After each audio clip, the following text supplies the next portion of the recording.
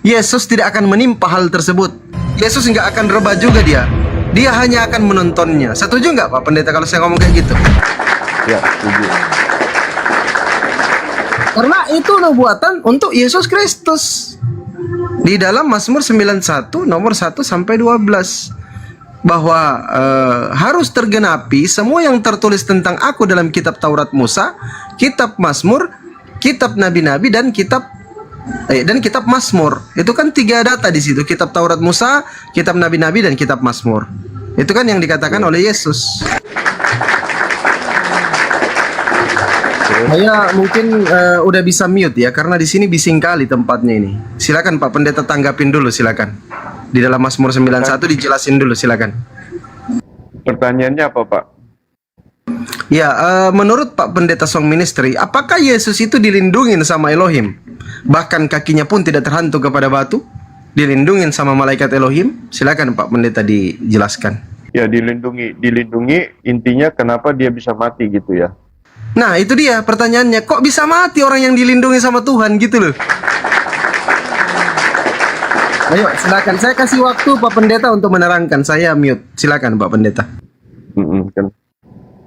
Kenapa dia harus mati ya, demi kita yang orang percaya yang berharap sama dia harus mati karena untuk membebaskan kita. Karena kalau tidak ada kematian Yesus, maka tidak ada keselamatan untuk orang-orang percaya itu, Pak dosen.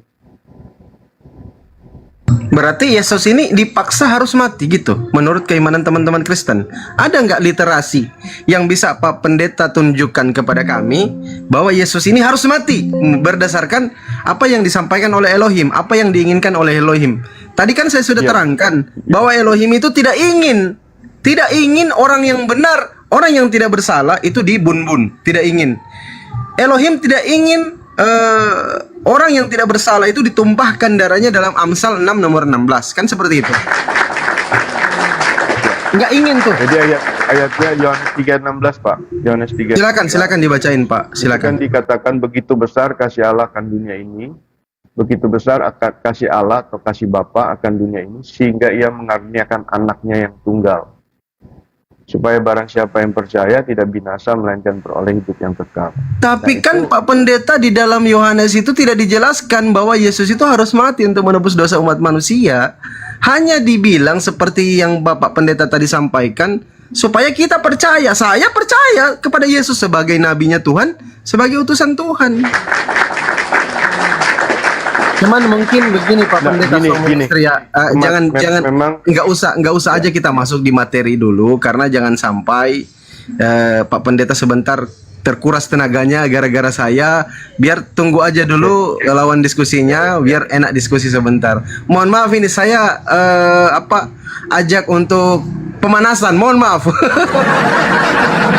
Untuk pemanasan. Iya, teman-teman sambil di tap-tap layar ya, biar komalnya kuat, dikencangkan tap-tapnya, di-share-share juga sama kawan-kawan Muslim dan kawan-kawan Kristen, supaya teman-teman Muslim dan Kristen bisa live YouTube-nya juga kalau misalkan ada YouTube, untuk edukasi, untuk pengetahuan, supaya teman-teman Muslim dan Kristen di seluruh Indonesia ini, bahkan di seluruh dunia bisa melihat sebenarnya yang mana yang ajaran keselamatan, yang mana yang benar, yang mana yang ini dan mana yang itu. Silakan teman-teman.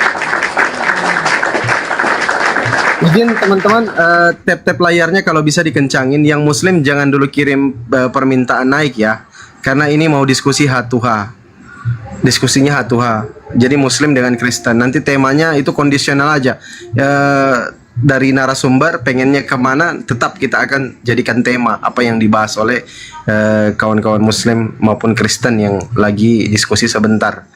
Jadi bisa makan waktu 2-3 jam nih, karena kalau pembahasan tentang Bible ini biasanya panjang, banyak materi yang bisa dibawa. Konsep ketuhanan, konsep keselamatan dalam Islam maupun dalam Kristen itu banyak yang bisa dibawa. Izin kawan-kawan, itu kalau bisa tap-tapnya itu kalau bisa dia lebih kencang lebih baik, lebih cepat lebih bagus, supaya teman-teman Kristen juga atau ada teman-teman pendeta mungkin yang mau menyimak, kalau setelah diskusi Pak Song Ministry ini bisa masuk untuk diskusi juga dengan narasumber Muslim nantinya. Waalaikumsalam warahmatullahi wabarakatuh. Izin tap-tapnya langsung dikencangin dulu teman-teman. Nanti moderator izin kalau bisa dibantu di cancel dulu yang kirim-kirim permintaan, mungkin salah tekan teman-teman ya. Kawan-kawan muslim biasanya itu salah tekan, mau tap-tap layar tapi salah tekan. Nanti moderator izin kalau bisa dibantu di cancel, dibatalkan permintaan kawan-kawan muslim yang salah tekan gitu.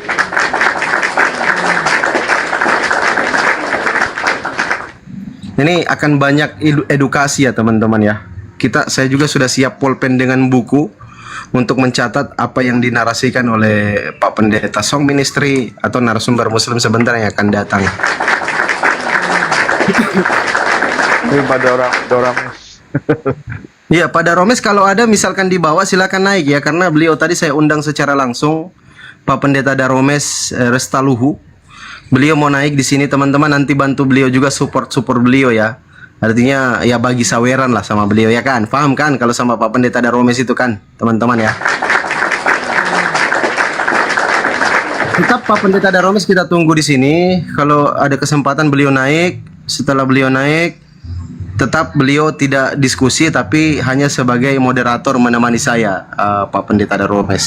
Kalau mau masuk juga Pak Pendeta Daromes misalkan mau ngobrol juga dengan Bang Zuma, boleh. Kita kasih kesempatan. Karena Pak Pendeta Daromes itu jujur saja beliau itu takut ketemu dengan Bang Zuma karena ilmunya lebih tinggi dari pendeta Bang Zuma katanya. Itu Pak Daromes yang ngomong ya, entah itu bercanda atau serius. Karena kata Pak Pendeta Daromes, kalau dengan Bang Zuma itu kita sama satu suku katanya, sama-sama dari Sulawesi Selatan. Karena kalau ngomong itu pasti sama-sama cempreng gitu katanya. Oke, sambil di tap-tap layar biar komalnya kuat. Yang jemaat-jemaat awam, mohon maaf ya, jemaat-jemaat bulanan, mingguan, tahunan, saya tidak bermaksud untuk tidak menaikkan kalian, tetapi kasih yang lebih kompeten. Kita kasih Bapak Pendeta Song Ministry yang lebih kompeten di kekristenan. Nanti kalau misalkan teman-teman jemaat yang jemaat mingguan atau jemaat bulanan, jemaat tahunan mau diskusi, boleh dengan saya juga nanti, dengan teman-teman muslim yang jadi narasumber sebentar. Kalau mau naik nanti sebentar, tapi biarkan dulu Pak Pendeta mewakili teman-teman Kristen untuk berdialog. Nanti teman-teman Kristen juga ambil pulpen dengan kertas, terus dicatat narasinya Pak Pendeta Song Ministry. Tujuan kita ini kan untuk edukasi kawan-kawan muslim, edukasi.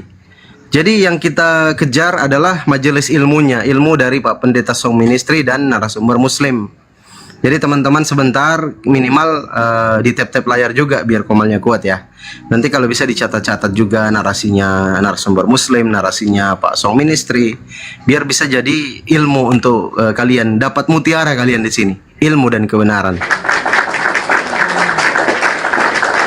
Jadi saya sekali lagi mengatakan tak henti-hentinya saya membagikan mutiara kepada teman-teman muslim dan Kristen. Saya tidak akan berhenti membagikan mutiara. Makanya saya sering naik di komal-komal teman-teman Kristen itu, saya membagikan mutiara, ilmu dan kebenaran. Di pertanyaannya Pak dosen, kenapa Yesus mati di atas kayu salib ya? Kenapa dia harus mati? Iya, sementara kan Elohim gak inginkan hal itu terjadi. Nah, ini ada narasumber muslimnya. Kita sapa dulu. Assalamualaikum warahmatullahi wabarakatuh, Bang Zuma. Selamat malam, Bang Juma. Suaranya belum ada ya? Cek, Bang Zuma. Oh ya, udah. Cek. Tes. Assalamualaikum, Bang Zuma.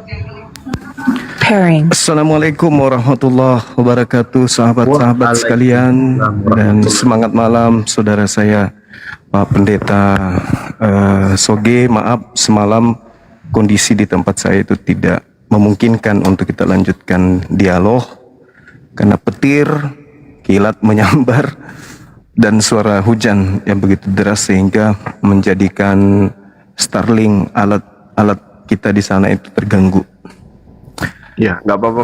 Mudah-mudahan Ini masih di sana ya, atau di tempat? enggak, sekarang alhamdulillah sudah di rumah. Oke, ya.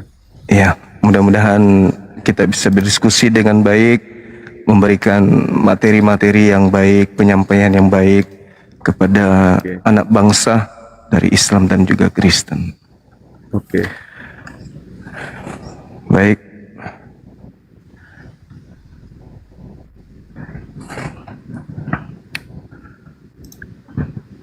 Oke, Tema apa silakan. yang kita bangun ini? Tema kita Ya. apa yang akan kita bahas?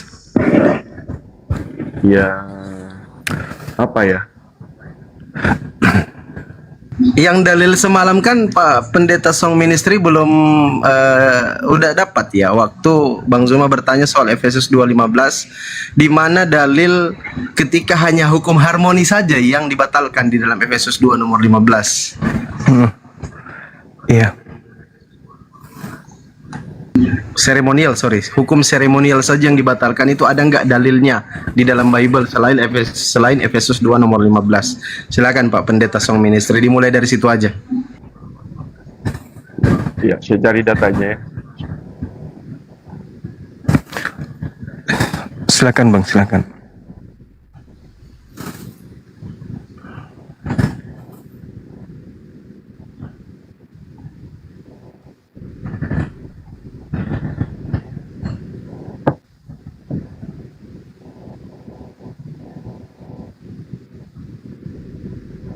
Nih banyak yang rindu Bang Zuma nih. Banyak yang rindu ilmunya Bang Zuma dibawa. Alhamdulillah, kita pun rindu dengan teman-teman sekalian, rindu dengan ya kebersamaan, ya salam sapa, kemudian memberikan semangat kepada kita semuanya.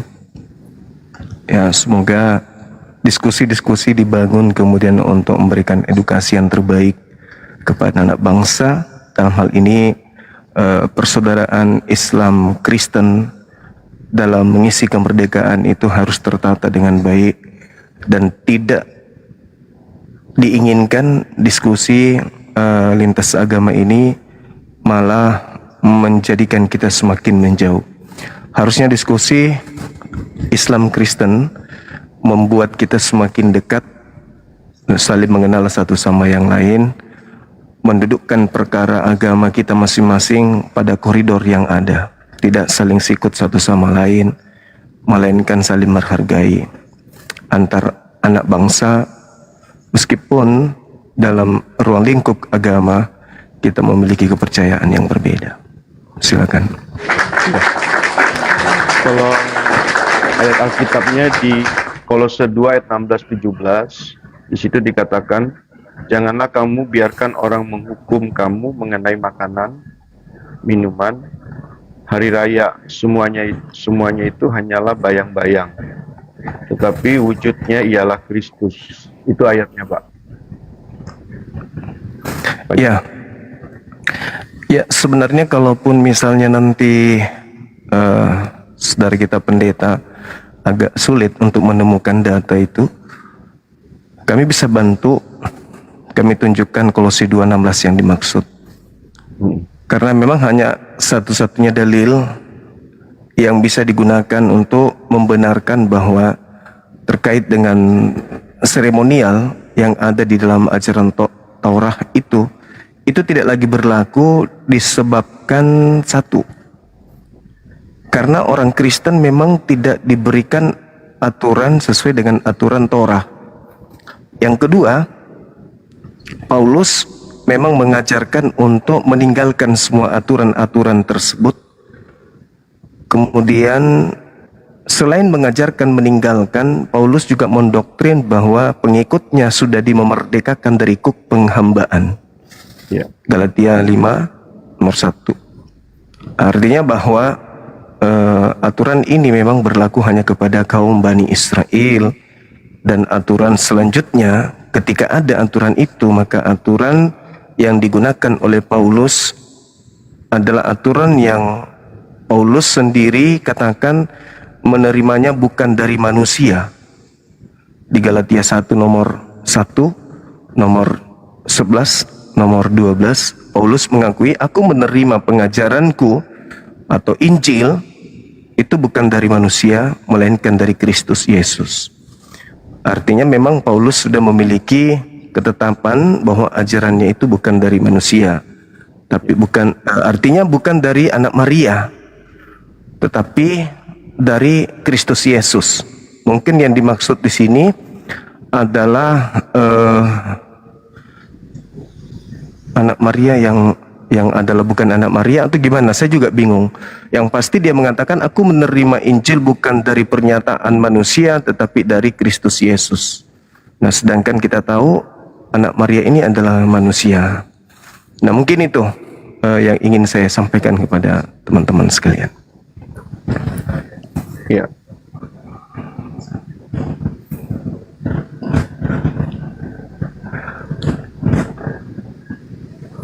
Saya cari ayat yang dulu.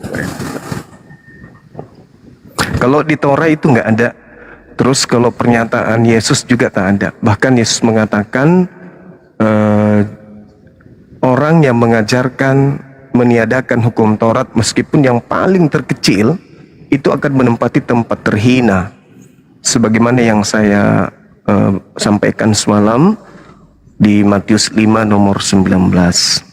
Nah, sedangkan Paulus mengatakan tidak ada orang dibenarkan karena menjalankan hukum Torah. Jika kamu mengharapkan kebenaran dari hukum Torah, maka kamu lepas dari Kristus. Artinya Yesus dia mengajarkan siapa yang mengajarkan Torah, maka dia masuk dalam surga. Paulus mengajarkan tidak ada orang masuk surga karena menjalankan Torah. Nah, kami sebagai seorang Muslim itu menerima pernyataan-pernyataan seperti itu bingung. Yesus yang mengatakan yang mengajarkan Taurat tidak menghilangkan Taurat akan masuk ke dalam tempat tertinggi dalam kerajaan surga.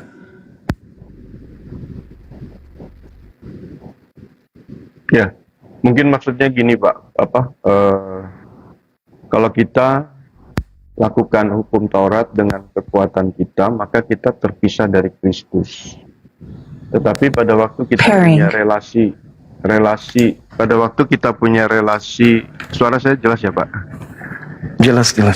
Ya, pada waktu kita melakukan hukum Taurat melalui relasi dengan Tuhan Yesus, karena kemarin saya sampaikan bahwa kita ada di dalam Yesus dan firman-Nya ada di dalam kita. Dan kita melalui relasi itu kita lakukan. Maka kita nggak terpisah dari Kristus untuk orang Kristen, tapi terhubung dengan Kristus. Dari kemampuan itulah kita bisa melakukan hukum Taurat. Tapi dari kemampuan manusia kita sebagai manusia untuk melakukan hukum Taurat itu nggak bisa. Sampai kapanpun manusia nggak bisa lakukan hukum Taurat. Gitu Pak. Pairing. Kalau kita lihat di dalam Ulangan 11:30, Ulangan 11. di situ dikatakan bahwa apa yang aku ajarkan kepadamu yaitu Torah itu adalah hal yang mudah. Dan kata Yesus pun Ulangan di dalam Ulangan 11:30 ya Pak. kalau nggak salah sih iya. Coba. Kalau saya tidak salah ingat. Bukankah keduanya terletak di sebelah barat Sungai Yordan di belakang? Bukan. Oh, salah berarti. Salah berarti. Nanti coba kita kaji lagi. Ada Apa pernyataan isi Alkitab itu? Oke. Iya. Ada pernyataan bahwa apa yang aku ajarkan kepadamu berupa hukum yang datang kepada Musa itu adalah hal yang mudah, bukan hal yang berat. Nah, itu diterangkan dalam kitabnya orang Yahudi. Saya lupa, nanti coba saya ingat-ingat lagi. Yang pasti bahwa hukum Taurat yang datang kepada orang Yahudi itu, Pak, menurut Yesus itu yang akan menyelamatkan manusia tersebut ketika ajarannya datang, maka ajarannya harus lebih baik, lebih sempurna daripada ahli Taurat, bukan malah lebih hilang dari Taurat. Mungkin Pak, kalau hukum Taurat itu bisa dilakukan oleh orang Israel tanpa bisa sempurna dia lakukan, maka Yesus mungkin Yesus nggak datang. Tetapi karena bangsa Israel dan kita semua itu nggak bisa lakukan, maka dia harus datang. Itu tujuan Tuhan datang, salah satunya itu juga. Jadi ayatnya tadi yang mudah dengan mudah itu Pak dosen bisa carikan tadi ayat Alkitabnya. Ya, nanti juga akan saya cari lagi. Yang pasti saya lupa dalilnya. Taurat itu adalah hal yang mudah dan melegakan. Itu adalah hal yang melegakan. Oke, ya. Tapi kalau menurut Alkitab ini yang lain, nggak seorang pun yang bisa melakukan hukum Taurat selain Tuhan Yesus ya, di Alkitab itu. Karena ada juga yang seorang kaya perumpamaan itu, dia datang kepada Tuhan, dia katakan dia sudah lakukan hukum Taurat. Jangan berzina, jangan membunuh, itu kan ada ayatnya. Atau kita mau baca ya, tapi panjang juga itu. Silakan, Pak. Silakan. Jangan membunuh, jangan berzina. Terus apalagi dia tanya sama Tuhan kan, apalagi yang harus saya lakukan? Nah, Tuhan lihat kalau kamu mau sempurna, jualah hartamu dan berikanlah kepada orang miskin. Izin Bang Zuma, izin Pak Pendeta, ini tadi ulangan 3011 tuh yang dimaksud Bang Zuma kali. Coba dicek. Oke, Nah, ini maksud saya itu, Bang. Ulangan 30 ayat 11 ya. Sebab perintah ini yang kusampaikan kepadamu pada hari ini tidak terlalu sukar bagimu dan tidak pula terlalu jauh. Nah, ini perintah apa yang dia ini ya, sebentar. Ulangan 30.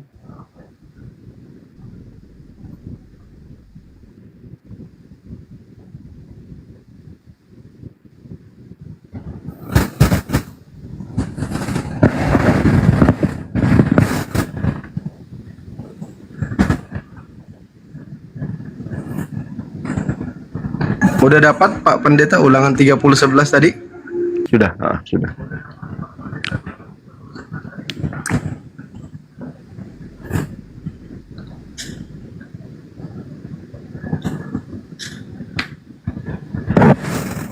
Makor carana. Ya, Bang, pertanyaan.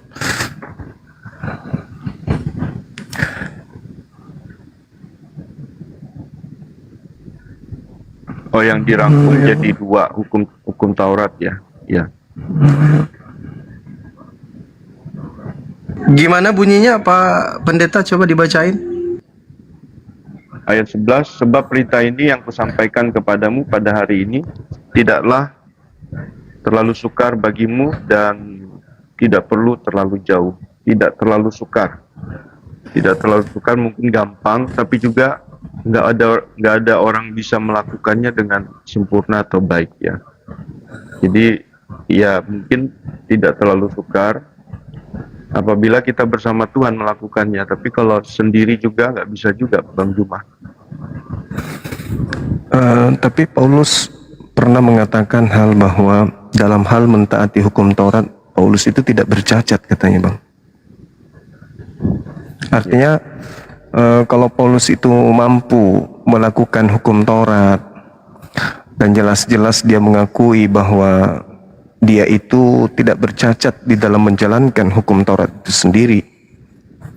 Seorang pembunuh, penganiaya mengatakan dirinya tidak bercacat di dalam menjalankan hukum Taurat, itu adalah sesuatu yang aneh menurut saya. Karena perintah di dalam hukum, ya, gimana, Bang? Ada rahasianya kenapa Rasul Paulus bisa begitu. Oke, lanjut Pak. Yang tadi.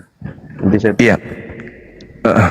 Itu aja sih Pak. Ketika dia mengatakan bahwa seorang Paulus mengaku dengan lisannya sendiri dia tidak bercacat di dalam menjalankan hukum Torah, lalu kemudian hal ini diketahui oleh orang-orang Yahudi bahwa ketika mereka melanggar perintah Tuhan, solusinya adalah berkurban hewan, dan yang kedua adalah bertaubat, yang ketiga adalah bersedekah untuk menghapuskan dosa-dosa mereka.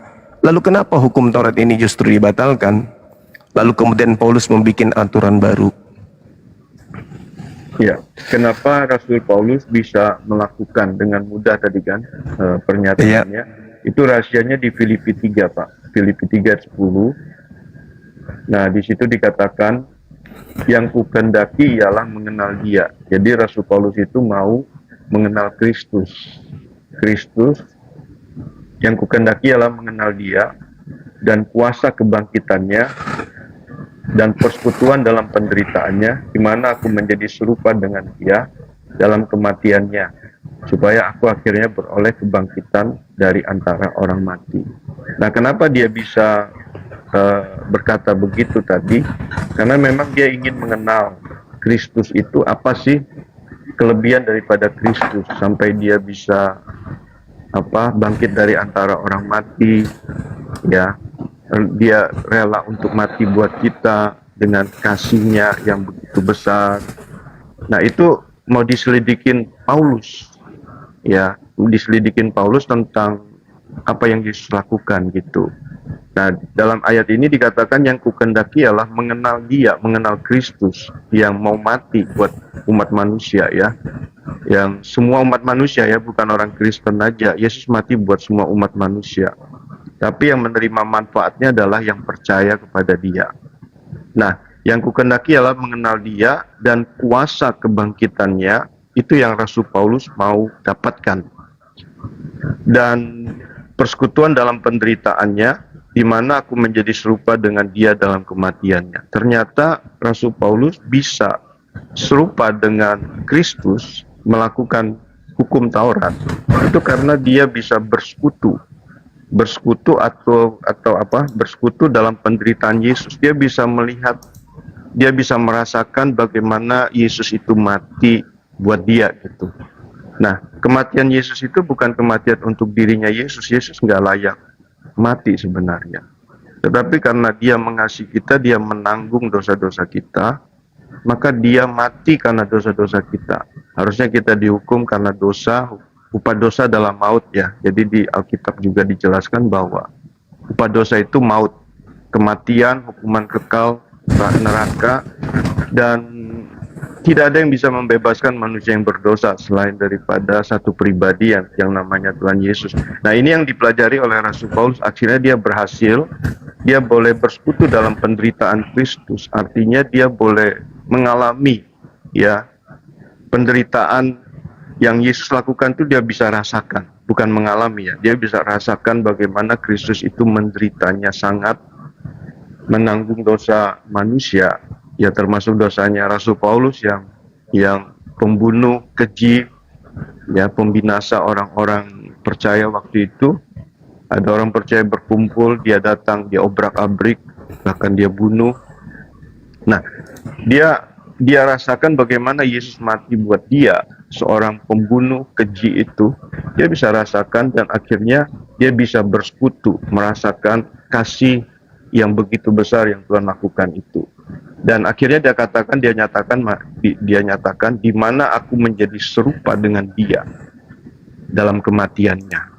Berarti dia bisa merasakan kematian Yesus itu yang untuk dia rasakan, dia boleh bersekutu, dia bisa rasakan, disitulah dia bisa melakukan hukum Taurat itu, Bang Juma.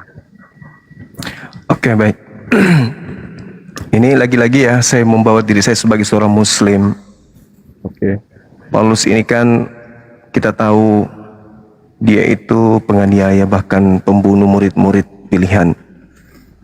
Tetapi di dalam suratnya Filipi 3 nomor 6, Ya. dia mengaku bahwa dalam ketaatannya menjalankan hukum Taurat itu dia tidak bercacat.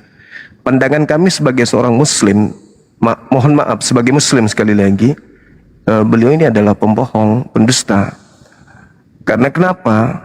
Ada perintah di dalam kitabnya orang Yahudi, Keluaran 23 nomor 7 nomor 8, jangan kau membunuh orang yang tidak bersalah. Bahkan di Amsal 6 nomor 16, 6 perkara yang dibenci Tuhan, bahkan 7 kekejian di dalam hatinya adalah menumpahkan darah orang yang tidak bersalah. Murid-murid Yesus itu adalah orang-orang yang tidak bersalah. Membunuh, menganiaya murid Yesus, menumpahkan darah murid Yesus itu adalah sesuatu kekejian, sesuatu yang sangat dibenci oleh Tuhannya Yahudi berdasarkan Amsal 6 nomor 16, Keluaran 23 nomor 7 nomor 8. Jangan kau membunuh orang yang tidak bersalah, orang benar jangan kau bunuh. Ketika melakukan pelanggaran, ketika melakukan pembunuhan berarti pelanggaran. Ketika pelanggaran berarti cacat di dalam menjalankan hukum Torah. Sebagai Yudaism, Paulus cacat. Ini pandangan saya sebagai seorang muslim. Karena melanggar perintah Tuhan itu cacat di dalam mentaati perintah Tuhan. Nah, bagaimana saudara saya ini sebagai pengikut Paulus bisa mengatakan dan mengiyakan, bahkan membela Paulus yang nyata-nyata melakukan pembunuhan dan mengaku tidak bercacat. Sedangkan Yesus datang komplain menurut Galatia 3, Kisah Para Rasul 9 dan juga Kisah Para Rasul 5. Di situ jelas dikatakan bahwa siapakah engkau? Aku adalah Yesus yang kau aniaya. Penganiayaan yang dilakukan oleh Paulus ketika ditanya oleh kami sebagai seorang muslim kepada saudara kami Kristen, penganiayaan yang dimaksud adalah penganiayaan terhadap muridnya. Menurut hukum Torah, boleh nggak menganiaya kemudian orang-orang kudus? Nggak boleh. Kalau itu terjadi, pelanggaran nggak? Pelanggaran. Kalau pelanggaran itu ada, berarti melanggar Taurat nggak? Melanggar. Cacat nggak orang itu? Cacat. Tapi Paulus mengatakan, aku tidak bercacat. Nah, bagi kami sebagai seorang muslim yang mengatakan hak adalah hak, batil adalah batil, kami katakan mohon izin berdasarkan pemahaman kami sebagai muslim, orang yang berkata sesuatu yang melanggar hukum Tuhan dan mengatakan dia tidak bercacat itu adalah pendusta besar. Bagaimana menurut saudara? Silakan. Oke. Jadi waktu Yesus berkata, engkau Saulus, mengapa engkau menganiaya aku, kan? Itu waktu masa hidup lamanya itu, Bang Juma. Jadi Rasul Saulus ya, namanya Saulus baru berubah jadi Paulus ya. Jadi dari Saulus hidup lamanya berubah menjadi Paulus hidup barunya. Nah, jadi waktu itu memang dia penganiaya, baru dia ketemu dengan Tuhan, mengalami perjumpaan dengan Tuhan Yesus. Lalu Yesus katakan, akhirnya dia, mengapa engkau menganiaya aku? Menganiaya itu berarti bukan menganiaya Yesus secara langsung, tapi jemaat orang percaya. Nah, itu waktu itu manusia lamanya. Nah, tetapi kan dalam diri Paulus itu ingin bertobat dan sungguh-sungguh yang tadi saya katakan bahwa dia ingin bisa melakukan seperti Yesus lakukan hukum Taurat ya. Jadi dia ingin mengenal Yesus itu sungguh-sungguh gitu. Maka dari itu di sini dikatakan dia memberikan rahasia di Galatia tadi kan, bahwa dia katakan Filipi ya, kan Galatia Filipi dari Filipi ayat 4 ya, Filipi 3:4. Sekalipun aku juga ada alasan untuk menaruh percaya pada hal-hal lahiriah. Ini bersaksi dia tentang manusia lamanya atau hidup lamanya yang berdosa. Waktu itu seorang pembunuh, mengacaukan ibadah-ibadah tadi. Nah, itu dia bersaksi, sekalipun aku juga ada alasan untuk menaruh percaya pada hal-hal lahiriah. Jika ada orang lain menyangka dapat menaruh percaya pada hal-hal lahiriah, aku lebih lagi disunat pada hari ke-8. Nah, jadi dia dulu Rasul Paulus ini adalah orang Yahudi ya. Dari bangsa Israel, dari suku Benyamin. Nah, ini dia memperkenalkan dirinya dari suku Benyamin, orang Ibrani asli. Tentang pendirian terhadap hukum Taurat, aku orang Farisi. Tentang kegiatan, aku penganiaya jemaat. Jadi dia bersaksi tentang hidupnya yang lama. Tentang kebenaran dalam mentaati hukum Taurat, aku tidak bercacat. Tetapi yang dahulu merupakan keuntungan bagiku, sekarang kuanggap rugi karena Kristus. Nah, hukum Taurat yang dia lakukan itu hukum Taurat secara lahiriah, Bang Juma. Tetapi setelah dia mengenal Kristus, hukum Taurat yang dilakukan itu secara rohani. Artinya dia bisa lakukan karena dia sudah mengalami Kristus tadi yang kuasa kebangkitannya ayat 10 itu. Tapi yang dahulu merupakan keuntungan bagiku, sekarang kuanggap rugi karena Kristus. Ya, dia bangga dengan hukumnya kan, hukum Taurat itu kan ada juga yang mata ganti mata, gigi ganti gigi, ya kan. Jadi dia kalau dia bunuh orang Kristen itu dia bangganya luar biasa, dia mengalami keuntungan. Tetapi yang dia anggap untung dulu itu sekarang menjadi rugi karena Kristus. Malah segala sesuatu kuanggap rugi karena pengenalan akan Kristus Yesus Tuhanku lebih mulia daripada semuanya. Oleh karena dialah aku telah melepaskan semuanya itu dan menganggapnya sampah supaya aku memperoleh Kristus. Jadi dia tinggalkan prinsip yang salah itu, yang menurut dia bangga bisa memburu orang-orang Kristen karena melakukan hukum hukum yang dia mengerti waktu itu, dan dia anggap rugi, menganggapnya sampah supaya aku memperoleh Kristus, dan berada dalam dia bukan dengan kebenaranku sendiri. Nah, bukan dengan kebenaranku sendiri, Rasul Paulus berkata, karena mentaati hukum Taurat, melainkan dengan kebenaran karena kepercayaan kepada Kristus. Jadi dia mulai menyerahkan hidupnya bukan lagi pakai kekuatan dia, tapi kekuatan Kristus, yaitu kebenaran yang Allah anugerahkan berdasarkan kepercayaan. Baru dia nyatakan tadi yang ayat 10, yang kukendaki ialah mengenal dia. Jadi dia Rasul Paulus ini ingin mengenal Kristus. Kenapa dia bisa mati, dicambuk, yang nggak bersalah, dicambuk, tapi nggak menuntut. Kalau kita kan sekarang manusia, coba kita nggak bersalah, dituduh bersalah, maka kita akan panggil pengacara yang hebat untuk membela kita. Tapi pada waktu itu Yesus dicambuk, tapi dia nggak bela, dia pasrahkan tubuhnya untuk dicambuk. Ya, diperkirakan mungkin lebih dari 39 kali ya dicambuk, dan juga bukan cambukan biasa, karena cambukan waktu itu bangsa Romawi yang mencambuk, bukan orang Yahudi ya.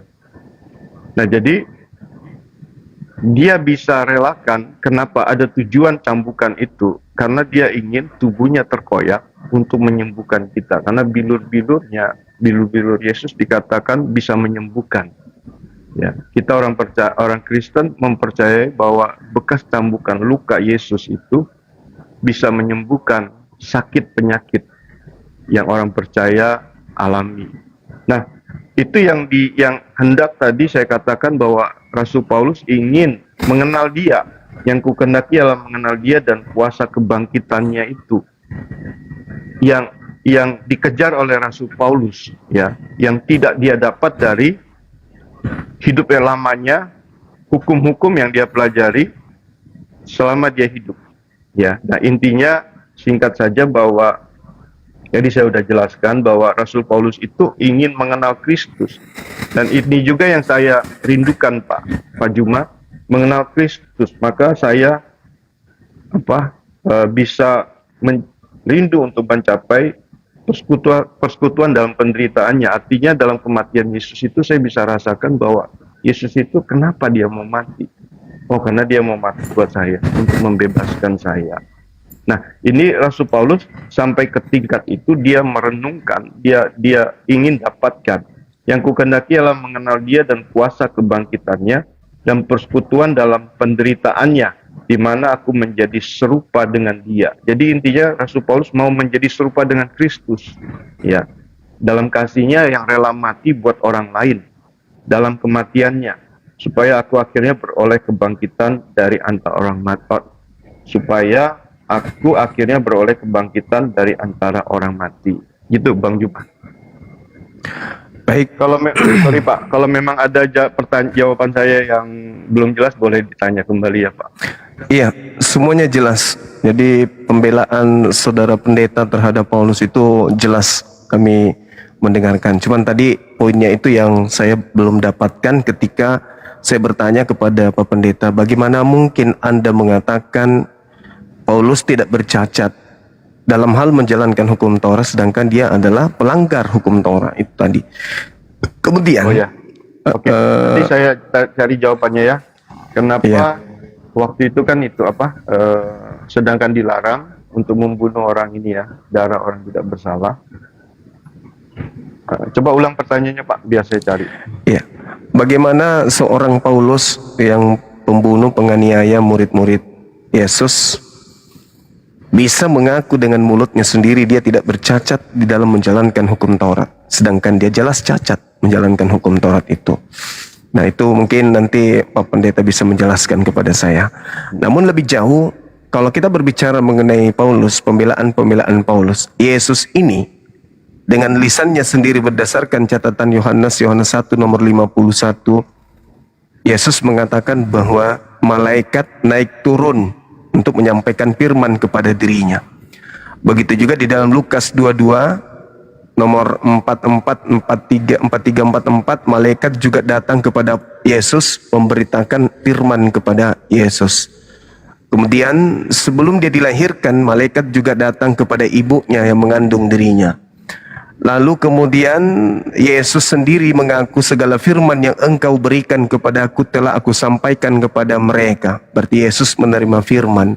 Lalu Yesus mengatakan di dalam Yohanes 14:24, firman yang kau dengar dari mulutku itu bukan dari aku tetapi dari Tuhan, dari Bapa, dari Elohim yang telah mengutus aku. Saya ingin tahu, pernahkah kemudian Elohim berfirman kepada Paulus sehingga 13 kitab Paulus ini dijadikan sebagai alat pembenaran untuk membatalkan, bahkan dipakai alat untuk memahami dan mengimani korban penebus dosa itu kudu harus manusia. Ada tidak malaikat Tuhan yang datang kepada Paulus? Ada tidak Elohim yang pernah berfirman kepada Paulus sebagaimana Elohim berfirman kepada Nabi Musa, kepada Nabi Daud, kepada Salomo, kepada Henok, kepada Elia, Elisa, kepada Harun, kepada Abraham, kepada Daud? Apakah pernah Elohim datang kepada Paulus? Silakan.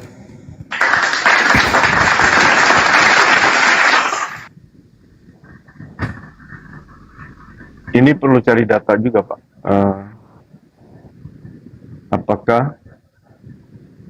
Apakah Tuhan Elohim ya? Apakah Tuhan pernah berfirman kepada Paulus ya?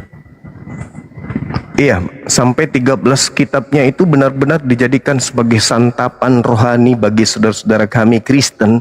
Sedangkan 13 buku ini itu tidak dipandang, tidak dilirik oleh orang-orang Yahudi sampai hari ini. Tapi itu dijadikan sebagai landasan pembenaran untuk menanggalkan iman keyahudian, termasuk pengorbanan binatang dan seterusnya, menuju kepada pengajaran Paulus bahwasanya manusia itu memiliki dosa waris dari Adam dan harus ditebus dengan satu kali saja, yaitu Yesus yang harus mati, disalib dan seterusnya. Karena yang saudara saya paparkan tadi itu cakupannya adalah ajaran Paulus. Kita hargai. Sekarang untuk mengatakan bahwasanya ajaran Paulus ini mutlak adalah benar adanya, tentu kami sebagai seorang muslim, sebagaimana Nabi Muhammad kedatangan kemudian malaikat Jibril, menurut pandangan kami sebagai muslim, adakah Paulus dengan kitabnya 13 ini menerimanya dari malaikat Gabriel, sebagaimana Maria kedatangan Gabriel, sebagaimana Yesus kedatangan penyampai firman kepadanya di dalam catatan Yohanes, dan pengakuan Yesus sendiri bahwa malaikat naik turun kepada dirinya dalam Yohanes 1 nomor 51. Itu yang perlu kita jelaskan supaya santapan rohani saudara Kristen ini benar-benar punya kualitas bersumber dari Sang Pencipta langit dan bumi. Satu data aja. Oke. Karena Paulus di dalam Galatia 1 menerangkan bahwa meskipun ada dari malaikat, dari langit, dari surga yang turun ke bumi menyampaikan Injil, selain daripada Injil yang kami beritakan, maka terkutuklah dia. Tidak ada malaikat yang datang. Lalu Paulus menerima 13 kitab ini dari mana?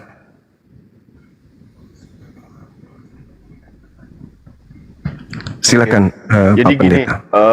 waktu zamannya Maria dan zaman nabi-nabi itu para malaikat datang. Tetapi pada zaman Rasul Paulus itu udah berubah. Artinya bahwa Yesus sebelum terangkat ke surga, dan Yesus ada berpesan bahwa kepada murid-muridnya, jangan kau tinggalkan Yerusalem. Yohanes membaptis kamu dengan air, tidak lama lagi kamu akan dibaptis dengan Roh Kudus. Nah, tidak lama sesudah itu sekitar 500 orang itu menyaksikan kenaikan Yesus ke surga. Setelah itu mereka pulang, dan yang menantikan janji Bapa itu adalah cuma 120 orang. 380-nya pulang ke rumah masing-masing. Jadi 120 orang. Nah, terjadilah di Kisah 2 ayat 1 sampai 4 itu 120 orang itu berkumpul. Nah, selama 10 hari di hari Pentakosta itu 120 orang itu mengalami kepenuhan Roh Kudus. Maka turunlah dari langit suatu bunyi seperti tiupan angin keras yang memenuhi ruangan itu. Dan tampaklah lidah-lidah api bertebaran dan hinggap pada mereka masing-masing. maka mereka penuhlah dengan Roh Kudus dan mereka mulai berbahasa-bahasa lain. Nah, itu yang terjadi di loteng Yerusalem. Nah, jadi sejak itulah mereka semua diurapi oleh Roh Kudus. Nah, yang Pak Juma tanyakan, apakah ada malaikat yang datang ke Rasul Paulus? Saya belum ketemukan datanya. Tetapi penulisan 13 surat itu yang tadi disampaikan itu adalah yang Rasul Paulus dapatkan melalui pengurapan Roh Kudus, Pak. Pengurapan Roh Kudus yang dia dipenuhi oleh Roh Kudus, dia diurapi Roh Kudus, baru dia tulis surat itu. Gitu, Bang Juma. Iya, oke. Jadi tak ada malaikat datang kepada Paulus. Belum datanya saya belum dapat. Nanti saya cari. Kalau memang ada malaikat, tapi sementara ini yang saya bisa kasihkan ini narasinya bahwa Roh Kudus lah yang mengurapi dia sehingga dia bisa tulis surat itu. Oke, baik. Ada hal menarik memang di sini, Bang. Yang pertama, ketika Yesus menasihati muridnya Bani Israel. Apa nasihat Yesus di dalam Yohanes 16? Aku memang harus pergi. Sebab kalau aku tidak pergi, maka seorang penghibur ini tidak akan datang. Ya. Berarti menurut Yesus, yang datang setelah Yesus pergi adalah Roh Kudus. Betul. Di mana Roh Kudus ini akan datang kepada seorang penghibur. Seorang penghibur ini akan kedatangan Roh Kudus, di mana Roh Kudus ini tidak akan berkata-kata dari dirinya sendiri. Yang aneh kemudian adalah, sorry Pak, saya potong dulu. Roh penghibur itu ya Roh Kudus itu. Roh Kudus yang punya fungsi untuk menghibur kita yang sedih. Misal kita sedih, ada Roh Kudus menghibur. Ya, lanjut Pak. saya rasa mungkin saya keliru, tapi menurut hemat saya gini, Bang. Aku memang harus pergi, sebab kalau aku tidak pergi, seorang penolong atau penghibur itu tidak akan datang. Kalau yang datang itu adalah Roh Kudus, lah Yesus sudah bersama dengan Roh Kudus, Bang. Bahkan Yesus menghembusi murid-muridnya dengan Roh Kudus. Aku memang harus pergi, sebab kalau aku tidak pergi, penghibur itu tidak datang. Dan aku akan minta kepada Bapa, Yohanes 14, seorang penolong lain, yaitu penghibur. Nah, aku harus pergi supaya penghibur itu datang, bukan Roh Kudus datang, karena Roh Kudus sudah ada di zaman Yesus. Roh Kudus itu sudah ada, bahkan Yesus yang menghembuskan kemudian Roh Kudus kepada murid-muridnya. Yang datang adalah seorang penolong lain, seorang penghibur. Nah, anehnya Paulus ketika ke Damsyik, yang datang justru Yesus. Kan harusnya yang datang penghibur. Jadi ada ketidaksinkronan antara pesan Yesus dengan apa yang dialami oleh Paulus. Harusnya yang datang kepada Paulus itu adalah seorang penghibur, seorang penolong lain, bukan Yesus. Justru Yesus mengatakan, aku harus pergi. Sebab kalau aku tidak pergi, oknum lain itu tidak datang. Berarti Yesus harus pergi supaya oknum lain ini datang. Nah, yang datang juga ke Paulus justru bukan oknum lain, Yesus lagi. Padahal, sedikit lagi, ada dua yang perlu diperhatikan di sini. Yang pertama, yang datang adalah penolong lain, penghibur lain, dan yang kedua adalah penyesat. Penyesat ini apakah mengaku Roh Kudus? Tidak. Penyesat ini apakah mengaku Nabi Muhammad? Tidak. Penyesat ini mengaku Yesus. Waspadalah kepada penyesat yang datang kepadamu memakai namaku. Berarti penyesatnya ini memakai nama Yesus.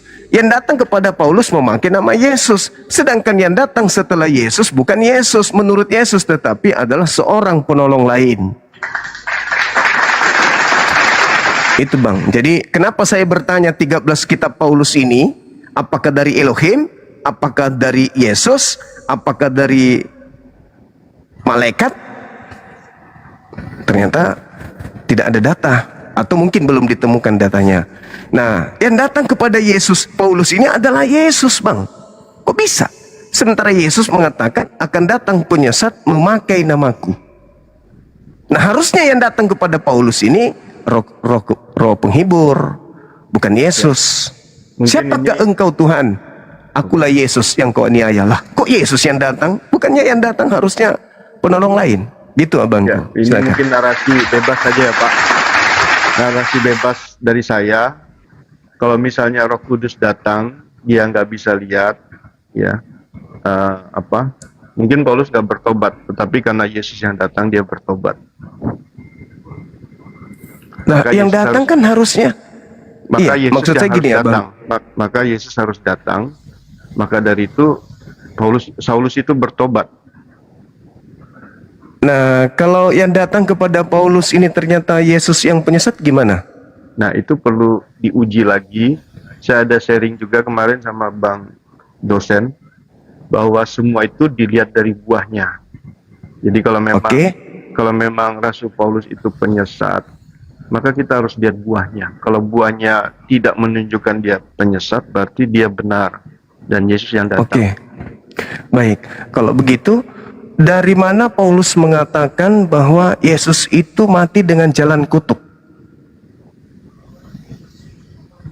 Ilmu dari mana Paulus dapatkan sehingga dia mengatakan Yesus mati dengan jalan kutuk? Bukankah Yesus ini manusia suci, manusia dimuliakan, manusia yang membawa kebenaran? Kenapa dia mati dengan jalan kutuk?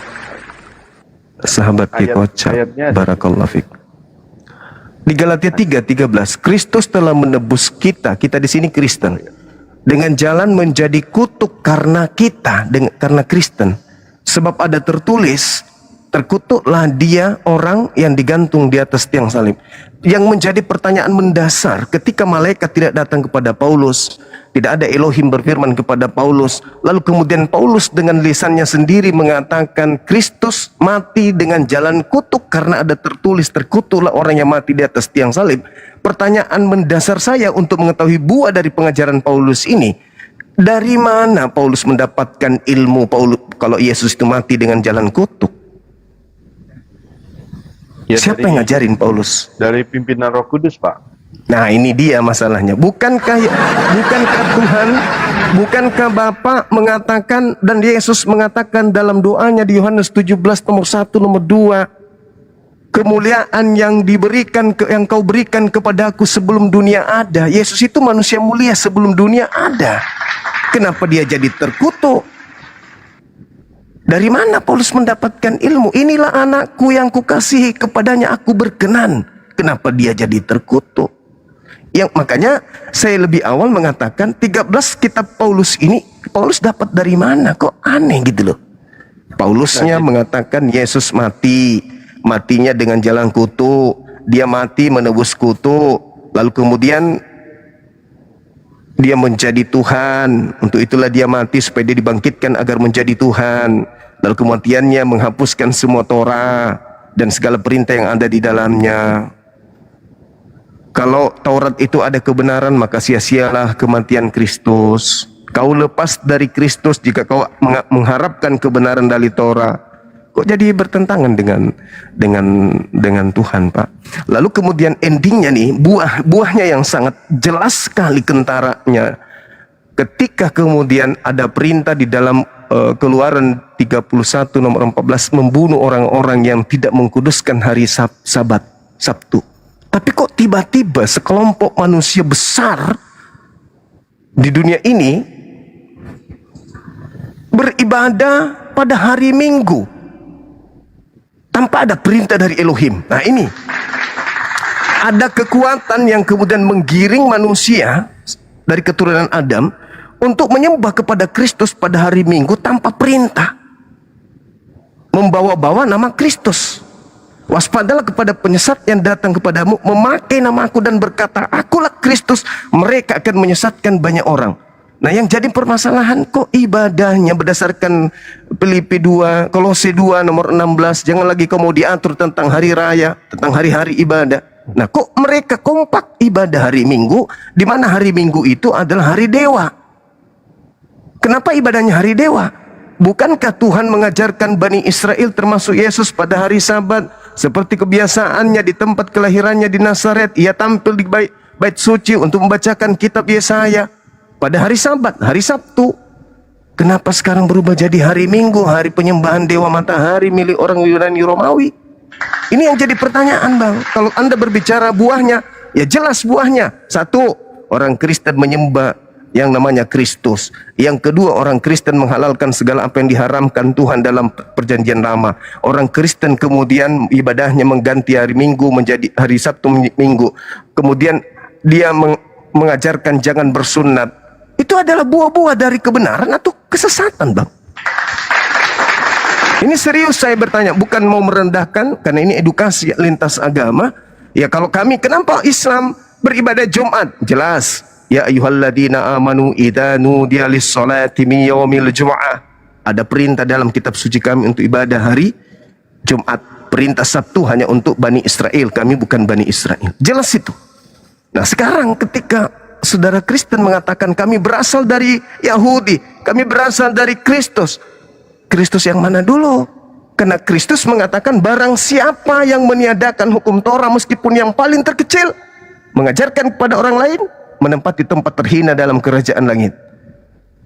Masih ada nggak ajaran Torah yang bisa kami lihat dari buah-buah kekristenan? Nggak ada, Bang. Oke, saya jawab satu dulu ya Pak. Boleh. Kenapa dipakai hari Minggu untuk ibadah orang Kristen? Itu di dalam Matius 28 ayat 1. Jadi di situ waktu itu setelah hari Sabat, pada pagi-pagi hari pertama minggu itu pergilah mereka. Nah, Yesus setelah Yesus bangkit pagi-pagi benar pada hari pertama minggu itu. Jadi hari kebangkitan Kristus. Jadi hari Minggu itu hari kebangkitan Kristus. Maka dipilihlah hari Minggu ibadahnya orang Kristen. Karena Yesus bangkit dari antara orang mati. Itu Pak. Oke. Baik. Ada dua hal minimal. Yang pertama, Yesus di dalam Matius 12 nomor 38-40 ketika angkatan jahat minta tanda. Angkatan jahat ini minta satu tanda dan tidak akan diberikan satu tanda apapun kepada angkatan jahat selain tanda Yunus. Apa itu? 3 hari dalam perut bumi. Perut ikan. Ya. Ya. Nah, sekarang kalau saudara mengatakan dia keluar pada hari ketiga, hari Minggu, ya kita kembali kepada nubuatan. Angkatan jahat akan diberikan satu tanda dan tidak akan diberikan satu tanda apapun selain tanda Yunus. Yunus 3 hari 3 malam dalam perut ikan, anak manusia 3 hari dalam perut bumi.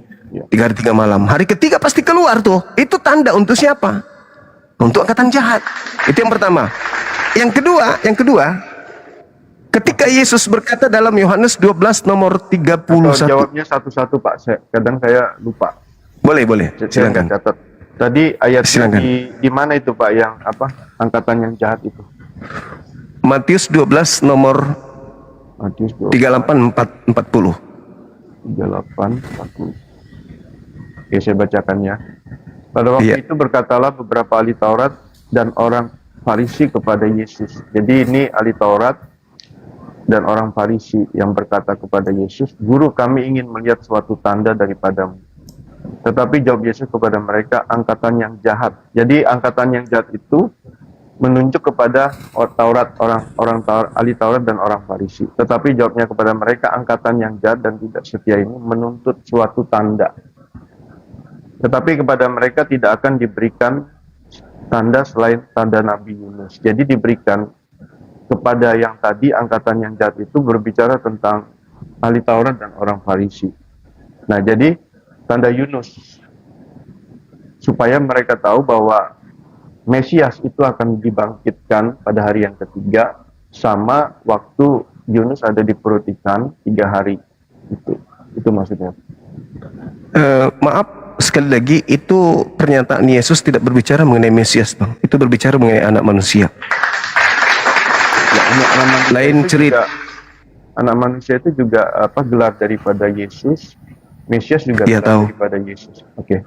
Iya, tahu Bang, tahu. Tapi dalam hal ini Yesus tidak bercerita tentang Mesias. Yesus bercerita tentang anak manusia. Artinya di situ ada kemudian multitafsir. Anak manusia ini siapa? Dan ini tanda untuk siapa? Kalau Pak Pendeta mengatakan bahwasanya ini tanda untuk ahli Taurat dan orang-orang Farisi, tapi Yesus mengatakan bahwa mereka banyak dan akan menyesatkan banyak orang. Artinya angkatan jahat ini akan memiliki banyak pengikut yang juga menjadi angkatan jahat karena sudah disesatkan. Nah, selain daripada itu, angkatan jahat memiliki tanda. Angkatan jahat minta tanda. Angkatan benar juga minta tanda. Angkatan benar minta tanda di Bukit Zaitun. Di data Matius 24 nomor 3, nomor 4, nomor 5. Guru, apa tanda kedatanganmu? Jadi murid, angkatan benar minta tanda, angkatan jahat minta tanda. Masing-masing memiliki tanda. Tanda angkatan jahat, anak manusia akan keluar dari kubur. Tanda angkatan benar, anak manusia akan keluar dari tengah langit. Sekarang Kristen posisinya di mana? Kristen ikut kepada angkatan jahat. Tanda anak manusia akan keluar dari perut bumi. Sedangkan Yesus berkata dalam Yohanes 12 nomor 31, sekarang juga dunia akan dihakimi. Sekarang juga penguasa dunia yaitu iblis akan dilemparkan keluar. Nah, dilemparkan keluar dari mana iblis ini? Sedangkan di dalam Yesaya 14 nomor 15, iblis dilemparkan masuk ke dalam dunia orang mati, ke dalam kubur yang paling dalam.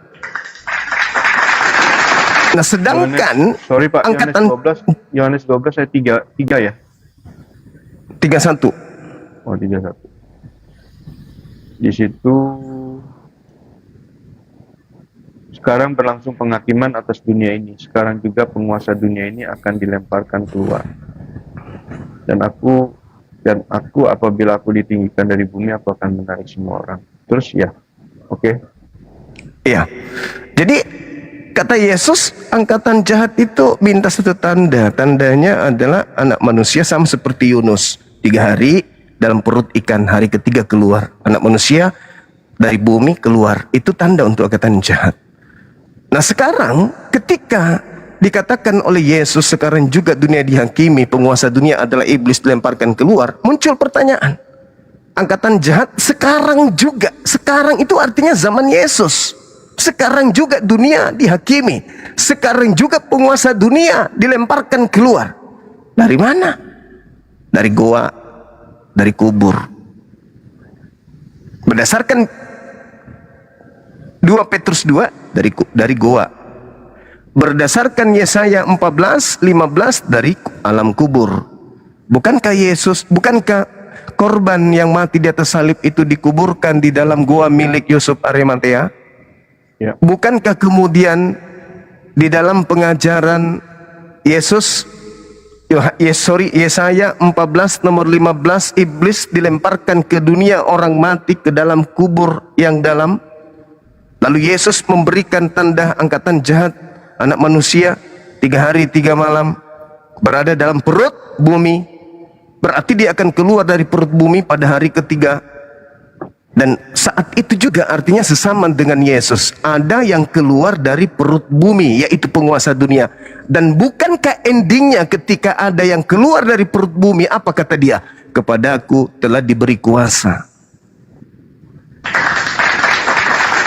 Ketika Yesus mengajar selama 3 tahun penginjilan, pernah tidak Yesus mengatakan kepadaku telah diberi kuasa baik di langit maupun di bumi? Gak pernah. Yang pernah mengatakan kepadaku telah diberi kuasa itu iblis. Di mana? Di dalam Lukas 4 nomor 6 nomor 7. Apa kata iblis? Yesus, segala kuasa yang aku perlihatkan kepadamu akan aku berikan kepadamu jika engkau menyembah aku, sebab segala kuasa ini telah diberikan kepadaku dan aku berkuasa memberikan kepada siapapun yang aku kehendaki. Itu kata siapa? Kata iblis. Yesus terima enggak kuasa itu? Enggak. Iblis mengatakan, aku berkuasa memberikan kepada siapapun yang aku kehendaki. Sangat boleh jadi ketika yang disalib ini bukan Yesus, lalu iblis memberikan kuasa kepada yang menggantikan Yesus ini. Lalu dia keluar dari kubur lantas mengatakan kepadaku telah diberi kuasa.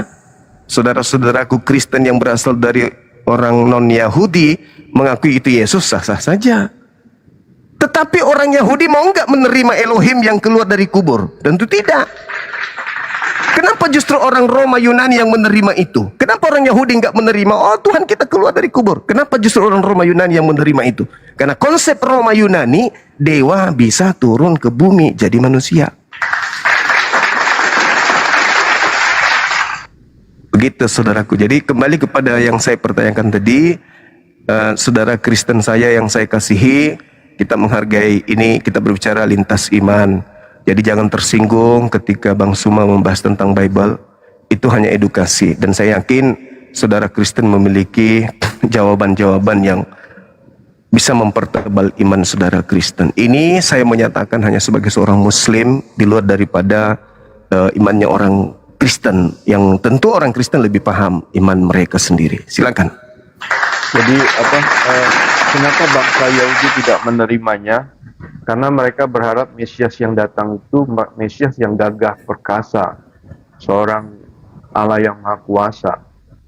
Tetapi Yesus datang sebagai bayi, harus mengalami salib, mati di atas kayu salib. Jadi bukan apa yang diinginkan oleh bangsa Yahudi, Bang Juma. Jadi maka dari itu mereka nggak bisa terima Yesus yang adalah Mesias, yang mengaku Mesias. Tapi kita sebagai orang percaya, orang Kristen ini, kenapa kita bisa mempercayai? Karena kita belajar untuk memahami yang saya katakan kemarin, relasinya itu, relasi sebagai anak, dari hamba sebagai anak, terus sebagai sahabat, terus sebagai mempelai. Nah, mempelai itu kan lebih dalam lagi tentang relasi. Jadi bagaimana kita bisa hidup bahagia sebagai suami istri apabila pasangan hidup itu saling memahami, saling mengerti. Kenapa dia begini, kenapa dia begitu. Oh, dia lagi bad mood. Sehingga tidak ada pertengkaran, yang terjadi kebahagiaan. Nah, hubungan relasi itu yang bisa membuat orang Kristen, orang percaya itu bisa punya iman di dalam Kristus, ya. Memang nggak mudah untuk memahami Tuhan yang dimana kita punya otak ini sebesar telapak tangan kita aja untuk bisa memahami begitu luar biasanya Tuhan ini. Tetapi dengan cara ada tadi Roh Kudus yang diberikan kepada kita dituntun pelan-pelan bisa memahami dari seorang hamba yang statusnya yang tidak tahu apa-apa, ya, taunya bekerja dengan tuannya, tapi keinginan tuannya dia nggak tahu, tapi dinaikkan statusnya menjadi seorang anak dengan bapak, yang bapak dimana mengasihi anaknya, yang tidak suruh waktu anaknya lahir, tidak disuruh untuk bekerja untuk mendapatkan makanan, baju, tapi dibelikan waktu anaknya baru lahir sebagai bayi, diberikan kasih sayang. Nah, terus sebagai sahabat, setelah besar menjadi sahabat, itu membuat kita orang Kristen itu bisa memahami gitu, nah, kematian Yesus lebih dalam lagi, yang tadi yang Rasul Paulus bisa mengenal Kristus itu, kuasa kebangkitannya melalui persekutuan penderitaan Yesus itu, melalui kematiannya dia bisa rasakan Yesus mati ini karena dosa saya, bukan karena dosanya Yesus. Yesus nggak punya dosa. Jadi dia bisa rasakan kasihnya Kristus. Kenapa dia mau mati? Nah, itu berbicara tentang relasi. Yang bisa memahami, yang bisa menerima adalah orang Kristen sebagai relasinya Tuhan, sebagai punya hubungan relasi gitu, Bang. Oke. Iya. Baik, saudaraku, ya, saya sangat-sangat menghargai keputusan yang saudara sampaikan terkait dengan iman, terkait dengan Paulus sebagai junjungan, sebagai teladan bagi saudara Kristen saya yang saya cintai. Namun lagi-lagi nih, sebagai seorang Muslim, karena Islam itu kan disempurnakan agamanya munculnya belakangan di abad ke-7. Kristen lebih dulu. Kedatangan Islam itu menurut Islam, menurut kami Muslim, itu sebagai jalan untuk menyelamatkan orang-orang yang kemudian memahami sebuah keyakinan, ya, di mana keyakinannya itu berlandaskan kepada ajaran terdahulu sebelum Islam itu datang. Itu pasti. Oleh karena itulah kemudian sebagai Muslim berbicara mengenai penyaliban ini, Al-Quran menjelaskan kepada kami bahwa yang disalib itu adalah orang yang membenci pencipta langit dan bumi dan membenci Nabi Isa alaihissalam. Al-Quran surah Al-Ma'idah ayat 33. Bismillahirrahmanirrahim. Innama jazaa'ul ladzina yuharibunallah. Jadi orang yang disalib ini adalah orang yang memerangi Allah wa rasulahu, dan memerangi rasulnya, dan juga membuat kerusakan di atas muka bumi. Maka Allah mengatakan au yusallabu ayyuqattalu au yusallabu. Jadi itu hukumannya adalah dibunuh dan disalibkan. Ini pandangan Islam. Nah, ini kita lintas agama. Lalu kemudian di dalam Ulangan 21 nomor 22 23 juga sama. Samanya di mana? Yang disalib itu adalah yang membenci Allah. Ulangan 21 22 23. Yang membuat dosa besar yang sepadan dengan hukuman mati. Kata Ulangan ini, jangan kau biarkan mayatnya semalam-malaman di atas tiang, sebab orang yang dikutuk oleh Elohim, jangan sampai kakinya menyentuh, mayatnya menyentuh tanah yang diwariskan Tuhan kepadamu. Itu kaitannya dengan Al-Quran ketika berbicara tentang penyaliban, ruang lingkup pengajaran orang-orang Yahudi. Lalu kemudian Kristen berada di antara Yahudi Islam yang mengusung konsep salib sebagai jalan keselamatan. Orang Yahudi, ending salib itu adalah orang yang dikutuk oleh Tuhan. Salib adalah hukuman bagi pelaku dosa. Minimal dia adalah seorang yang menjadi prioritas yang dikejar oleh pemerintah pada saat itu. Dia penjahat nasionalis yang mendapatkan kemudian ganjaran penyaliban. Jadi penjahat lah yang mendapatkan hukuman salib bagi tradisi Yudaism. Sedangkan Kristen pada endingnya mengatakan bahwasanya salib adalah jalan satu-satunya untuk menyelamatkan manusia. Kita hargai itu. Itu pola iman saudara Kristen, pola iman orang Yahudi dan Islam, ya memang harus berdiri pada pondasi masing-masing. Namun dalam lintas agama itu sah-sah saja untuk kita perbandingkan atau kita perbincangkan. Nah, ada hal menarik di sini. Ketika kami sebagai Muslim membaca Bible, di mana Bible ini kan adalah hal yang wajib hukumnya dijalankan oleh saudara kita Kristen berdasarkan amanat agung Markus 16, 15 sampai 20 dan juga Matius 28 dari data 17, 18, 19 sampai 20. 20 ya betul. Apa yang diungkapkan di sana adalah beritakanlah Bible kepada seluruh makhluk. Nah, proses ini melahirkan kami umat Islam sebagai sebagai tujuan pemberitaan Bible. Kami membaca di situ. Apa yang kami temukan? 11 murid datang bersama Yesus di Bukit Zaitun, Matius 24 nomor 1 sampai nomor 3. Lalu murid bertanya, ke-11 murid ini bertanya, apa tanda kedatanganmu? Yesusnya menimpali, tanda kedatanganku satu, seperti kilat menyambar dari timur sampai ke barat, demikianlah kelak kedatanganku sebagai anak manusia. Dua, aku nampak di tengah langit, seluruh manusia akan melihat aku, seluruh manusia akan meratap. Tiga, matahari menjadi gelap, bulan tak bercahaya, bintang-bintang berjatuhan, kuasa-kuasa langit akan berkecamuk, berguncang. Nah, ini tanda yang diberikan oleh Yesus ketika ditanya, apa tanda kedatanganmu? Lalu Yesus mengatakan, jadi apabila ada orang berkata kepadamu ada Mesias di sini, ada Mesias di sana, jangan kau percaya. Sebab Kristus palsu dan nabi-nabi palsu akan datang melakukan tanda yang dahsyat dan mujizat-mujizat serta kekuatan-kekuatan sekiranya mungkin menyesatkan orang-orang pilihan juga. Maka camkanlah, aku telah mengatakannya terlebih dahulu kepadamu. Jika ada orang berkata ada Mesias di gurun, di padang gurun, ada Mesias dalam bilik, jangan kamu percaya. Muncul pertanyaan sebagai seorang Muslim, adakah Yesus hadir di Bukit Zaitun? Adakah Nabi Muhammad hadir di Bukit Zaitun? Adakah Bang Suma hadir di situ? Sehingga Bang Suma dengan mudahnya, Nabi Muhammad dengan mudahnya bisa berkata, aku bertemu dengan Yesus di padang gurun.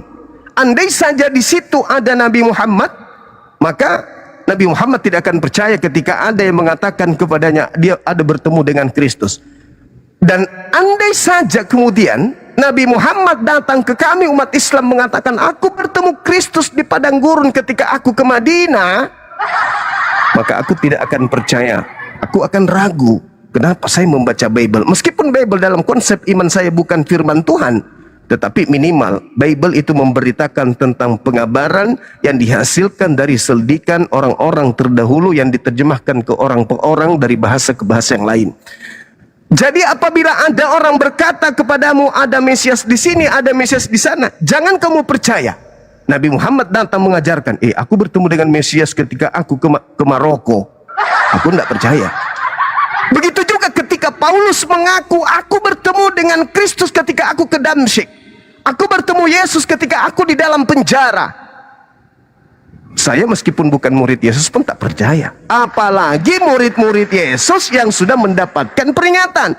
Apabila ada orang yang datang kepadamu mengaku bertemu Kristus di padang gurun di dalam bilik, jangan kau percaya. Yesus kemudian datang tuh setelahnya mengaku bertemu Kristus ketika ke Damsyik. Nasihat Yesusnya kepada ke-11 murid, percaya atau jangan percaya? Makanya orang Yahudi sampai hari ini tidak menjadi Kristen. Yang percaya kalau Paulus bertemu dengan Kristus di padang gurun bukan murid, tetapi orang Roma dan orang Yunani. Nyebrang ke Belanda, nyebrang ke Indonesia. Tapi orang Yahudi sampai hari ini tetap ibadahnya sinagoge, ibadahnya Sabat, kitabnya Tanakh, ibadahnya hari Sabtu, hari Sabat, nyembahnya kepada Elohim, dan tidak menjadi Kristen. Yang menjadi Kristen adalah yang percaya terhadap pemberitaan Paulus bertemu Kristus di padang gurun. 11 murid dan pengikutnya keturunannya tidak percaya itu. Itu pandangan saya sebagai seorang muslim yang agamanya datang belakangan. Silakan Bang. Saya tutup kamera, minum dulu. Oke.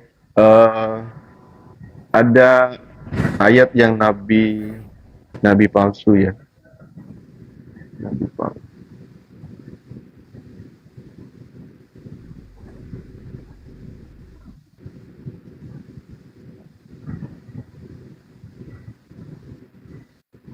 Pak Pendeta, kalau ngomong sebentar didekatin sedikit ya, headsetnya biar kedengaran suaranya.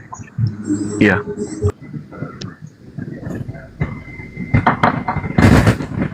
Nggak seru kalau belum belum on cam. Iya, lagi minum dulu Bang Zuma, biar dia minum dulu beliau. Lanjut Pak Pendeta. Berarti kalau minum nggak boleh ya, harus on. Silakan. Oke, jadi Gigi saya malu saya Bang, kalau saya minum gigi saya nyangkut di gelas.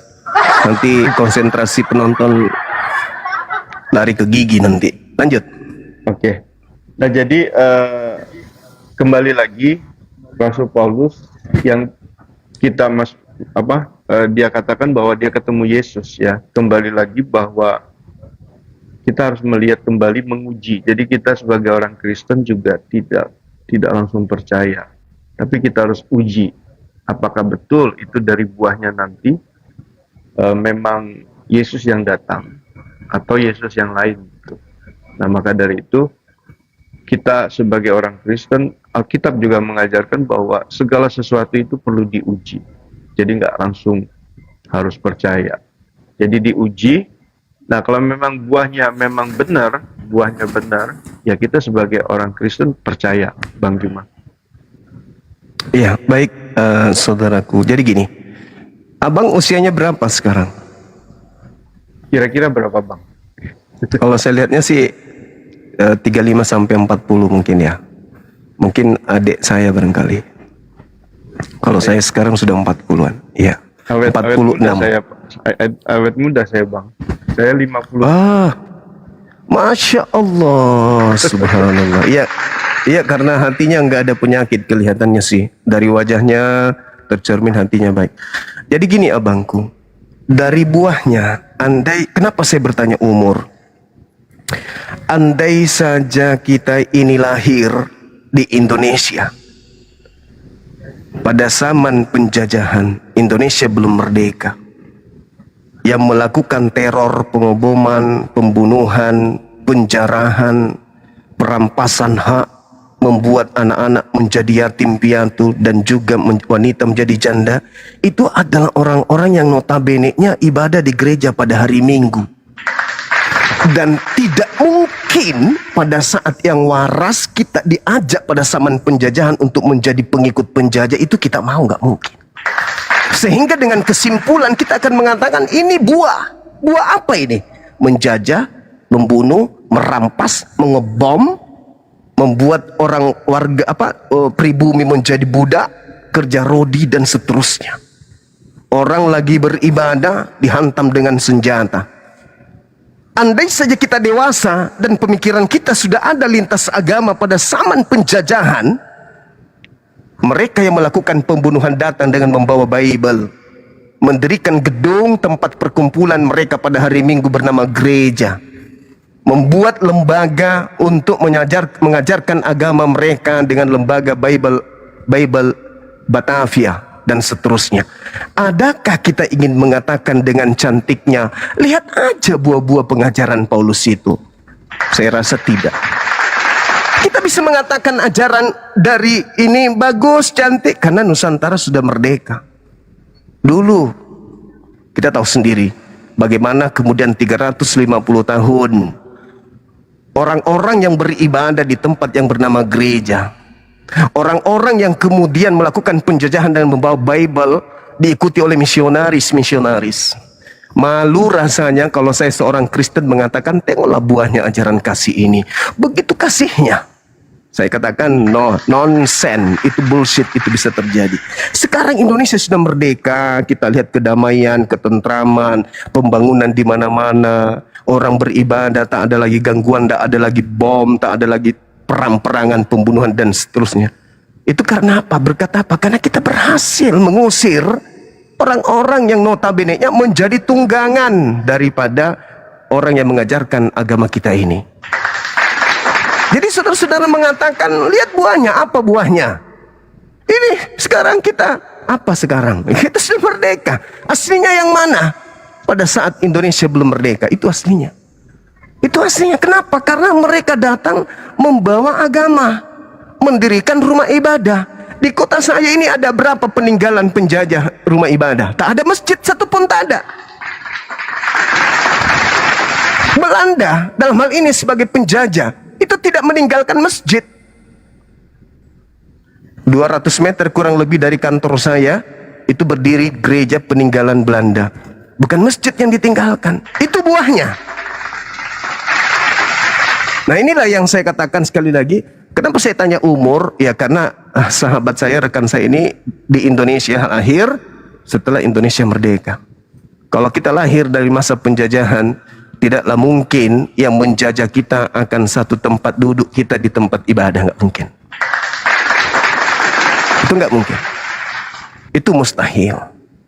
Karena itulah kemudian sebuah agama kita lihat secara histori, bukan hanya hari ini.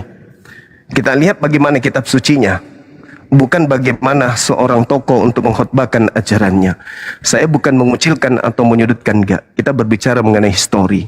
Oleh karena itulah saya katakan, ketika saudara berbicara mengenai buah-buah, berarti kita melihat kenyataan, fakta real yang kita temukan.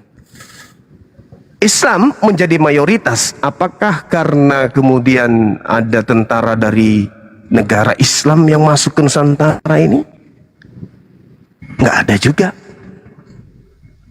Nah, lantas kenapa tetap aja minoritas mereka yang kemudian datang ke Nusantara ini dengan gaya modernisasi dari segala aspek, minoritas tetap minoritas? Mungkin karena mereka memberikan bekas luka kepada Nusantara ini, sehingga orang-orang yang tahu sejarah tidak kemudian mengalami perpindahan akidah atau agama dari agama nenek moyang kita, animisme, menuju kepada agama yang dianut oleh penjajah tersebut. Sama seperti orang Yahudi, ketika kemudian ada pendudukan dari orang-orang Roma terhadap negara mereka atau wilayah mereka, mereka tidak menjadi Katolik, mereka tidak menjadi penyembah dewa-dewa, mereka tetap aja beribadah kepada Elohim. Nah, saya kira itu contoh pembuktian sederhananya.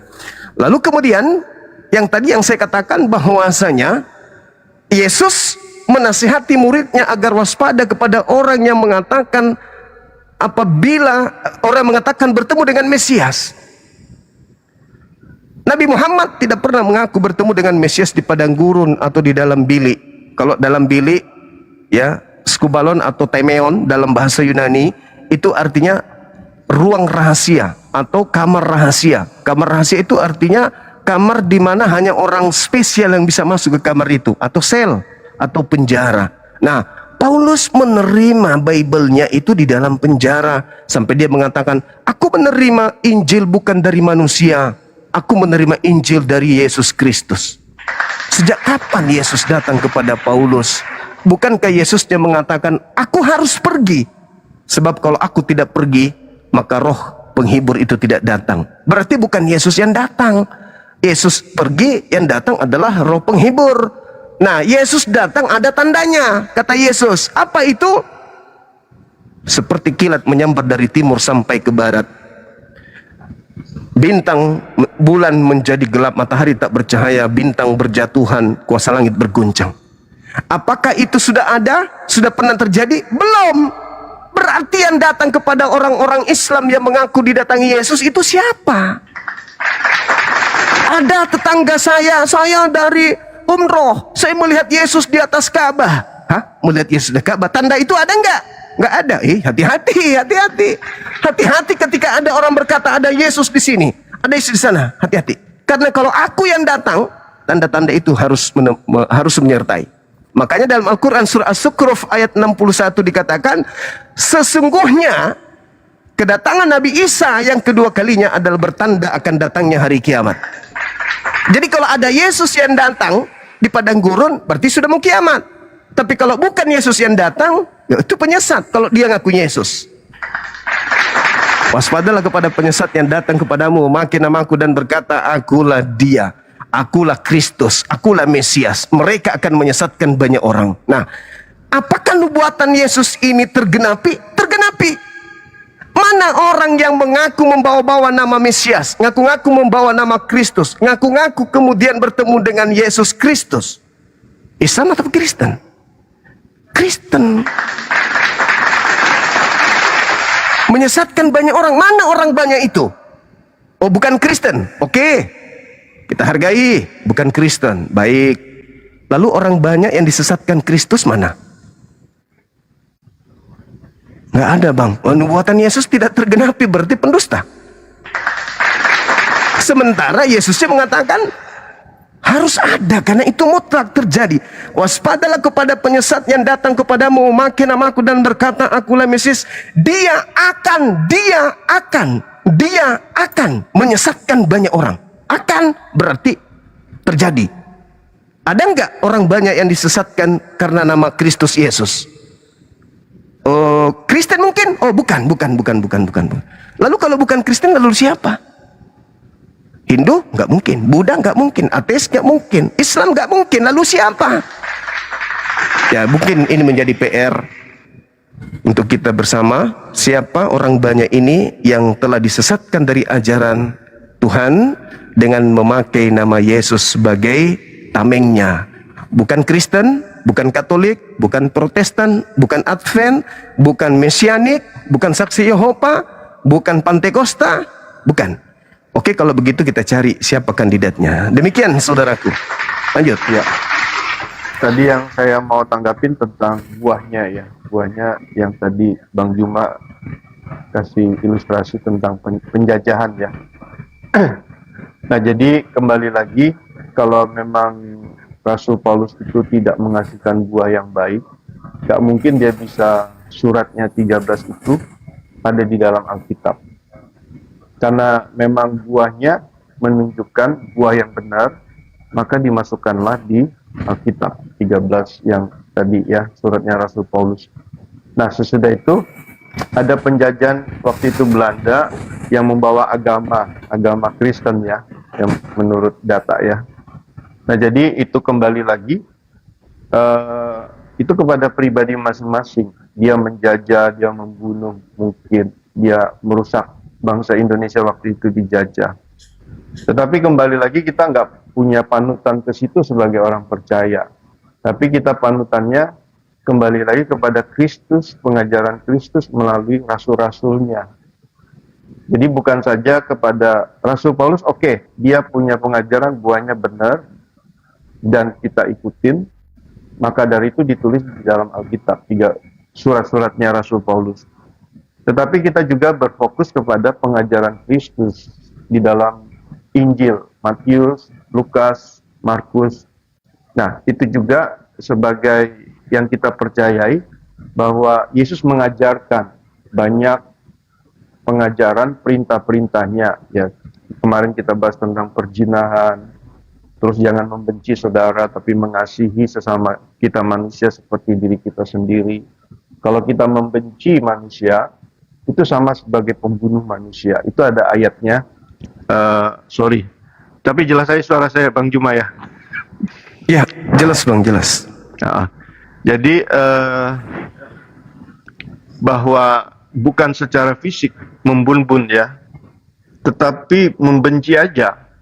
Itu Yesus mengajarkan, membenci orang aja itu sudah menjadi pembunuh manusia. Ya, jadi bukan saja berzina, melihat, mengingini, tapi juga membenci. Itu juga ajaran Kristus. Dan juga ada ajaran Kristus tentang jangan menghakimi. Kalau engkau menghakimi, maka engkau akan dihakimi. Ukuran yang kau berikan, maka akan diukurkan. Nah, itu juga fokus kita bahwa pengajaran ini benar gitu. Bahwa kita diajarkan harus jangan menghakimi. Ya, maka dari itu saya kesini hadir bukan untuk berdebat, tapi berdiskusi.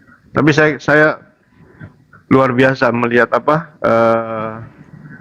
mendengar dari Bang Juma bahwa ayat semua Alkitab hafal ya.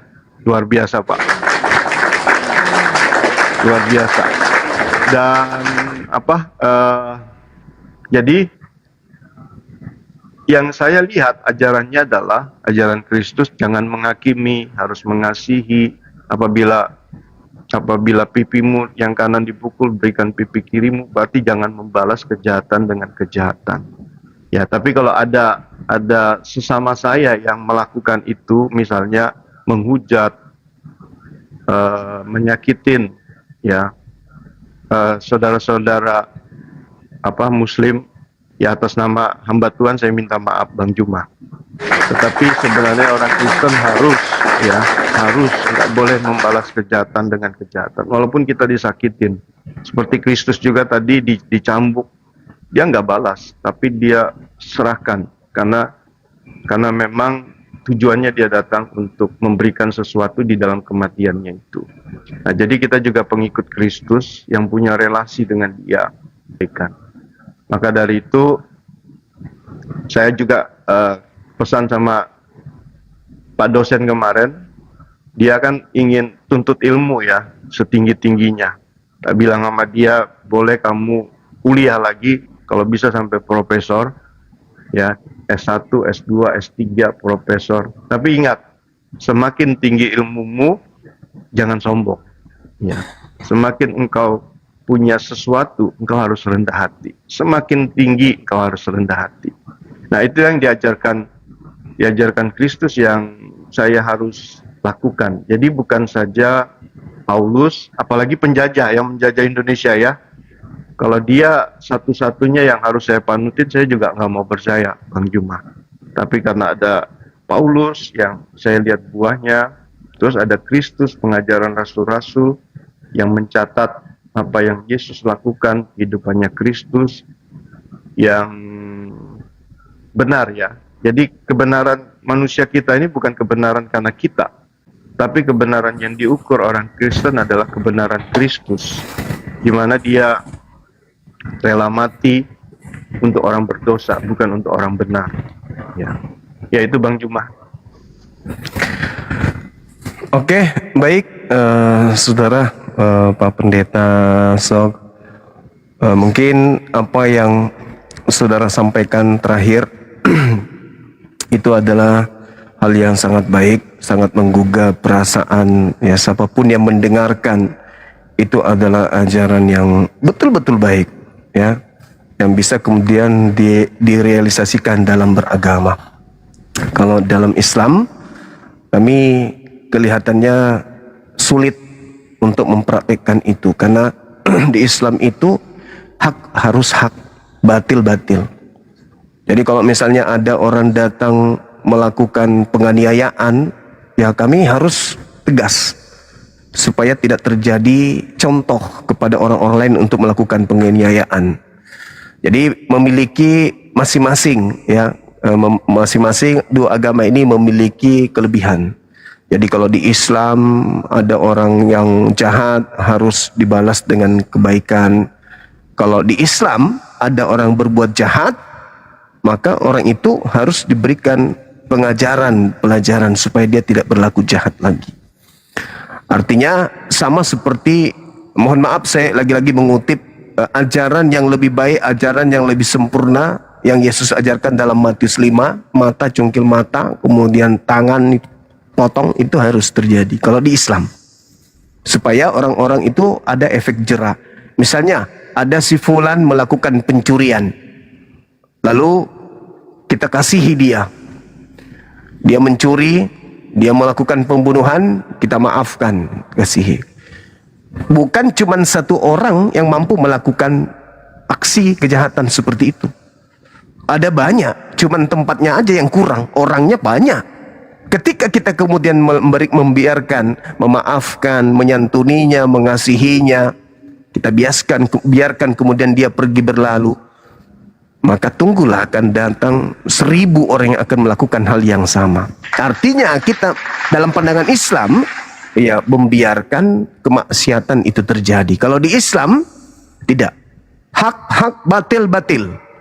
Kalau dikatakan itu salah, tidak boleh kau lakukan, harus ada ganjaran, maka diberi ganjaran, efek jerah, kamu gak boleh lagi melakukan, dan akan dicontoh oleh calon pelaku yang lain. Bahaya ini, kalau kita lakukan bahaya. Akhirnya mereka urung untuk melakukan maksiat. Itu dalam Islam, itu dalam syariat Islam. Nah, sedangkan kalau di ajaran saudara kita Kristen itu kelebihannya luar biasa, ya, mengasihi, memberikan pipi kiri ketika ditampar yang kanan. Oh, saya sebagai muslim sulit untuk mempraktekkan itu. Coba aja bang, tampar saya pasti kutangkis, apalagi saya dan dua belah diri kan, ya, pasti kutangkis. Tidak akan kuizinkan muka saya itu dijama dengan tamparan, karena itu adalah harga diri. Anak-anak saya mengatakan nanti, abah mendidik saya tapi ditampar orang kok nggak melawan, malah kasih pipi kirinya lagi. Itu nggak mungkin. Bagi saya sebagai seorang muslim itu adalah harga diri. Tapi ada sisi kebaikannya juga. Ada sisi kebaikannya, karena ketika abang ditampar, ketepak, abang tidak melawan, orang akan memberikan apresiasi, wah orang ini sabar kali gitu, ya. Nah, itu sisi kebaikannya. Saya hargai masing-masing kita punya kelebihan terhadap ajaran kita. Makanya mungkin karena Islam mayoritas di Nusantara ini, ketika ada penjajah datang, kami tidak memberikan ruang untuk bernapas panjang di Nusantara. Bahu-membahu kemudian mengajak orang-orang non-muslim juga, diantaranya Kristen juga, untuk berjuang melawan penjajah. Tidak boleh kita izinkan penjajah untuk menginjak-injak harga diri kita sebagai anak Nusantara, sehingga berhasil.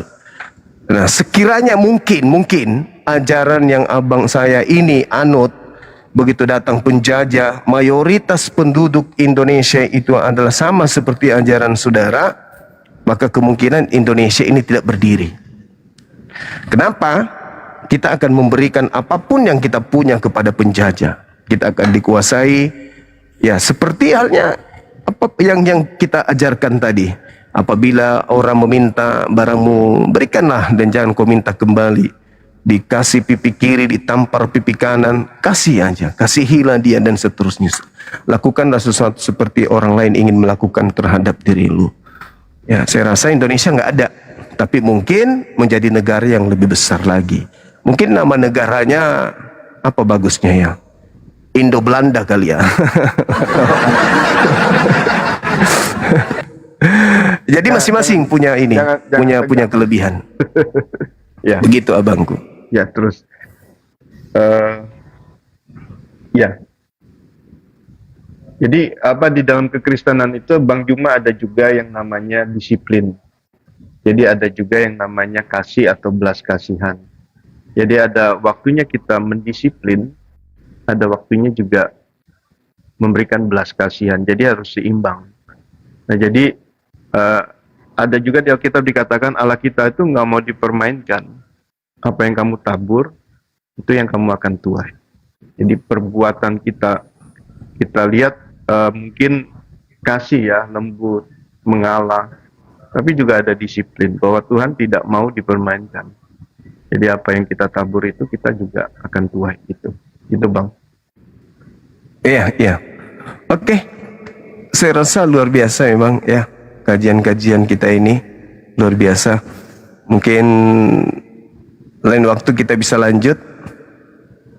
Ya, kelihatannya atau mungkin Pak Pendeta masih mau diskusi dengan teman-teman kita yang lain. Waktu dan tempat saya persilahkan.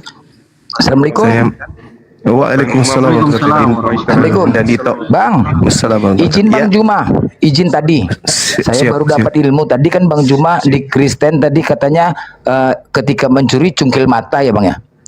Tadi kata Yesus Bang ya. Potong tangan. Cungkil mata ya Bang. Apa tadi Bang? Potong tangan ya. Kok sama ya Bang di Al-Qur'an Bang? Kok sama? Iya. Maksudnya yang disebutkan Yesus di Al-Qur'an Al-Maidah 38. Adapun orang laki-laki perempuan yang mencuri potonglah tangan keduanya. Kok sama ya Bang? Iya. Itu kebetulan Ajaran Yesus. Sama. Ajaran Yesus kok sama ke Islam gitu Bang?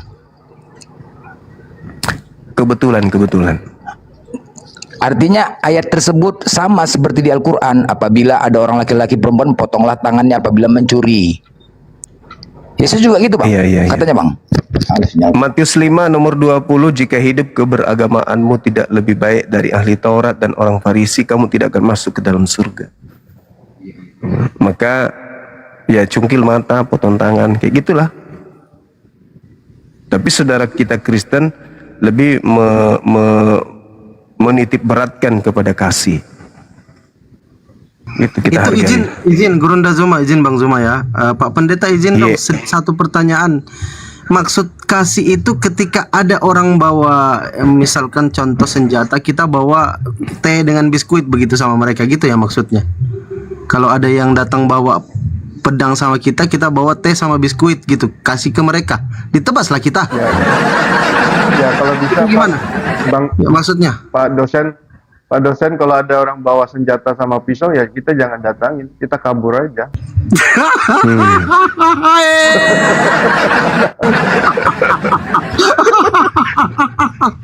Ya siapa yang mau mati ya malah. Kan kita tahu, Konyol kalau itu. kita nggak tahu baru kita hadapin. Ini kan tahu, ya kabur lah. Ya, Bang Juma ya. Betul. Langkah 1000. Iya. Pak dosen ini memang ini suka guyon dia. Tapi saya itu suka cita ketemu dia dari kemarin Bang Juma. Orangnya baik. Ya, orangnya baik. Dan juga Bang Juma saya ketemu dalam kemarin ya, baru kita kenal. Juga Bang Juma Iya, Bang, adalah pribadi yang baik. Ya. Insya Kasih Allah. juga, mempunyai belas kasihan juga.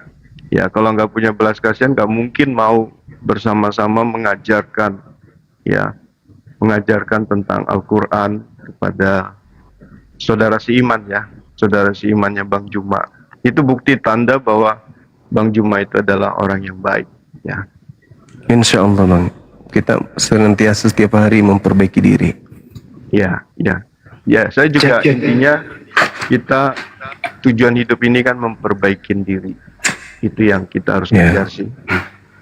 Ya. Bang Juma mau istirahat kali ini? Ntar dulu, cek dulu. Enggak. Saya berikan ruang kepada teman-teman kita Muslim, atau mungkin Pak Pendeta mau rehat juga boleh. Oh, ya. Jangan rehat dulu Pak Pendeta. Tadi dulu aku mau bertanya nih kedua pembicara nih. Saya kan nyimak dari awal sampai akhir nih. Mengenai tadi ajaran kasih asal mula agama itu datangnya dari mana sih gitu. Kalau untuk kedua pembicara nih, kalau Bang Juma itu asal mula nenek moyang antum tuh beragama Islam seperti apa sih? Begitu juga Pak Pendeta, asal mula nenek moyang Anda kenapa beragama Kristen gitu? Siapa dulu yang mau menjawab nih? Silakan. Bang Juma. Ya kalau saya sendiri, alhamdulillah, saya sebagai seorang Bugis Makassar, nenek moyang saya tentu berasal juga dari ajaran animisme kan awalnya.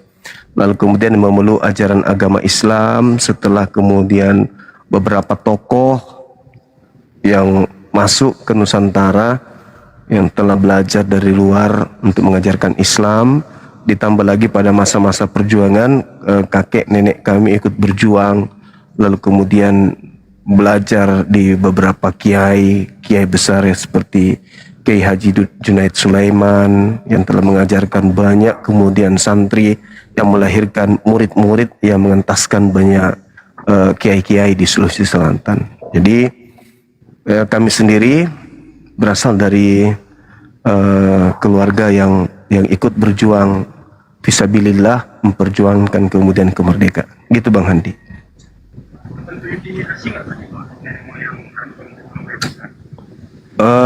Ya enggak lah, enggak ada intimidasi kepada nenek kami untuk belajar Islam, karena Islam itu disebarkan dengan rahmatan lil alamin. Itu sejarahnya Islam masuk ke Nusantara pada abad ke-8 itu tidak ada kemudian tekanan terhadap pribumi, tidak ada penjajahan terhadap pribumi, dan mungkin karena di belakangnya tidak ada kepentingan ekonomi kali ya. Berbeda dengan Belanda kan memang kepentingan ekonomi, bukan kepentingan agama. Seperti itu Bang Handi. Oke, makasih. Kalau Pak Pendeta, asal mula Pak Pendeta nih kok bisa beragama Kristen sekarang? Dari mana datangnya itu? Silakan Pak Pendeta. Ya, kalau saya orang tua bukan Kristen, tapi penyembah berhala. Ya, jadi bukan Kristen. Jadi saya bisa menjadi Kristen karena ada kekosongan dalam hati saya. Waktu itu saya adalah orang kalau bahasa maksudnya anak yang nakal gitu ya. Masa muda saya itu nakal, nggak berguna, suka berkelahi, minum minuman keras, dugem. Ya, jadi banyak dosa-dosa yang saya lakukan. Pada suatu malam saya berkata kepada Yang Maha Kuasa, ya, saya belum Kristen waktu itu. Saya katakan saya rindu untuk mencari kebenaran. Tuhan Yang Maha Kuasa berikan saya kebenaran. Dari situ saya lucu. Anda lucu. Sekarang begini, Anda bisa membuktikan masjid yang memakai logo itu. Gimana ya, saya punya satu HP ya Bu Nora ya. Oh, berarti Anda tidak bisa bertanya sama saya. Maaf, Pak Bom mengenal saya seorang pendiskusi yang dimana saya ingin menghindari yang namanya penghujatan. Yesus. Jadi Yesus tidak pernah mengenal Yesus. Jadi Yesus ini adalah tokoh fiktif yang tidak pernah ada gitu loh. Jadi kalau baik Kristen maupun non Kristen, bahwa itu Yesus ini tokoh fiktif. Tokoh fiktif karena orang Yahudi tidak ada yang bernama Yesus. Tidak ada orang Yahudi namanya Yesus. Matius, Lukas, nggak ada. Itu tokoh fiktif semua. lanjut. Jadi ini kita hanya menyampaikan aja ya. Silakan Pak Godo. Si orang ini tidak bisa diskusi, memang naik memuja sebentar Loh, ada surat perjanjian damai itu. Perjanjian damai itu ada di museum. Aduh, parah. Turunkan aja Bang Ari, tidak ada gunanya di atas. Itu turunkan aja Bang, tidak bisa kita bicara kalau begitu. Turunkan saja. Nggak bisa ya, nggak bisa diskusi ini loh kayak saya. Gimana teman seimanmu ini? Nggak bisa diskusi, turunkan saja Bang. Nggak ada ilmu itu. Jadi begini ya, kalau ditanyakan kalau ditanyakan kenapa ditanyakan adakah sejarawan di zaman Rasulullah yang menulis Rasulullah, banyak ya. Bahkan penemu salah seorang ya, yang kalau kita lihat memang ini ditutupi oleh Barat ya, salah seorang penyair besar ya, namanya itu siapa itu, Abdullah Al-Harsad ya, yang sempat dituduh sebagai tukang sihir ya. Itu jelaskan secara gamblang bahwa sosok Rasulullah itu adalah sosok yang sangat disegani di zamannya. Hanya memang orang yang tadi tidak ada ilmu. Sementara Yesus sendiri, saya terus terangnya, Yesus sendiri itu baru dijelaskan sejarahnya dengan satu tokoh yang bernama Yesus itu baru nanti di abad ke-15. Ya, jadi tidak ada dulu tokoh di abad ke-1, tidak ada bernama Yesus. Yang ada itu Isa Masiho, Isa Al-Masih, Yosua Hamasia, karena satu rumpun ya bahasanya tidak ada. Sementara kalau Yesus itu baru diterangkan ya di abad ke-15. Paham ya? Jadi tidak ada Yesus di abad ke-1 itu menurut sejarah. Tapi kalau Muhammad, banyak sekali tokoh-tokoh yang menceritakan beliau, bahkan pencipta algoritma pun pernah menarasikan tentang beliau, mulai dari Abdullah Al-Harsad, Al-Biruni ya, ilmuwan Islam ya, sampai ke Abdul Musa Al-Khwarizmi, pencipta algoritma. Jadi orang tadi memang tidak ada ilmu ya, makanya saya malas. Jadi dari abad ke-7 hingga abad ke-20 tidak berhenti ilmuwan menceritakan tentang sosok Rasulullah. Bahkan yang gempar itu adalah buku karangan Michael Hart yang sering kita bahas ya, The 100 Ranking of the Most Influential People History. Kok nggak bisa? Waalaikumsalam warahmatullahi wabarakatuh semuanya. Angkan terlebih dahulu yang saya jelaskan tadi itu memiliki kemudian simbol di mana Al-Quran menjelaskan wajaza usayyi'at sayyi'ah mithluha faman afa wa aslaha fa ajru. Maaf.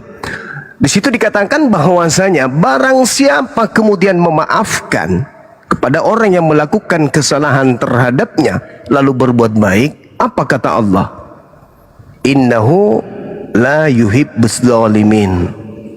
Maka pahala dari Allah, dan sungguh Allah tidak menyukai orang-orang yang zalim. Nah, saya rasa teman-teman semua udah pada paham itu.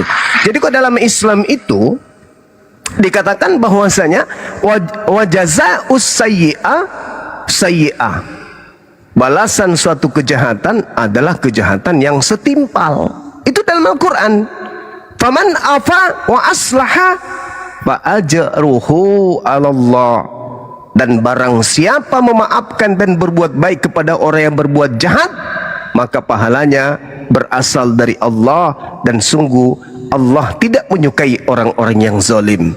Jadi bukan hanya saudara yang mengatakan bahwa di Kristen itu ajaran kasih, Islam pun mengajarkan ajaran kasih. Cuman implementasi ajaran kasih dalam Islam itu ya yang batil harus didudukkan pada pondasi batil, yang hak harus pada pondasi yang hak. Inilah yang kemudian Al-Quran terangkan. Kalau saya tidak salah ingat dalam Al-Quran surah apa itu ya teman-teman? Ada yang ingat gak? Surah apa itu? Saya lupa ayatnya, saya lupa surahnya. Yang intinya wajazaa'us sayyi'ah mithluha. Nah, kejahatan akan dibalas dengan kejahatan yang setimpal. Saya kira begitu dari saya. Silakan, mungkin dari Pak Bom Bom ada yang disampaikan, saya akan mendengar. Lanjut.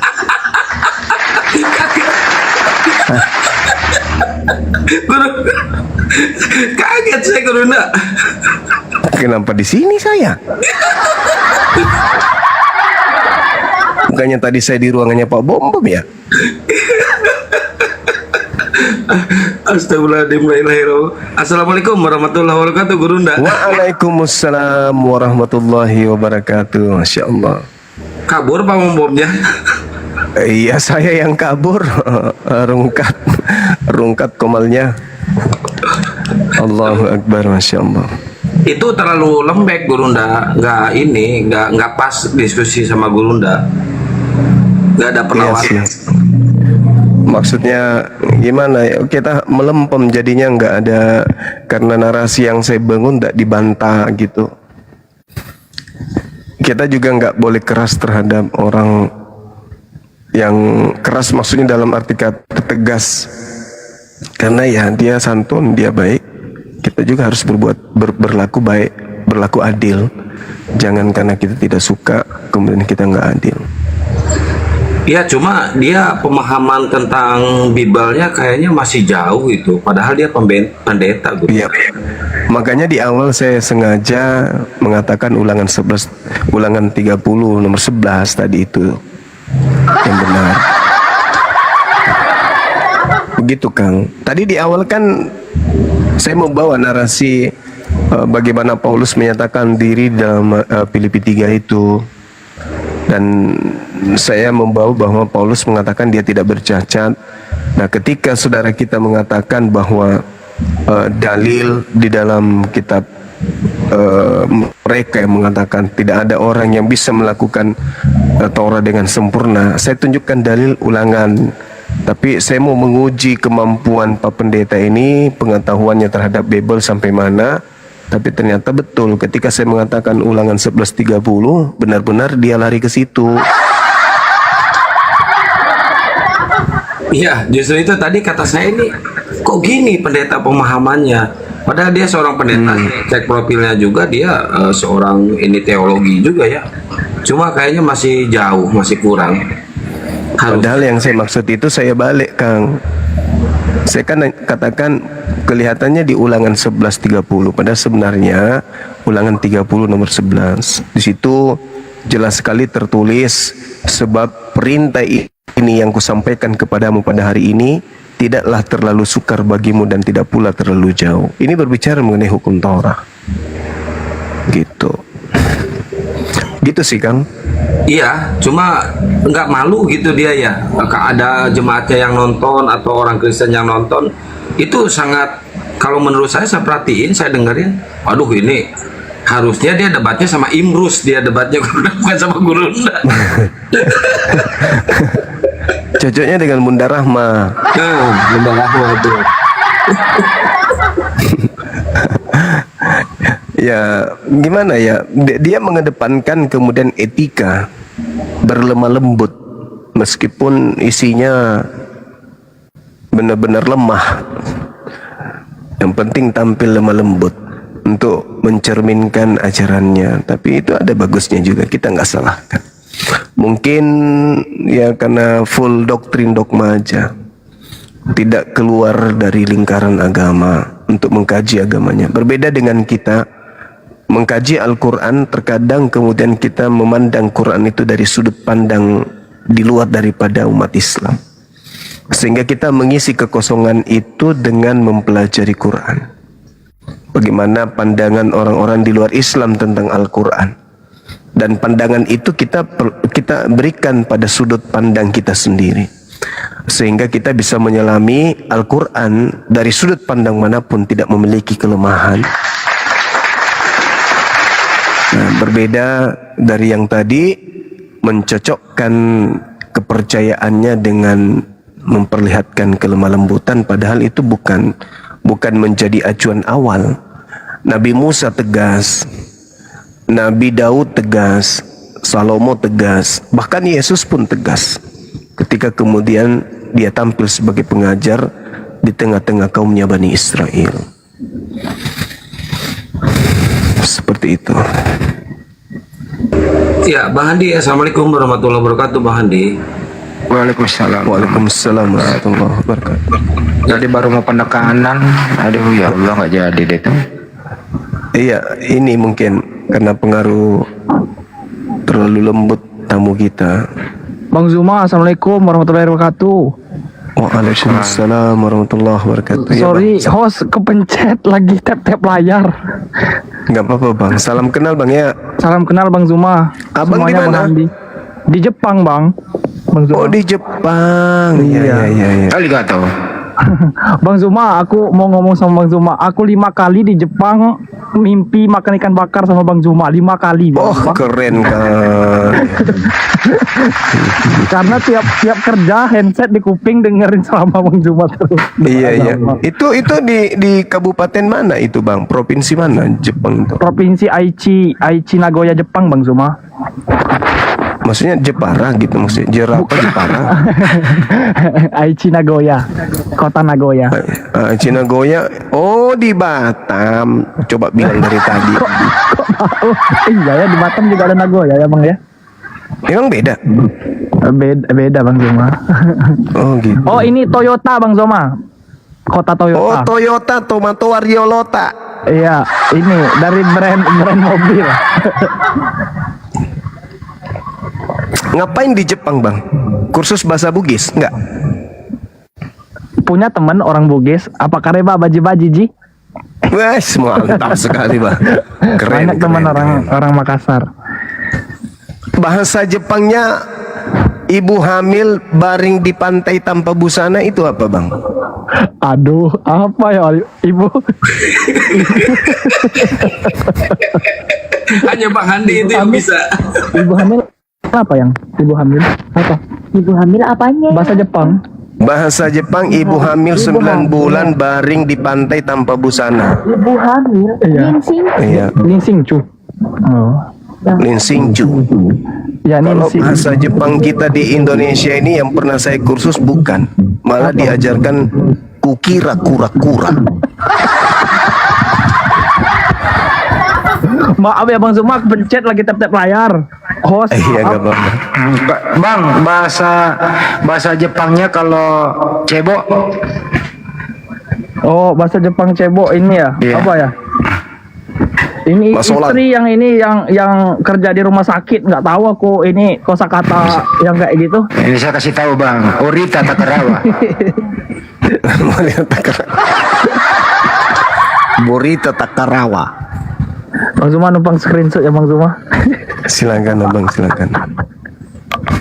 Masya Allah. Salam sama teman-teman kita yang ada di Jepang.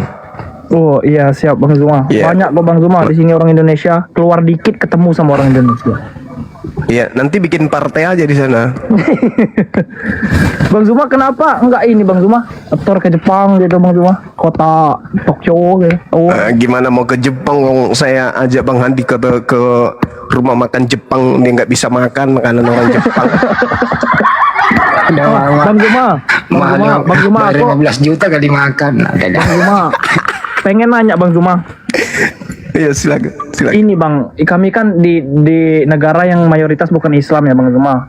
Di sini kan kebanyakan pork kayak ya babi Bang Zuma segala macam. Nah itu udah tahu kita kan Islam nggak boleh makan babi atau minum minuman yang haram Bang Zuma.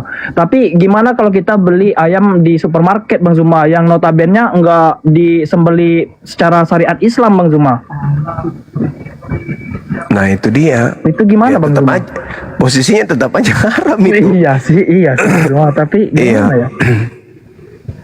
Nah itu gimana itu? Karena kita nggak tahu dia disembelih atas nama Allah. Nah iya Bang Zuma. Nah, kalau yang menyembelihnya sudah bukan Islam, ya nggak mungkin dia berbasmalah kan? Benar sih Bang Zuma. Maka yang kita lebih utamakan ya kehati-hatian.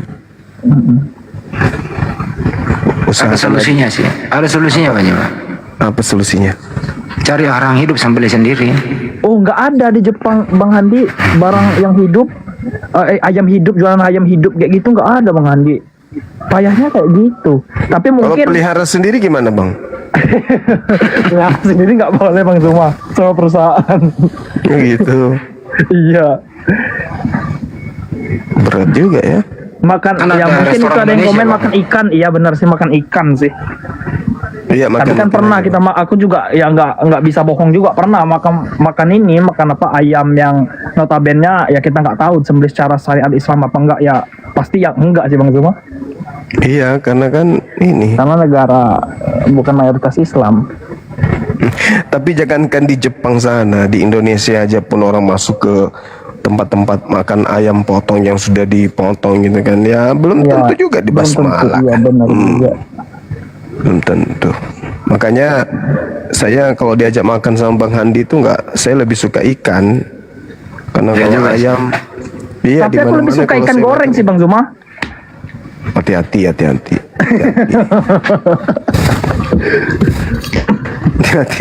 Saya kalau diundang makan itu ikan karena kalau diundang makan ayam ya, ayamnya beli di pasar yang potong siapa gitu kan. Jadi kemana-mana saya itu pasti menunya ikan.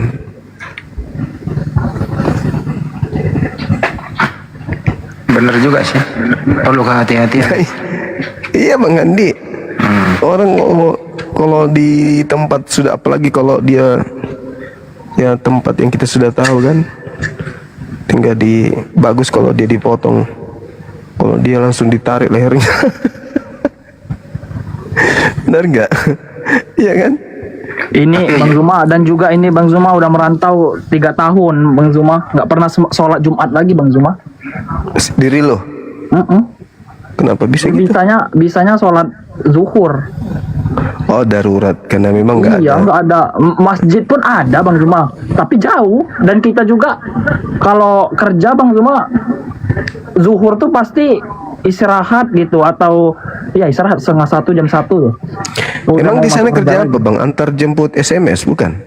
Bukan Bang Zuma, ini kuli bangunan Bang Zuma. Oh gitu, Masya Allah. Luar biasa ya. Minta ini bang, minta libur hari Jumat bang, bisa nggak? Nggak bisa Bang Andi, payahnya Bang Andi. Di perusahaan aku Bang Andi, kayaknya kalau besok kiamat setengah hari dia masuk kayaknya Bang Andi. Hah? Saking ketatnya. Oh gitu. Iya. Betul-betul dunia ya. Iya ya, mau gimana lagi? Etos kerjanya kan di sana ya. Iya Bang Andi. Kenapa kalau bukan abang ini aja yang ganti bosnya supaya kebijakan berubah gitu? Bentar, tunggu Gurunda, ada yang bingung saya. Antar jemput SMS itu kayak gimana Gurunda? Itu gajinya besar itu kan. Besar itu. Yang lebih mahal lagi tuh antar jemput setrum. Tapi nggak apa-apa kan Bang Zuma, kalau darurat diganti zuhur kan Bang Zuma? Iya nggak apa-apa. Tapi kalau ber 3 tahun mah nggak juga kali ini, maafin. Kelamaan itu mah. Saya menghandu ya. Ya nanti sekali-sekali aja ke masjid. Upayakan ke masjid. Oke Bang Kenjo, syukur jazakallah khairan katsiran ya, makasih banyak. Iya, makasih ya Bang, aku di bawah aja. Siap Bang Kenjo. Kalau keterima jangan diterima ya Bang ya, aku lagi tap. Ya, siap. Iya, siap. Oke, ya, assalamualaikum. Assalamualaikum. Waalaikumsalam warahmatullahi wabarakatuh. Ya, Bang David. Selamat malam Bang David. Lupa tadi saya minta baju sama dia. Baju karate Bang Andi bagus di Jepang itu beli. Oh iya, baju-baju karate bagus. Bagus itu. Ada teman saya dulu dari angkatan laut sampai sana pulang-pulang kasih aku baju karate. Wah mantap kali Bang. Ada baju karate saya Bang, bukan Bang hitam tapi bukan Bang putih. Ada bandalam. Iya, assalamualaikum. Bang. Pakai bandalam saya gimana dong?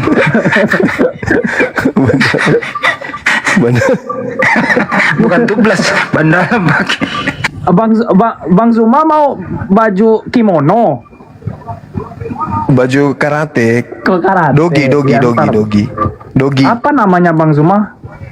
Kalau di situ itu banyak loh yang merek-merek Aikido ada. Aikido. Emang Bang Zuma pengennya yang Aikido? Aku nggak tahu tempat, ntar kau cari lah Bang Zuma. Apa baju karate yang bagus itu? Jepang kan ini Bang. Kalau di Indonesia udah mahal kali. Terus kayaknya bagus gitu loh. Aikido. Mereknya Aikido ya Bang Zuma ya? Ada, iya. Ada nggak yang tahu? Gojukai juga ada.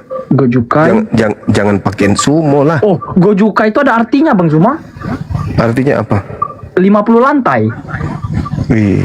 Goju 50, kai itu ibarat lantai atau kali. 50 kali atau 50 lantai, Gojukai. Suraido atau Tokaido. Tokaido juga. Tokaido gak? Jangan yang tebal sekali Bang. Saran merek lah Bang Zuma, biar ntar aku cari. Boleh Bang.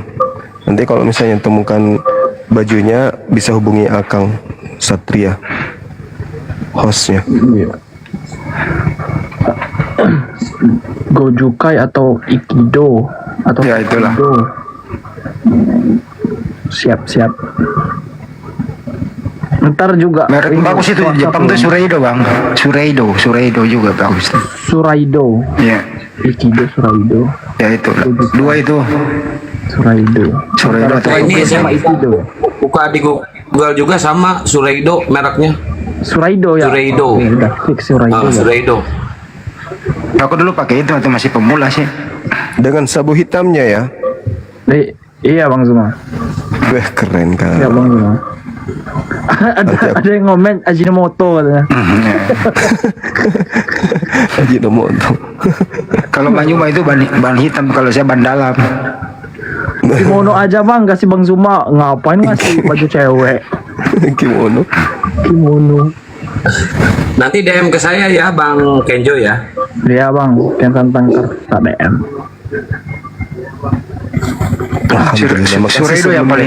Suraido yang paling terkenal itu memang. Suraido ya. Ya.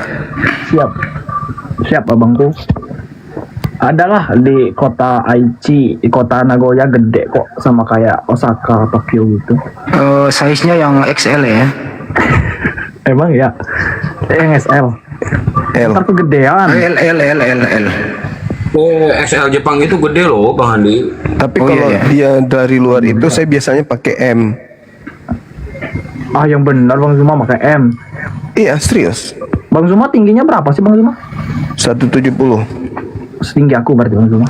Tergantung petir sih, kalau petir kadang naik dia lagi 180.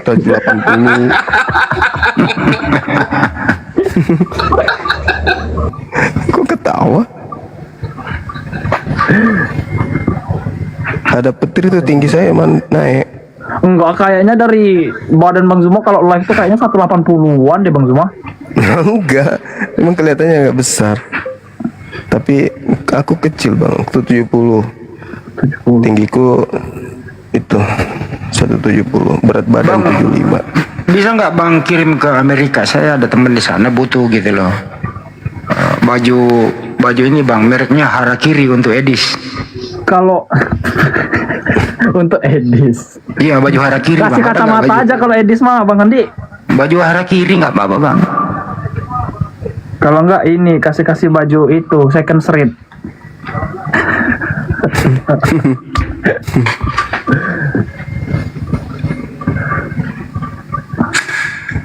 Bang. Makasih sebelumnya Bang ya. Siap. Mudah-mudahan jadi berkah gitu ya. Amin. Amin Bang Zuma. Amin. Makasih banyak aja, Bang Kenjo ya. Nanti kita DM-an ya Bang Kenjo. Iya siap Bang. Assalamualaikum. Bang Andi. Assalamualaikum warahmatullahi wabarakatuh. Aku di bawah aja Bang. Siap. Assalamualaikum. Salam. Salam kenal. Ya Bang, salam kenal. Assalamualaikum Bang. Bang Endang dari Bogor. Baik abangku. Ada Ya, Ustaz sehat selalu Wafi. ya. Iya sehat. Ustaz Sehat Wafi selalu Bang Andi, Bang Iya, Juma, Bang Kian Santang. Ya. Iya sehat. Iya siap Bang. Makasih ya Bang. Nyimak aja, makasih ya. Assalamualaikum warahmatullahi wabarakatuh. Waalaikumsalam. Ustaz Wafi biasa live. Ada lab, tadi saya lihat ada lab, beliau lagi di mana ya? Kayaknya lagi di luar kota. Kangen juga aku sama beliau. Rindu aku sama dia. Nantilah aku samperin. Oke Kang, kalau ada oten dinaikkan. Siap. Moderator, dijamakin OT-nya moderator. Yuk, dibantu tab-tab layar, posting ulang, di-share-share ke oten-oten ya teman-teman ya, sambil di like tuh laporannya biar pemainnya hidup, jangan rungkat. Tadi Bang Handi mau ngegas di sana tadi Bang Handi, keburu rungkat ya Bang Handi. Enggak ngegas, cuman menyimpulkan tadi, minta kesimpulan dari pernyataan, dari pendapat. Terus kedua, ya banyak topik sih tadi kan, berpindah-pindah. Apabila kamu ketemu Yesus ada di sana, ada di sini kan gitu. Terus proses pewahyuan tadi kan juga kesimpulannya belum ada tuh. Belum. Bagaimana? Ya belum. Dari mana Paulus dapatkan 13 kitabnya ini kan gitu. Iya, terutama yang diterima di bilik itu kan. Itu juga belum. Saya catat loh, itu saya mau nanyain satu-satu kedua pembicara gitu loh. Dibanding dengan pewahyuan Al-Quran. Kan gitu. Iya. Gitu sih. Cuman ya rungkat gimana dong. Nanti lain kali lagi kalau beliau datang.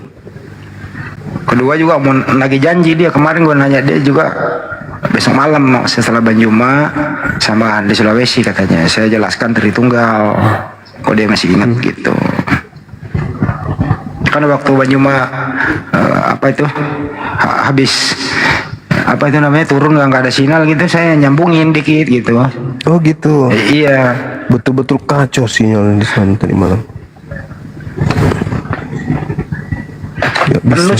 Penuh catatan saya itu. Oh iya? Iya loh, dicatat dong supaya ada kesimpulan. Kan netizen juga ini kemana endingnya, di kesimpulannya mana gitu loh. Gitu kan. Betul, karena kemana-mana kan? Kemana-mana. Karena kalau saya menjabarkan dia nggak tanggapi gitu. Dia malah mempertontonkan kelemah lembutannya dia. Iya, lemah lembut bahwa kita tuh adalah Roh Kudus dalam diri kita. Iya.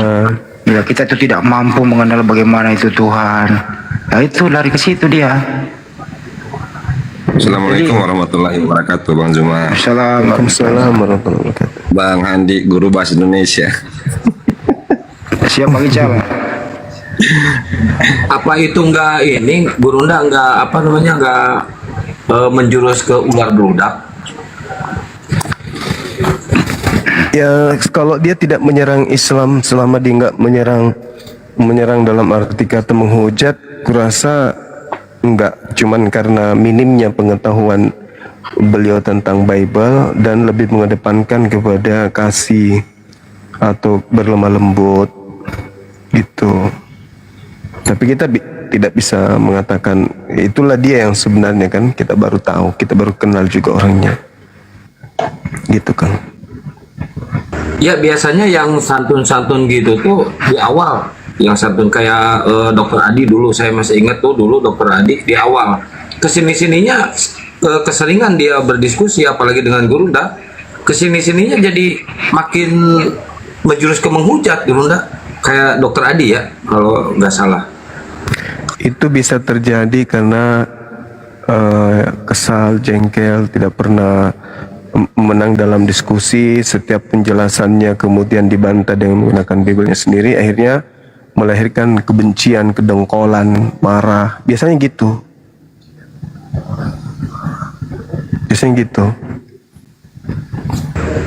Iya, tapi ada hal menarik tadi tuh, Kang, ketika Bang Handi tanya latar belakang dia menjadi agamanya sekarang, dia mengatakan dia neneknya, bapaknya, orang tuanya penyembah berhala tadinya, begitu. Iya itu saya mau tekankan banyak. Tadi mewarta pertanyaan selanjutnya kan, dia bilang dari penyembah berhala pindah menjadi Kristen enggak? Itu saya mau penekanan di sana. Apa itu penyembahan berhala kan itu? Rungkat. Betul. Kayak Pastor Surat itu Gurunda, pertama diskusi sama saya, dia baru ke TikTok, santunya nggak ada lawan, itu juara satunya. Kesininya, waduh, hancur. Berarti nggak terjawab tadi Bang Zuma ya, yang surat Paulus itu Bang Zumanya? Enggak terjawab.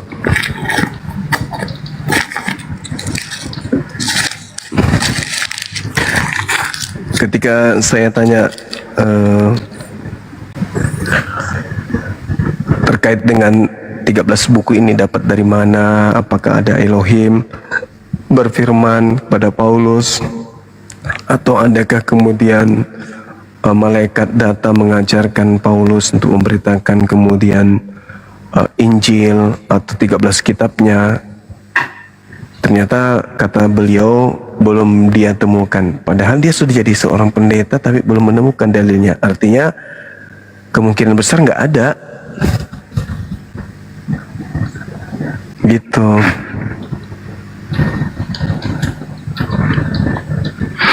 Kalau saya perhatikan tadi ini pendeta ini cenderung itu membawa iman, menghindari data. Jadi misi ya ada semacam misi pengembangan iman. Itu sebenarnya nggak layak untuk diskusi sebenarnya. Banyuma selalu membawa data. Dia menghindari data gitu loh. Jawabannya ya plet-plet gitu aja. Kami ini hanya sebagai Kristen yang ajaran kasih bersama Roh Kudus. Ya, gitu-gitu aja jawabannya. Iya betul. Padahal dalam diskusi lintas iman itu ya itu tidak bisa jadikan sebagai acuan. Kenapa? Semua agama juga mengajarkan hal tersebut. Semua agama mengajarkan ajaran seperti itu. Justru Islam itu kan artinya damai sejahtera, mendamaikan orang, mendamaikan segala-galanya. Begitu. Yang paling penting itu berdamai dengan data. Iya, betul Bang Andi. Banyak sekali data yang dibawa oleh Bang Juma tadi itu. Galatia 3:13, Lukas 24.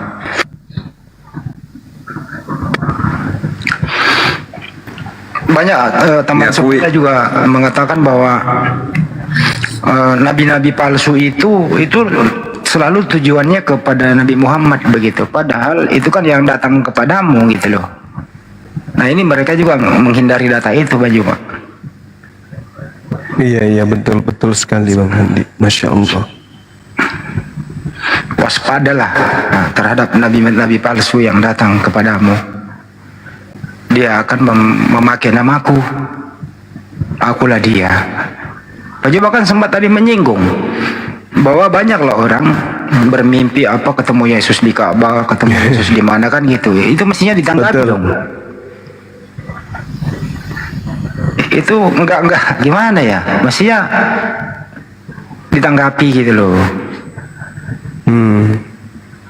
Tapi ya no comment dia. Gimana dong? Terlalu lemah. Ya, penonton ngantuk kalau kayak begitu. Tapi segi positifnya adalah ya pertama ya enggak ngegas. Tapi saya butuh orang yang ngegas itu tapi pakai data. Saya pengen banget loh ada pendeta siapapun ya ngegas tapi datanya ada gitu loh. Nah itu adrenalinnya Bang Juma ngegas juga tapi pakai data gitu loh. Tapi ngegasnya ke hal positif, saling mengedukasi, bukan hujat-hujatan. Itu baru seru tuh penonton tuh. Ya nggak teman-teman di bawah? Itu pendeta tadi bingung Bang Andi, dia aku sendiri loh. Ini Bang Zuma kuasai semua Bibel. Nah itu dia. Ya, itu pendeta tadi. Aku tertawa loh, kok pendeta nggak kuasai data di Bibel. Bernarasi tanpa data. Itu pendeta yang kemarin diskusi dengan Bang Andi kan waktu Bang Zuma turun itu. Ya itu saya terusin kan kurang lebih 20 menit apa itu. Oh ya, jadi guru bahasa Indonesia sama Bang Baal, guru seni budaya sama guru bahasa Indonesia kan. Seni budaya.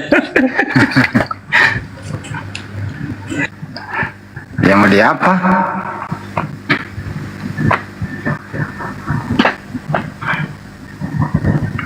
Intinya itu kalau dalam hal diskusi perlu data sebagai pijakan, no hujat, body shaming juga jangan, itu nggak boleh kayak gitu. Diskusi itu endingnya kan edukasi ini, nggak ada niat loh untuk mengganggu iman ya Bang Juma dalam diskusi, nggak ada niatnya Bang Juma mengganggu iman seseorang ya, nggak ada. Betul. Yang pada intinya gini, tadi sedikit saya menyinggung Islam datang disempurnakan pada abad ke-7 kan gitu ya. Dan Islam ini bukan sebuah pengajaran yang sifatnya independen, berdiri sendiri tanpa ada sebab musabab yang terkait di dalamnya. Bagaimana Allah menyatakan berita-berita gaib terkait dengan ajaran terdahulu, baik yang lurus maupun yang dibengkokkan oleh kaumnya atau orang-orang yang membenci kepada para utusan. Maka Islam datang kepada kita sebagai seorang muslim jelas. Ketika Al-Quran memberikan sinyal kuat kepada kita umat Islam, apa kata Quran? Nabi yang dimuliakan oleh Allah menceritakan dirinya di dalam Al-Quran, wa ja'alani mubarakan aynama kuntu. Kan itu jelas tuh. apa yang kemudian yang didapatkan oleh umat Islam dari pengajaran Quran ini, yang mungkin pada saat tidak ada para apologet Islam belum berasa dalam arti kata bahwa Allah itu maha tahu. Ada masa di mana umatmu, wahai Nabiku Muhammad, akan merasakan betapa benar Al-Quran itu dari aspek pembeda dengan agama sebelumnya. Atau ada masa di mana kaummu, umatmu akan merasakan bahwa kebenaran Al-Quran itu nyata di depan mata, baik yang dilihat oleh mata, didengarkan oleh kuping mereka. Wa ja'alani mubarakan ainama kuntu, itu contoh bagaimana Nabi Isa alaihissalam menyelaraskan kemudian imannya umat Islam dengan pengakuan beliau, dan juga penyampaian saudara-saudara non-muslim terkait tokoh yang mereka sebut dengan sebutan Yesus. Allah menjadikan aku sebagai seorang manusia yang diberkahi dimanapun aku berada. Ini poin. Jadi umat Islam diajarkan memuliakan sosok ini, Nabi ini, Rasul ini, yang datang kepada kaumnya Bani Israel dengan mengatakan bahwa Allah menjadikan aku sebagai manusia yang diberkahi, diberkati, memiliki berkat, dimuliakan dimanapun aku berada. Wa aisani bis-shalah waz-zakah ma dumtu hayya. Lebih jauh daripada itu, umat Islam juga diajarkan bahwa sebelum Nabi Muhammad, para nabi sudah mendirikan sholat. Orang-orang yang mendengarkan ini mungkin ya tersenyum, mencibir, atau tersenyum seakan-akan menghinakan dan merendahkan. Mana mungkin Nabi Isa, atau mungkin dalam pandangan mereka, sebagian mereka mengatakan itu Yesus. Kok bisa Yesus itu sholat? Tapi faktanya Matius 26 nomor 39, Yesus melakukan prosesi ibadah sujud. Itu yang kemudian Allah ingin sampaikan kepada kita. Nabi Muhammad tidak hidup sezaman dengan Nabi Isa. Nabi Muhammad tidak pernah mengenal Siti Maryam. Tak pernah mengenal. Tidak mengenal dan tidak pernah membaca buku-buku yang diusung oleh saudara kita non-muslim hari ini. Tetapi kemudian ilmu yang Allah berikan kepada kita adalah sosok yang mereka kemudian katakan Tuhan. Di dalam Islam justru dimuliakan dan mengaku dengan lisannya berdasarkan ayat suci Quran. Beliau diberkati dimanapun berada. Artinya bahwa Al-Quran sendiri telah menorehkan manifestasi dari pengajaran Yesus di dalam Bible. Apabila roh kebenaran itu datang, maka poinnya adalah akan memuliakan aku. Inilah manfaatnya kita mendengarkan kemudian dialog lintas agama. Kenapa? Kalau kita mendengarkan dari sebelah pengikut daripada nabi tersebut atau rasul tersebut, ya taruhlah Tuhan mereka, saudara kita ya. Tetapi kita tidak pernah menemukan sebuah data, pernyataan-pernyataan yang justru setelah beliau dia jadi mulia gitu loh. Yang ada terkutuk, disembeli anak domba, bla bla bla dan seterusnya. Apakah itu memuliakan? Ini pertanyaan serius. Apakah itu memuliakan? Islam tidak memiliki kepentingan, tidak sedang mencari muka dari tokoh yang mereka bicarakan. Tidak. Tetapi Islam dengan jujurnya mengakui bahwa sosok ini adalah nabi mulia yang diberkati oleh Tuhan dimanapun dia berada. Dia tunduk pada aturan Tuhan, sholat, menunaikan kemudian zakat selama beliau hidup. Bahkan jauh daripada itu, yang tidak disangka-sangka oleh para pendebat yang sering menghujat Islam adalah bahwa Nabi Muhammad SAW ketika beliau datang, beliau kemudian mengajarkan kepada umatnya bahwa Nabi Isa alaihissalam adalah manusia mulia yang sangat menghormati ibunya. Wabarran biwalidati walam yaj'alni jabbaran syaqiyya. Dan aku berbakti kepada ibuku. Bagaimana mungkin orang yang berbakti kepada ibunya justru adalah Tuhan bagi ibunya? Ini Nabi Isa.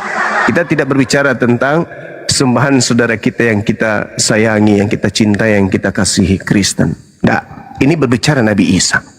Wa barram biwalidati wa lam yaj'alni jabbaran shaqiyya. Aku Nabi Isa berbakti kepada ibuku. Jadi bagaimana mungkin ibunya akan menyembah kepada anaknya yang berbakti kepada dirinya? Jadi umat Islam itu sulit untuk murtad selama umat Islam itu memahami tentang kaidah-kaidah ujian hidupnya di atas muka bumi. Kemiskinan, kelaparan, pendidikan, sakit, itu adalah ujian sehingga tidak menjatuhkan mereka kepada kekufuran. Nah, Islam datang mengajarkan bahwa Nabi Isa alaihi salam adalah Nabiullah, Rasulullah yang berbakti kepada ibunya. Jadi bagaimana mungkin seorang anak yang berbakti kepada ibunya adalah Tuhan bagi ibunya? Jadi agak sulit itu diterima oleh logika sehat umat Islam. Sedangkan tidak jarang, artinya sering kita mendengarkan, kalau saudara-saudara kita tentu masih ingat seorang profesor yang menyelesaikan pendidikannya di pinggiran neraka paling bawah, itu kalau nggak salah namanya Kepas. Dia mengatakan bahwa lebih tua anak daripada ibu. Bahkan ada lagi tuh yang mengatakan nanti kalau di surga ini anak memanggil apa kepada ibunya, atau ibu memanggil apa kepada anaknya. Katanya panggilannya kakanda. Jadi banyak keanehan-keanehan yang menggelitik kita sebagai penikmat dialog lintas agama. Jadi bagaimana mungkin seorang anak yang berbakti kepada ibunya, begitu masa-masa yang ditentukan menjadi penyembah kepada darah dagingnya sendiri? Nah, ini masih pengajaran Islam. Itu adalah kemustahilan. Mustahile, kata umat Islam, mustahile bayi yang dikandung 9 bulan keluar jadi orok, dilahirkan seorang diri dengan tetesan air mata, darah dan keringat, begitu besar dia menjadi Tuhannya. Ini di Islam, tapi di saudara kita hargai. Itu adalah pola keberagamaan. Silakan aja. Tapi saya rasa umat Islam yang memahami tentang ayat-ayat suci Al-Quran dengan menggunakan 2 filter, akal dan wahyu, itu tidak akan mungkin mudah terjerumus kepada kekufuran atau kekafiran, murtad dari Islam. Karena adalah satu hal yang mustahile diterima oleh akal orang-orang Islam, apa yang keluar dari rahimnya adalah Tuhannya. Tapi ada hal yang menarik, sahabat-sahabat sekalian, yang di YouTube, yang di TikTok. Saya belum pernah menemukan seorang pendebat yang menyajikan sebuah data di mana memang Yesus ini disembah oleh manusia bernama Maria. Ini menggelitik kadang akal sehat saya sebagai seorang apologet Islam. Kenapa? Karena setahu saya, sebagai orang yang berakal sehat, manusia yang paling intim, manusia yang paling dekat dengan anaknya, ya adalah ibunya. Dengan kata lain, yang tahu siapa anaknya ini Tuhan atau bukan Tuhan, malaikat atau bukan malaikat, ya, batu tawas atau bukan batu tawas, ya ibunya. Iya toh? Benar gak? Benar. Aku yang mengandung, aku yang menerima firman sebelum aku mengandung, aku yang menerima tamu berupa malaikat sebelum aku mengandung, aku yang mendengarkan firman itu sebelum aku mengandung, aku yang paham misi kehamilanku sebelum aku hamil, aku yang paham kemudian apa tujuan aku hamil sebelum aku hamil, Aku mengerti apa yang diinginkan oleh Tuhan penciptaku sebelum aku hamil. Maka tentu aku tahu apa yang aku kandung ini tidaklah mungkin Tuhanku. Ini Al-Quran. Ini Al-Quran. Makanya dikatakan kemudian ketika datang pemberitaan kepada Maryam, ya Maryam justru bertanya, bagaimana mungkin aku hamil? Aku tidak pernah disentuh oleh seorang laki-laki manapun. Maryam itu bertanya kepada malaikat Jibril. Lalu malaikat Jibril memberikan pengajaran, kazalik, demikianlah ketika Tuhanmu mau, apapun bisa terjadi. Artinya ibu ini udah tahu, udah paham, sudah ngerti bahwa yang akan ada di dalam kandungannya dan yang akan dilahirkannya itu bukan Tuhannya. Sehingga ketika Siti Maryam terbukti menyembah kepada anaknya, berarti Siti Maryam ini cacat logika. Salah pilih pencipta langit dan bumi, salah pilih hamba. Pencipta langit dan bumi salah orang. Ternyata yang dipilih untuk melahirkan hambanya yang suci di tengah-tengah kaumnya adalah orang yang cacat akal. Tapi alhamdulillah, maha suci Allah, Siti Maryam hanya berkata, qalat anna yakunu li gulam walam yamsasni bashar walam aku bagia. Bagaimana mungkin ya Rabb, aku mempunyai anak padahal tidak pernah ada seorang yang menyentuhku dan aku bukan seorang zina. Hal ini terjadi bahwa apa yang diteorikan oleh Al-Quran itu betul-betul terjadi. Ada seorang wanita perawan yang hamil, dan kita cari datanya di mana seorang wanita yang hamil ini pernah mempertunjukkan kepada kaumnya Bani Israel menyembah selayaknya mempertuhankan bayinya sendiri. Lawang kalau Siti Maryam, wanita suci ini yang melahirkan Nabi Isa alaihissalam ini tidak pernah menyembah anaknya sendiri, bagaimana mungkin orang yang hidup 2000 tahun setelahnya justru menyembah kepada anaknya? Maksudnya kepada Nabi Isa. Yang lain jangan tersinggung. Bagaimana mungkin kemudian umat Islam bisa murtad dari mendudukkan Nabi Isa sebagai rasul utusan Tuhan menjadi Tuhan itu sendiri? Cacat logika. Artinya umat Islam ini sudah keluar dari kodratnya sebagai makhluk yang memiliki sifat manusia yang berakal.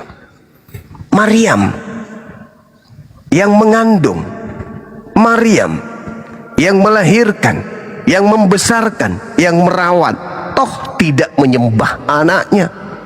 Kau ngente sibuk menyembah anak orang.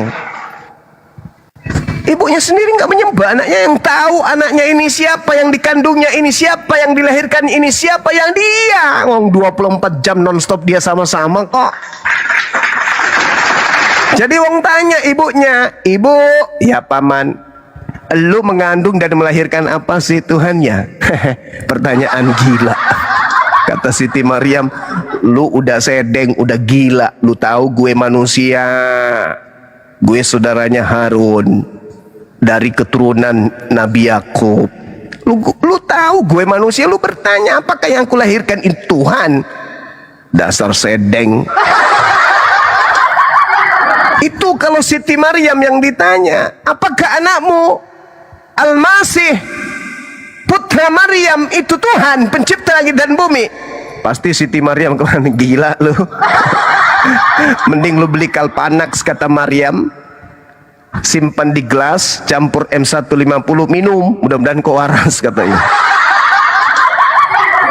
Aku yang tahu, aku yang bertemu dengan Roh Kudus, aku yang bertemu dengan malaikat Jibril, aku yang mengandung, aku yang melahirkan, aku yang membesarkan tanpa seorang suami. Aku yang tahu aku mengandung apa dan melahirkan siapa.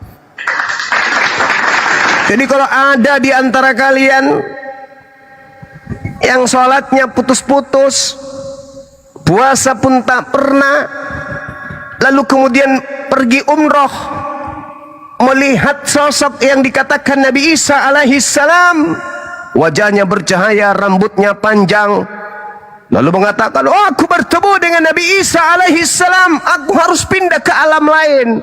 Pret. Aku aja ibunya, kata Siti Maryam, melihat anakku penuh dengan cahaya, penuh dengan keberkahan, dak aku tuhankan. Ente siapa ente? Aku yang ceboin, aku yang mandikan, aku tak menyembahnya karena aku waras, aku tahu dia hanya utusan Tuhanku. Aku masih waras, cok. Yang datang kepadaku malaikat namanya Jibril. Nabi yang datang setelahku, Nabi Muhammad, mengajarkan dia adalah Roh Kudus. Lalu bagaimana mungkin aku menuhankan anakku sendiri? Tuhanku adalah anakku, anakku adalah Tuhanku. Yang bisa-bisa nanti aku sebagai Siti Maryam, Ukhta Harun, begitu mengayun anakku lagi tidur, tidurlah anakku yang sayangnya tak pernah pucus, tidurlah dengan nyenyak, kelak besar kau jadi Tuhanku. Apa kayak gitu lagunya? Tidurlah wahai bocahku, jangan sampai kamu kena flu. Wahai Nabi Isaku, boboklah bobok, sebab besar ente akan dituhankan. Apa mungkin Siti Maryam menyanyikan lagu itu kepada anaknya Nabi Isa alaihi salam? Ya tidak mungkin. Ini internal Islam yo, jangan merasa kita lagi bahas yang lain. Karena Al-Quran mengatakan itu. Jadi kita tidak bisa kemudian, wah kamu lagi membahas agama lain. Oh enggak, ini Al-Quran yang mengatakan itu. Wazkur fil kitabi Maryam izin tabasat min ahliha makanan syarqiyah. Ceritakanlah wahai Nabiku Muhammad tentang kisah seorang wanita ciptaanku bernama Maryam di dalam Al-Quran. Ketika beliau mengasingkan diri dari keluarganya ke suatu tempat di sebelah timur Baitul Maqdis. Ini Quran yang mengatakan itu. Lalu kemudian seorang malaikat datang kepadanya. Apa kata malaikat itu? Innama ana rasulu rabbik liahabalaki gulaman zaqiyah. Sosok Roh Kudus datang kepada Siti Maryam. Sesungguhnya aku hanyalah utusan Tuhanmu untuk menyampaikan anugerah kepadamu seorang anak laki-laki yang suci. Qalat anna yakunu li gulam. Bagaimana mungkin aku seorang wanita yang tak pernah disentuh oleh laki-laki mengandung dan melahirkan? Lahir. Iya. Nabi Isa lahir. Kemudian Siti Maryam ibunya membawanya kemudian di tengah-tengah kaumnya. Apa reaksi kaumnya? Apakah kemudian diterima? Enggak. Kaumnya menuduhnya berzina. Kaumnya menuduhnya melakukan satu perbuatan yang keji. Fa'atat bihi qaumaha tahmiluhu. Qalu ya Maryam laqad ji'ti syai'an fariyah. Wahai Maryam, sungguh engkau telah membawa sesuatu yang sangat mungkar.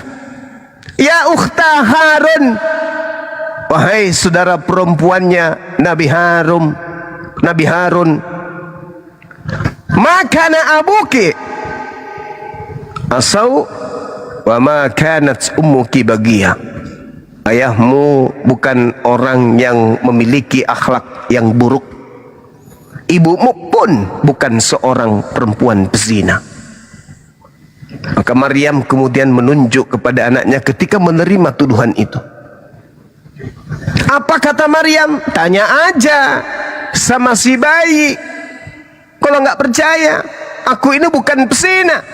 aku masih tetap menjalankan syariat pengajaran Tuhanku yang didatangkan kemudian melalui para nabi dan rasul kepadaku. Tanya kepada anakku.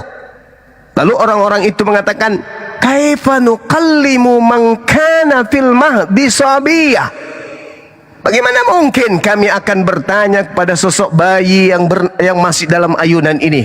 Kata orang-orang yang tidak percaya kepada Siti Maryam, bahwa Siti Maryam itu hamil atas karya pencipta langit dan bumi Allah Azza wa Jalla. Tanya. Kalau lu belum yakin, kalau lu mengatakan gue ini bezina wahai kaumku. Lalu kemudian si bayi ini membela ibunya. Membela ibunya. Apa kata si bayi? Ini abadullah ataniyal kitaba wa ja'alani nabiyya. Ya, aku ini hamba Allah. Allah memberiku ketetapan berupa Injil dan Allah menjadikan aku sebagai seorang nabi. Dari kecil dibela ibunya, kok tiba-tiba besar ibunya yang harus menuhankan dia. Jadi itu adalah satu kemustahilan. Mustahile. Nabi Isa Tuhan, ibunya nggak tahu. Lahirnya di Yerusalem, Palestina. Lahirnya di bawah pohon kurma, disaksikan oleh ibunya. Ternyata orang yang di luar dari tempat itu justru menganggap Tuhan.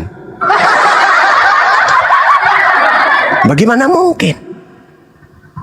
Makanya Al-Quran mengatakan, apakah engkau yang mengajarkan manusia-manusia cupu untuk menuhankan dirimu selain daripada aku? Nabi Isa alaihissalam mengatakan, la, bukan, tidak. Bagaimana mungkin aku mengajarkan sesuatu yang bukan hakku untuk aku katakan? Aku sampaikan kepada mereka dari sejak bayi kok di hadapan mereka, ini Abdullah, aku hamba Allah. Mereka aja yang sedeng, mereka aja yang gila, mereka aja yang cacat logika. Yang tahu siapa aku adalah ibuku. Tanya ibuku, wahai Siti Maryam, apakah engkau mengandung Tuhan? Orang-orang Yahudi jangankan menuhankan Nabi Isa alaihissalam, bertanya seperti itu aja nggak masuk akal bagi mereka. Wahai Maryam, apakah engkau mengandung Tuhan kita? Pret. Mana ada kayak gitu. Ini beda cerita, ini Al-Quran. Ini Abdullah, dari bayi aku pernyatakan diriku di hadapan kaumku, aku ini hamba Allah. Jadi tidak mungkin aku ini adalah Allah. Ini Quran menjelaskan. Indahnya Quran itu datang tanpa melalui penyelidikan. Wahai Nabiku Muhammad, sampaikan berita gaib ini kepada kaummu seluruh manusia, tanpa kamu harus capek-capek mengumpulkan orang-orang terdahulu mencari berita dari lorong ke lorong, dari rumah ke rumah, dari saksi ke saksi. Tidak sama sekali.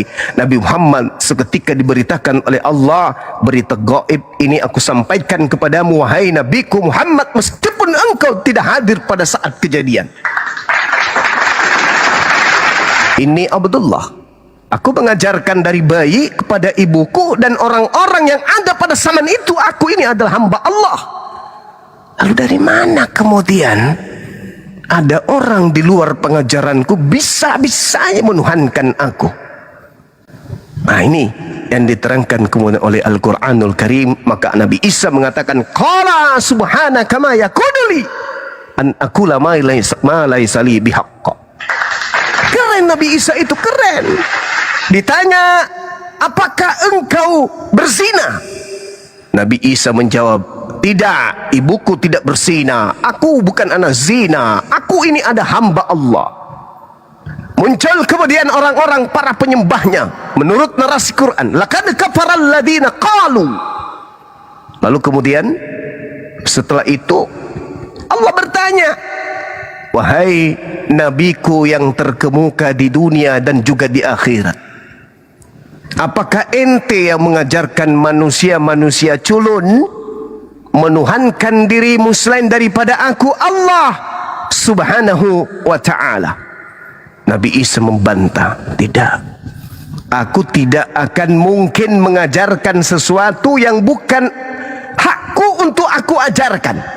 Aku hanya mengajarkan kemudian kepada kaumku, sembahlah Allah, Tuhanku dan Tuhanmu. Maka Al-Quran menarasikan kepada umat Islam. Apa kata Quran? Wa idza husyiran nasu kanu lahum a'da wa kanu bi'ibadatihim kafirin. Ini yang Al-Quran katakan. Selain yang menyembah kepada Allah, di luar umat Islam yang menyembah selain daripada Allah akan dikumpulkan pada hari kiamat. Mereka sembahan-sembahan orang-orang di luar Islam ini, siapapun itu, Nabi Isa atau siapapun dia, akan menjadi musuh-musuh dari mereka yang menyembahnya. Ini Quran yang mengatakan. Lalu kemudian setelah menjadi musuh, yang disembah ini akan mengingkari pemujaan-pemujaan yang mereka lakukan terhadapnya di hadapan Allah. Mereka malu. Aku hanya sosok manusia yang dilahirkan dari seorang perawan bernama Maryam. Lalu kemudian aku diberi mukjizat-mukjizat biiznillah, dengan izin Allah. Membangkitkan orang mati, tanah liat aku tiup menjadi burung dia yang hidup. Orang penyakit kusta aku sembuhkan, orang buta aku sembuhkan, orang lumpuh aku sembuhkan. Biiznillah, dengan izin Allah. Kok sekonyong-konyong ada yang menuhankan aku? Aku tidak pernah mengajarkan sesuatu yang bukan hakku untuk aku ajarkan. Ibuku yang lebih tahu. Tanya ibunya, wahai Siti Maryam, ukhta Harun, saudara Harun, adakah engkau menuhankan anakmu? Siti Maryam mengatakan, najis tralala trilili. Mana ada? Sebelum aku mengandung, sebelum aku hamil, sebelum aku melahirkan, sebelum aku membesarkan anakku, aku sudah menjadi wanita soleha. Aku adalah wanita soleha, wanita yang acap kali kemudian beribadah kepada Tuhanku. Aku berasal dari keturunan orang-orang yang beribadah kepada Tuhanku. Aku wanita soleha yang menjaga kehormatanku. Ini yang diajarkan kemudian oleh Al-Quranul Karim. Maka kemudian umat Islam tidaklah mungkin bisa murtad dari Islam karena mengkaji Quran. Tidak mungkin. Itu suatu kemustahilan. Kenapa bisa demikian? Karena Al-Quran telah menceritakan, wazkur fil kitabi Maryam izin tabazat min ahliha makanan syarqiyah. Nabi Muhammad mendapatkan pengajaran berupa Al-Quran, di mana cakupannya adalah sejarah atau kisah tentang sosok yang bernama Nabi Isa alaihissalam, yang bernama Siti Maryam, yang akan mengandung seorang nabi mulia di tengah-tengah kaumnya Bani Israel bernama Nabi Isa alaihissalam. Jadi yang tahu tentang Nabi Isa, yang paham tentang Nabi Isa, tentu adalah orang yang mengandungnya dan melahirkan serta membesarkannya. Siapa Nabi Isa ini? Tanya ibunya. Adakah Siti Maryam menuhankan ibunya? Tentu tidak ada. Kalau begitu, kenapa kemudian banyak orang culun yang kemudian menyembah kepada Nabi Isa alaihissalam berdasarkan pernyataan-pernyataan dalam Al-Quranul Karim surah Al-Ma'idah ayat 116 sampai 117. Saya kira demikian para sahabat-sahabat sekalian, sebagai salah satu contoh metode dakwah untuk menguatkan akidah anak-anak kita agar tidak keluar dari Islam menuju kepada penyembahan sosok manusia bernama Nabi Isa alaihissalam atau manusia manapun di luar daripada pencipta langit dan bumi yang tidak pantas dan tidak layak untuk dituhankan. Ini cara-cara metode dakwah seorang mubalik yang baru belajar. Demikian, silakan. Mungkin ada yang ingin menambahkan. Waktu dan tempat disilahkan. Ya, ini si Suateng ini Muslim apa Kristen? Muslim. Oh iya bang, santai dulu ya bang ya. Kita nunggu Oten dulu ya bang. Iya. Oke. Dengerin aja di bawah ini. Ya. Oke, buat teman-teman Kristen silakan naik. Ini temanya nih, anakku adalah Tuhanku. Tanda tanya nih, benar nggak? Kalau misalkan benar ya keren ya. Anaknya itu Tuhan. Ayo silakan naik teman-teman Kristen ya. Yuk naik, jangan ragu-ragu dan jangan malu-malu ya. Naik aja sini. Kalian mau bertanya aja silakan ya tentang ini temanya. Anakku adalah Tuhanku. Naik kan? Yuk yang Kristen dulu yang naik ya teman-teman ya. Yang Muslim jangan minta naik dulu, nanti nggak ada diskusi dong. Kalau yang Muslim semuanya minta naik. Yuk, jangan kayak pendeta tadi, aduh, lembek banget, nggak paham tentang Bibelnya sendiri, padahal dia seorang pendeta, bikin malu.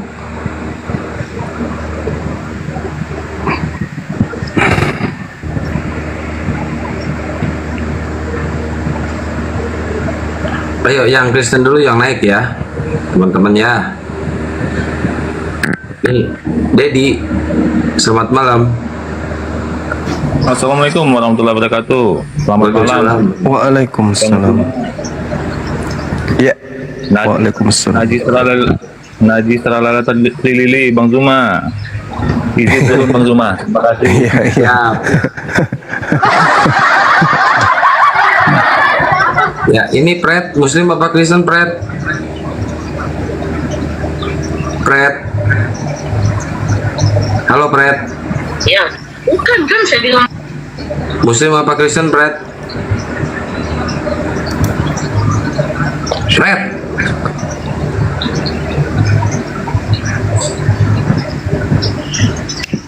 Bunda Rahma, Assalamualaikum warahmatullahi wabarakatuh.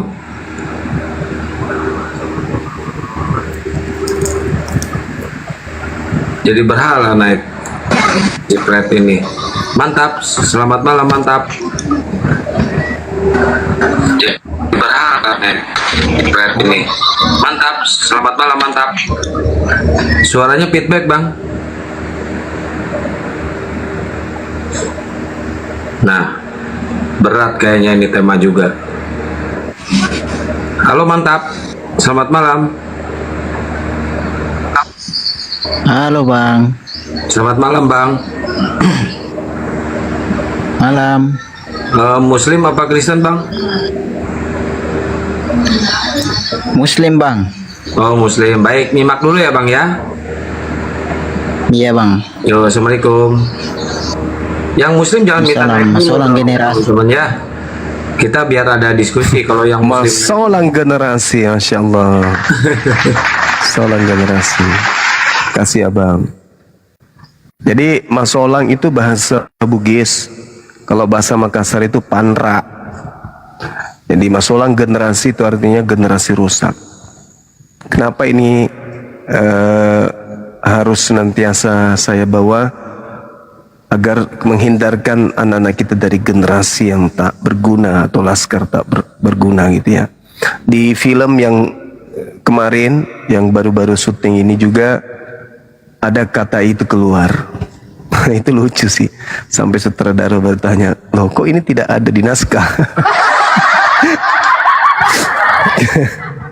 Gue bilang memang nggak ada. Terus maksudnya apa itu bang? Ya mereka ini kan penjahat-penjahat ini anak-anak muda. Jadi saya katakan mereka adalah generasi rusak. Wah, sehingga semangat semua orang, semangat teman-teman. Terus ada lagi di dalam film ini juga saya teriak dengan mengatakan nenek lu kiper. Pokoknya lucu deh. film ini nanti insya Allah akan diputar di Hari Kesehatan Nasional dan Dunia, karena kebetulan investor dari film ini adalah seorang dokter besar, yang kemudian ini adalah kisah hidup, ini adalah sejarah, ini kenyataan hidup yang nyata, cerita yang sesuai dengan fakta, yang kemudian dituangkan dalam ide cerita. Kenapa kemudian Bang Suma menerima tawaran main film ini? Pertama, tentu karena bayarannya mahal kan ya. Yang kedua, karena di situ ada pengajaran-pengajaran tentang Islam, ada pesan-pesan religius yang kemudian setelah saya baca skripnya, saya baca naskah, bagus. Jadi ide cerita itu ada sedikit saya tambahkan pesan-pesan moral yang kemudian saya rasa berfaedah untuk kehidupan kita sebagai anak bangsa dalam hal beragama dan berkeyakinan. Olehnya itu, ya saya terima tawaran itu. Sejatinya kita ambil gambar itu 12 hari. 12 hari itu 24 jam. Tapi karena saya ada urusan di luar kota, saya dari 20 scene kurang lebih, ya 20 scene kurang lebih buat saya di film ini, itu saya hanya menghabiskannya 3 hari. Jadi bukan aktor, bukan artis, tetapi naskah bisa berjalan dengan baik, adegannya bisa sefasih dan selancar itu, ya itu juga karena apa ya, karena ceritanya bagus. Orang-orang yang sudah senior udah lama mengambil ikut dunia film, untuk mempraktekkan atau menuangkan ide cerita dalam alur gerakan itu agak berat. Tapi bagi kita ya itu adalah hal yang gampang, sehingga tidak memberatkan juga kru film. Tidak diulang take-nya berulang-ulang, paling 3 kali. Alhamdulillah filmnya ceritanya bagus, jadi lucu, sedih, ya ada pesan-pesan moral juga. Pokoknya sedih deh ceritanya. Rugi kalau nggak nonton, rugi beneran. Ceritanya bagus. Saya yakin nanti Anda akan suka film ini dan akan menjadi cerita panjang.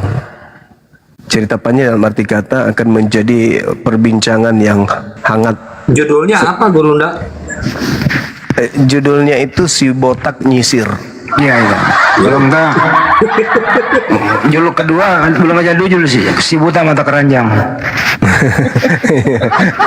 Assalamualaikum Bang Zuma. Waalaikumsalam. Waalaikumsalam.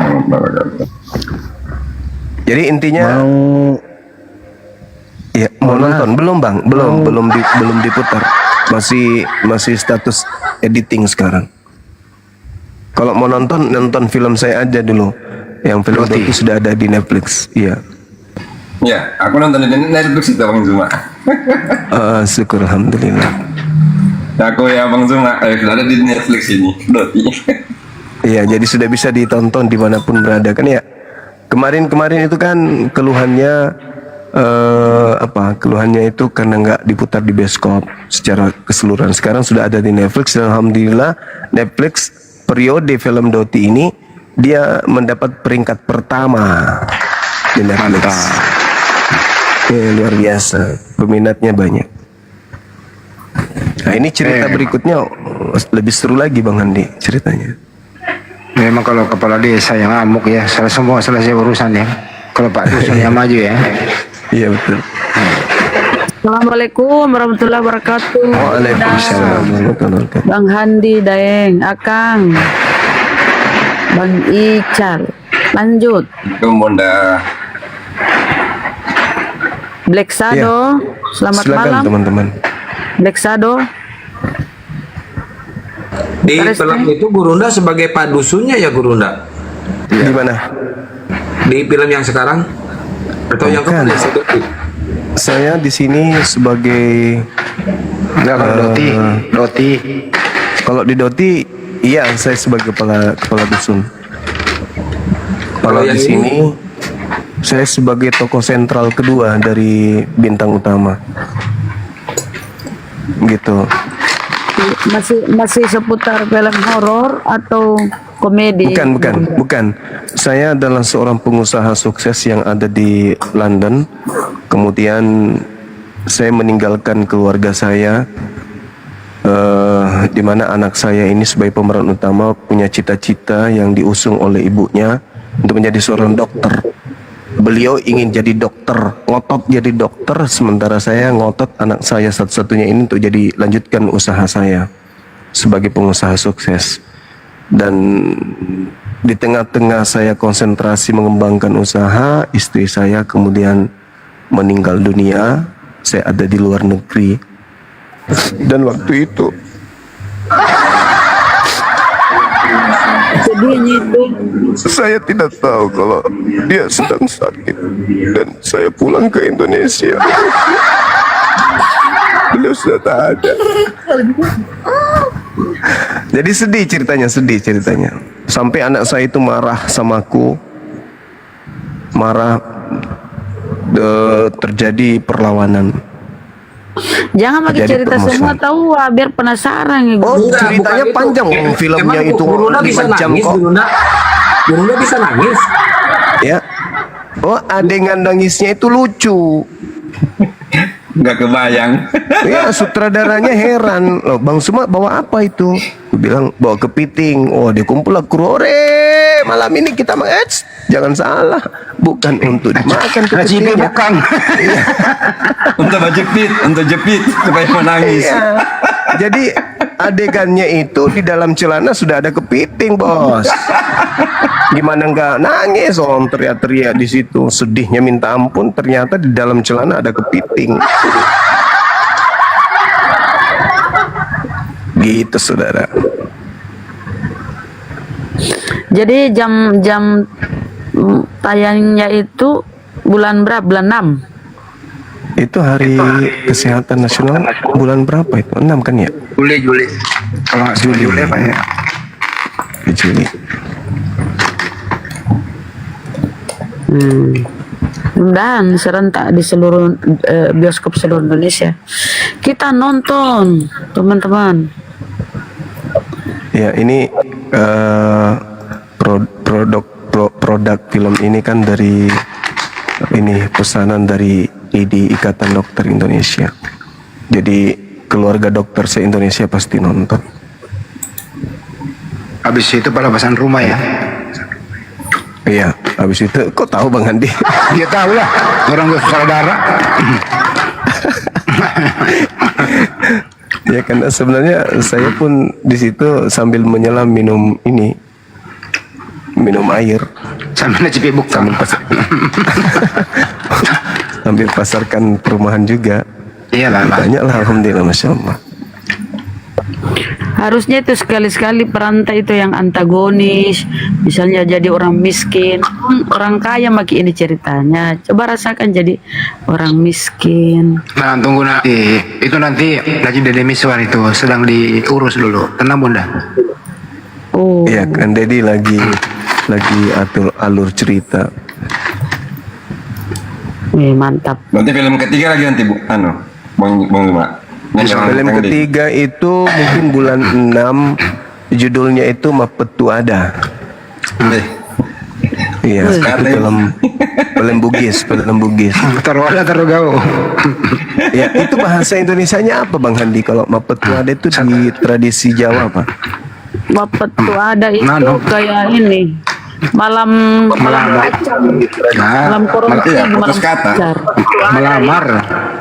Melamar terus melamar memutuskan harinya gitu. Iya, putus kata. Melamar ya? Iya. Iya, bagus lah. Putus kata untuk pernikahan kan gitu ya? Iya, betul. Iya. Oh, tidak cocok bahasanya putus kata. Putus kata. Itu benda yang terkait dengan seserahan apa semua antara berapa kan dinaikkan. Iya. Kesepakatan. Kalau nanti film ketiganya Banjuma itu Anakku adalah Tuhanku. bukan boleh juga, tapi ini memerlukan peran-peran benar-benar ada nanti benar-benar ada yang ditabrak kereta api mati gitu loh. Jadi kalau jadi aktor maki artis terkenal maki tidak diskusi maki itu. Oh, justru film saya berdebat. Iyalah. Gaungnya semakin melebar. Oh, amin ya Allah. Iya.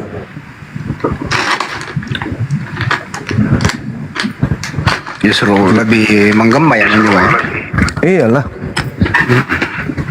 Apalagi nanti kalau bikin film yang anakku adalah Tuhanku atau arwah bangkit dari kubur, itu bagus. Kan soundtracknya sudah ada bang, soundtracknya sudah ada, tinggal filmnya berarti Bang Zuma. Anakku Tuhan. Kan sudah ada soundtracknya bang. Iya betul. Izin kita sapa BIB, hampir untungnya bukan BAB ya, BIB Kristen Muslim saudara. BIB salah kepencet mak.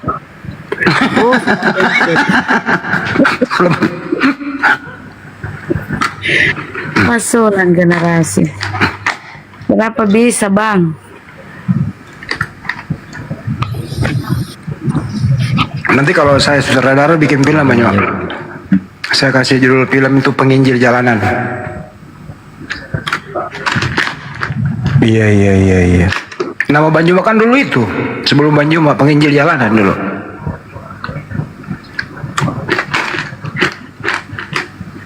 Iya zaman Banjuma, di zaman Jum ya, Penginjil Jalanan ya. Iya. Nama akun Facebook saya itu salah satunya itu Penginjil Jalanan dengan sang pengembara. Ya. Lalu Pintu Hidayah, terakhir Zulkifli M. Abbas. Nah itu.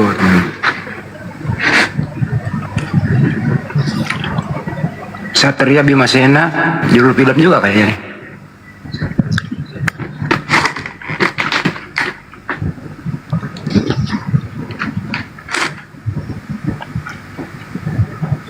Jadi film ketiga nanti insya Allah ya teman-teman. Itu nanti banyak yang dibutuhkan pemain. Akang udah perannya Akang itu, yang mana Akang perannya itu? Yang ditabrak kereta ya Kang? Ya, bagian ketabrak kereta. Ya itu. Siapa yang jadi kereta? Seru kali filmnya itu. Ini dia lagi debat di pinggir kereta, ya kan ya? Debat. Kalau debat emosi mundur, diseruduk kereta menyuma gitu. Oh. Oh ya teman-teman, kadang sudah pernah menemukan akun Zulkifli M. Abbas di Facebook?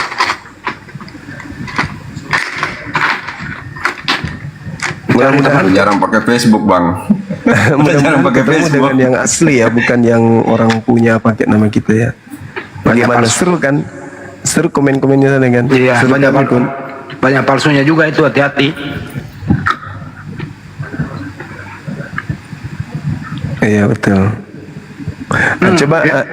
Coba lihat di Facebook saya itu ketika saya berdebat dengan Edis atau Taifuddin Ibrahim. Itu banyak yang lucu di sana, banyak ilmu yang bisa kita dapat di situ. Karena ketikan teman-teman, jadinya belajarnya ketikan. Iya. Silakan aja. Saya ada ofisialnya di belakang Mas Zuma. Enggak ada. Oh, ada. Iya. Pokoknya setiap saya buka tema itu pasti ramai itu, sampai ribuan komentar itu. Dan tema-tema yang saya bawa itu pasti menggugah siapapun untuk masuk ke dalamnya berdialog. Karena tema sekaligus pertanyaan. Itu bagus tuh.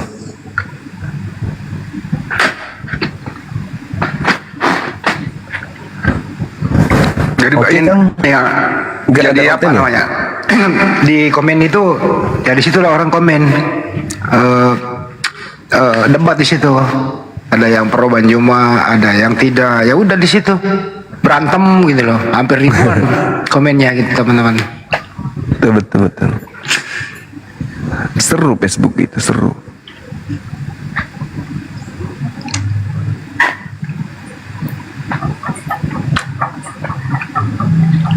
Ini kalau ada Banjuma di atas susah tuh hotel naik, bener. Berat. Takut lihat temanya gitu loh. Ganti temanya Kang. Temanya serem. Ganti temanya ganti aja. Temanya bebas, tema bebas gitu loh Kang, ganti. Siap. Oten bertanya aja ya. Boleh.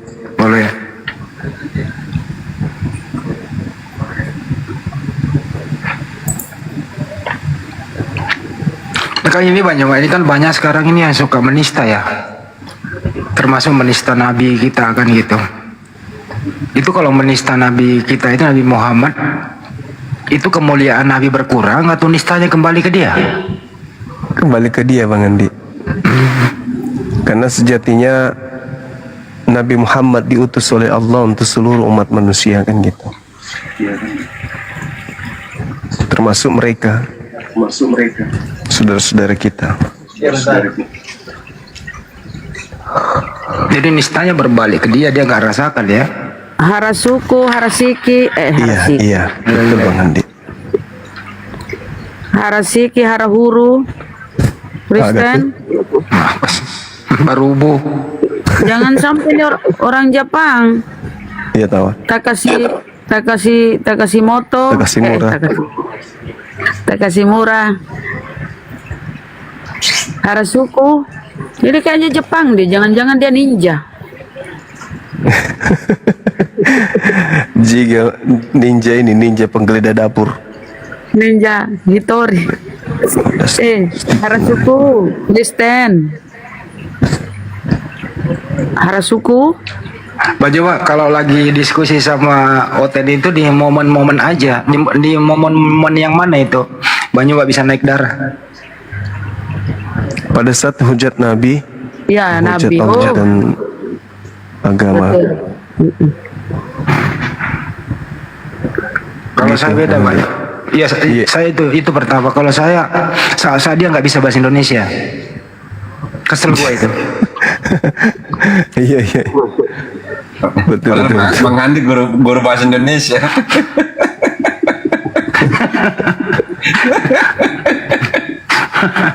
Kesel gitu loh. Tapi akhir-akhir ini Gurunda bagus ya, nggak ini. Biasanya kan kau turun colok pantat pendekmu kau jilat. Sekarang nggak lagi. Oh, masih begitu kalau ada yang melebihi ini, melebihi kodrat manusia. Coba aja Bunda Rahma lakukan. Pasti ku bilang Bunda Rahma begitu. Yang berani Bunda Rahma.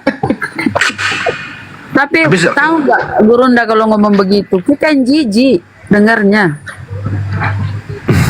Tapi sebenarnya itu makna kiasan. Artinya kembalilah kepada pendetamu, belajar lagi. Gitu loh, itu makna kiasan. Iya. Gitu loh. Kiasan itu. Kiasan. Yang salah itu Dinda J karena betul-betul ingin copot pantat pendeta. Pasti berujung mualaf. Kalau benar-benar itu keluar kuning lah, terus lo cium bagaimana itu? Astagfirullah, enggak lah. Itu lebih biasa. Makna kiasan itu. Oh, oke kiasan. Maksudnya belajar lagi lah gitu loh. Tapi bagaimana mau belajar Bang Hamid kalau sama pendeta? Kalau ketemu pendeta yang tadi kayak diskusi dengan Bang Zuma. Dia makna kiasan kedua lagi, artinya apa? lompat lagi makna kiasannya, ajaklah pendetamu kemari. Itu kan tujuannya juga, Bang Juma ya. Iya betul. Nah itu kita positifnya aja gitu loh, Bunda Ramba juga. Guru bahasa Indonesia pinter loh itu, mengedukasi, bikin slow. Kalau saya udah nggak kesel paling bersin, gitu. Kalau saya bersin.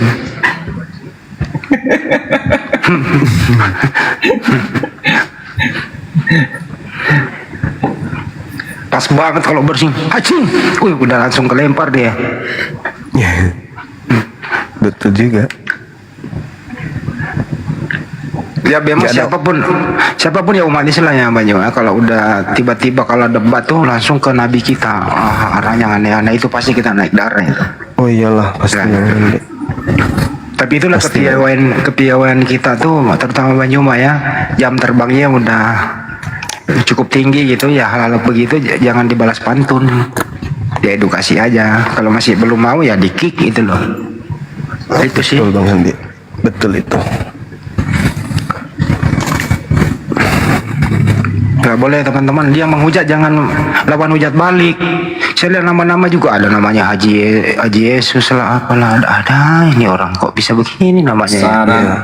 Saran bikin baju dong Gurunda. Oh, udah banyak bajunya Gurunda. Ada ya, teman-teman yang mau beli baju hubungi saya atau hubungi Akang tuh.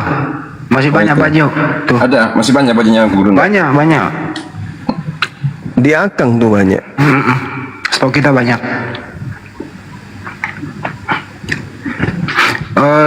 Untuk kali ini saya bebaskan ongkir. Yang penting tetangga dengan Akang. Bebas ongkir kalau tetangga. Iya teman-teman yang mau order kaos Gurunda Juma ya, buatannya anaknya Gurunda nih, produknya anaknya Gurunda nih. Keren banget, sisa sekitar 80-an kalau nggak salah. Ini udah lama juga saya nggak promosi kaos ini karena kesibukan ya teman-teman. Silakan kalau ada yang mau ngeborong buat para mualaf ya, biar jadi pahala nanti di akhirat. Silakan, berhubung belum ada oten kita promosi dulu sebentar ya. Ini kaosnya nih, kalau ada yang pengen order silahkan WA ke saya. Ini harganya ada 169k di luar ongkir ya. Silakan WA ke saya 08121 474 9002. Mumpung masih ada nih sekitar 80 lagi nih teman-teman ya. Ayo tambahkan Gurunda. Ya silakan teman-teman. Saya juga merupakan suatu kebanggaan melihat orang-orang itu juga bangga menggunakan kaos itu. Kayak beberapa hari yang lalu saya jalan kemudian saya lihat ada orang menggunakan baju itu. Saya langsung weser kiri. Saya kemudian weser kiri. Pak, bajunya dari mana Pak? Oh ini baju itu Pak, baju dibelikan sama anak saya suka sama seseorang. Pernah loh itu minggu lalu pada saat bikin film, pulang dari syuting itu saya ketemu, ini orang kok menggunakan baju nenek Bukidar gitu.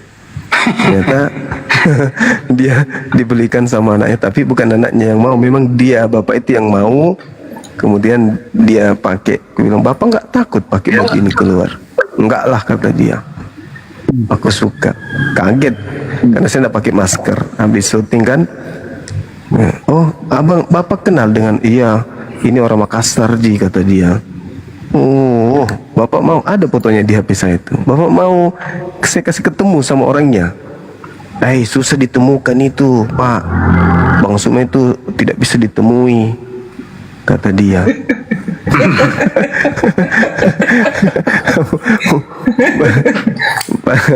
Langsung teman saya yang namanya. Assalamualaikum Bang Juma. Waalaikumsalam. Assalamualaikum Pak Arif. Ada Bang Arif. Waalaikumsalam. Cal, beli cal, kaosnya cal. Siap. Aku kalau sudah Pak Arif yang bilang udah siap. Jangan satu kalau mau beli. Siap. Assalamualaikum semuanya. Waalaikumsalam warahmatullahi wabarakatuh. Lagi sibuk ini Pak Arif. Bunda Emina beli persiapannya buat para mualaf ya. Iya.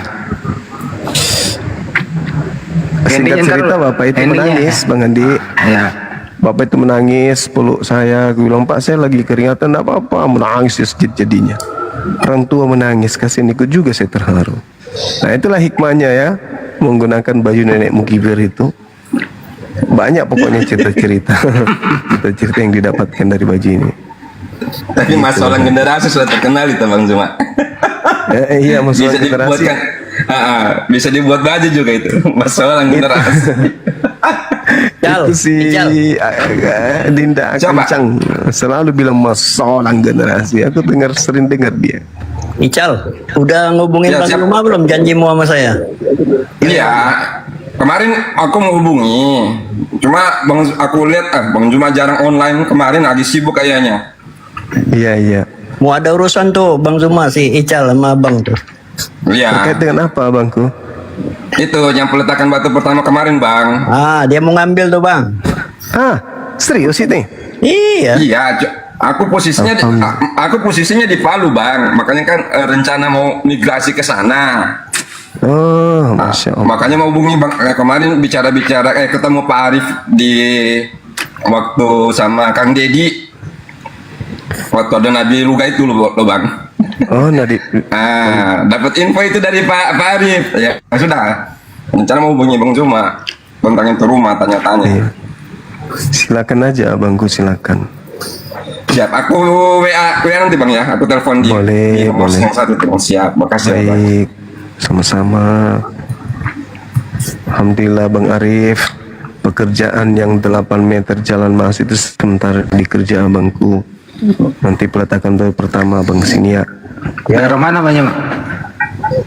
Belakang kantor camat Moncongloe. Oh, sisi. Pengadilan tinggi, iya. Kelas 1 itu Bang, di Makassar. Ayo teman-teman, berarti sisa 75 lagi nih kaosnya. Sisa 75 lagi kaosnya. Silahkan diorder ya secepatnya ya. Ayo, yang nanya biar harga, besok Kang. langsung saya ini kirim di YouTube. 169 kah? 169 belum ongkir, tergantung Anda di mana gitu. Ya, ini untuk cowok cewek kok. Kaosnya ada lengan panjang, ada lengan pendek juga. Tapi nggak COD ya, sebut Kang? nomor HP-nya, Kang. Ada yang tanya. Nomor HP-nya 081 21 474 9002. 081 21 474 9002. Harganya ini ada 169k ini harganya. Di luar ongkir dan gak bisa COD ya, belum bisa COD ini.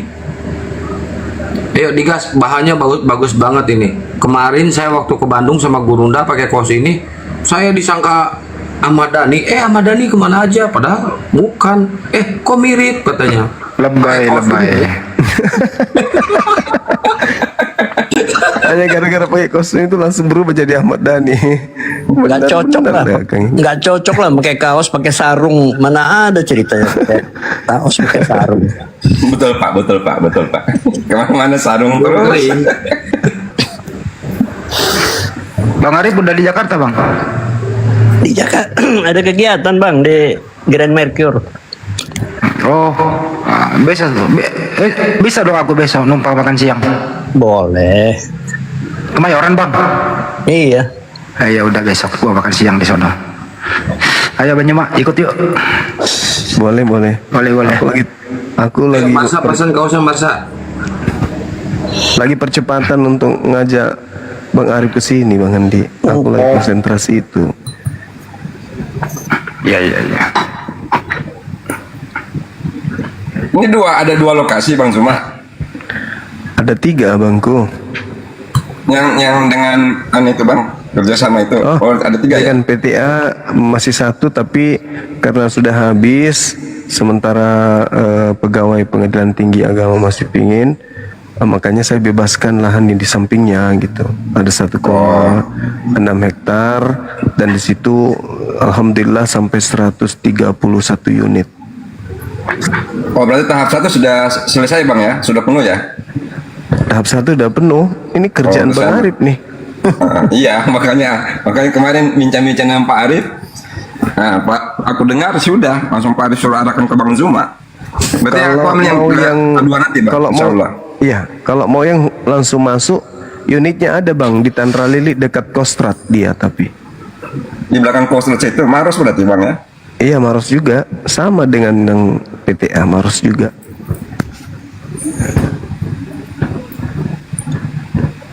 Begitu Abang. Misalnya habis Lebaran Bang, aku ke Makassar Bang. Boleh. Nanti tinggal dipilih yang mana yang Abang mau kan ya. Siap. Jadi yang itu Alhamdulillah. Gurunda yang peletakan batu pertama itu udah ini beda lagi. Iya, Udah sold out, udah sold out. Wih, mantap. Dapat info Pak Arif. Aku dapat infonya nanti pas Zoom kemarin itu. Kalau Pak Arif nggak kasih tahu, aku nggak tahu itu. Ajak yang lain. Cal, ajak yang lain. Nah, siap. Nanti komplainnya diganti nama aja banyak Pak. Kalau kebanyakan anak buahnya Pak Arif itu diganti aja perumahan perumahan itu bukan perumahan ini pengadilan agama aja udah. Aku tahu maksud Pak Arif, aku tahu maksudnya Pak Bang Andi ini, aku tahu maksudnya. Memang nama perubahannya itu memang. Iya kan, benar kan. Terus yang perumahan yang ketiga itu Bang, aku kasih fasilitas lapangan tenis. Ya. Ada lapangan tenisnya karena ternyata orang-orang PT ini suka kali lapangan tenis. Main tenisnya itu olahraga dia. Yang paling penting itu ada semacam ruangan sidang. Jadi kalau ada orang mau langsung cerai langsung di situ aja diselesaikan. Di sidang di situ. Makanya aku bilang, aku tahu tujuannya Bang Andi ini. Jadi aja kayak satu atap gitu loh, nggak usah orang mana-mana gitu. Iya Bang Ari biasa. Bang Ican ini PTA juga. Ya, cuma sekarang saya di ini Bang, di daerah. Mau ada lagi planning pindah ke daerah Makassar nanti. Mau minta bantuan sama Pak Arif juga nanti. Bilang memang di sini. Bilang aja pendekatan minta dipindah. Kapan nggak pernah ngerepotin orang-orang ini ya. Mumpung. Tenang Pak Ical, ntar besok gua ketemu beliau. SK keluar besok, tenang. Nah, masalahnya anak-anak kan di sana semua sudah rencana tahun cocok nih. Tapi Bang Arif, ya, ini untuk umat Bang Arif. Saya sedang merayu Polda untuk membantu isin perusahaan saya yang baru yang PT Alim Zuma Indonesia, PT Azi. Itu kan sudah keluar akte pendiriannya, bidang tenaga alidaya Bang, yang membahas yang mempekerjakan outsource tenaga alidaya. Kemudian yang perusahaan saya ini juga bergerak di bidang umroh dan juga pariwisata.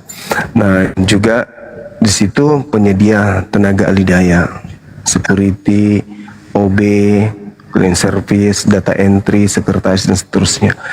Dan saya berupaya memberikan yang terbaik untuk instansi-instansi swasta dan pemerintah yang ingin menggunakan kemudian tenaga kerja, tenaga alidaya dari perusahaan Bank Suma itu. Untuk itulah kemudian mungkin ke depannya ketika PTA membutuhkan tenaga alidaya, saya siap untuk membantu sebagai vendor yang menyediakan tenaga kerja gitu. Untuk membantu para mualaf Bang Arif dan membantu orang-orang yang ada di garis bawah untuk kita pekerjakan di tempat yang layak. Begitu abangku. Ical kemarin dapat berapa? 2 apa 3 outsourcingnya? 6 keseluruhan. Nah, jadi yang security 3, terus cleaning service itu 3 juga. Bayangkan kalau seluruh Indonesia Bang Arif menggunakan tenaga dari perusahaan kita ini, berapa ya, banyak yang bonsennya sekarang tuh Bang Zuma di security dengan ini Bang Zuma, security dengan cleaning service. Nah, konsen yang sekarang itu. Jadi saya harus merayu Bang Arif ini nanti. Ya Saya dong. siap Nah, ini kan pasarkan. Insya Allah saya siap pasarkan Bang Juma. siap. Ini kan sekarang udah jatuh palu ini untuk tahun 2006. Udah Ya, iya. Sudah. Iya, saya senternya itu 2027. Oh ya siap. Karena gimana ya ceritanya ya, banyak mualaf kita itu yang, aduh saya sendiri kadang nangis lihat.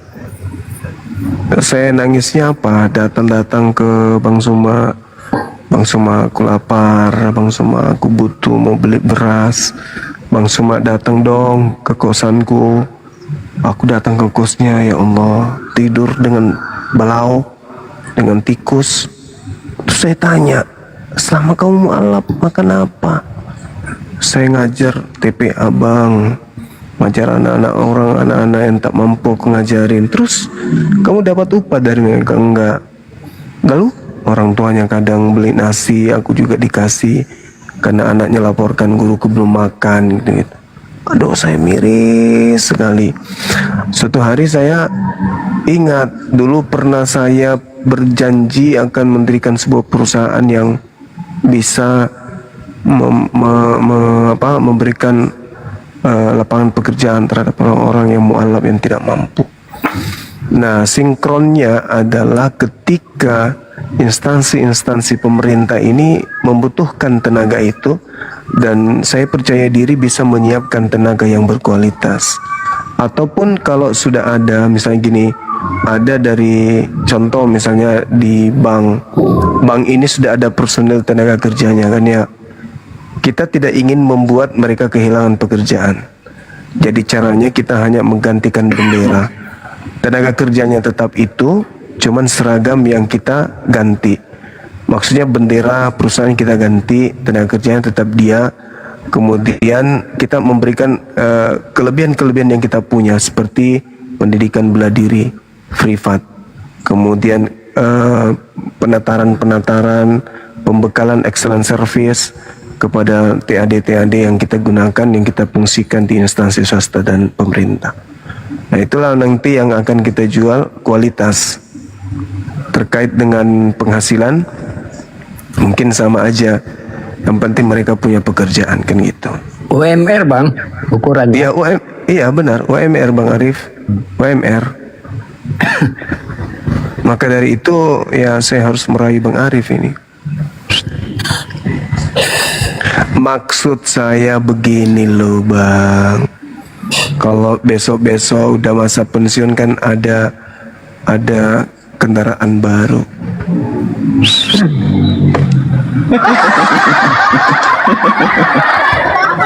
Iya toh?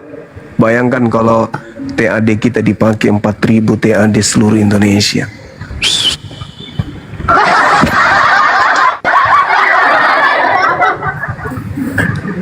Kan tinggal Ya, yang konsepnya dua itu Bang Zuma. Yang di kita sekarang yang tersedia itu dua iya, itu. tahu Bang. Alhamdulillah saya kan dekat juga dengan Bimas Polda Sulsel. Alhamdulillah. Jadi TAD seperti tenaga pengamanan itu ya kita cari yang berkualitas, yang memang punya bintang. Dalam arti kata betul-betul murni mereka bisa selayaknya 50% ilmu kepolisian harus mereka kuasai. Nah, saya akan membuktikan dengan berdirinya perumahan PTAI ini untuk Sulawesi Selatan, Makassar khususnya, itu akan saya persiapkan dengan fasilitas pengamanan. Jadi security yang lulusan Gada Pratama, Gada Madya, kalau perlu Gada Utama, yang harus menjaga kemudian tenaga ahli dayat, tenaga pengamanan di kompleks PTA. Begitu. Di tempat kita itu di Makassar itu paling nggak butuh 100 orang Bang. Satu Makassar itu, satu Sulawesi Selatan itu. Nah, keren kan? Masya Allah.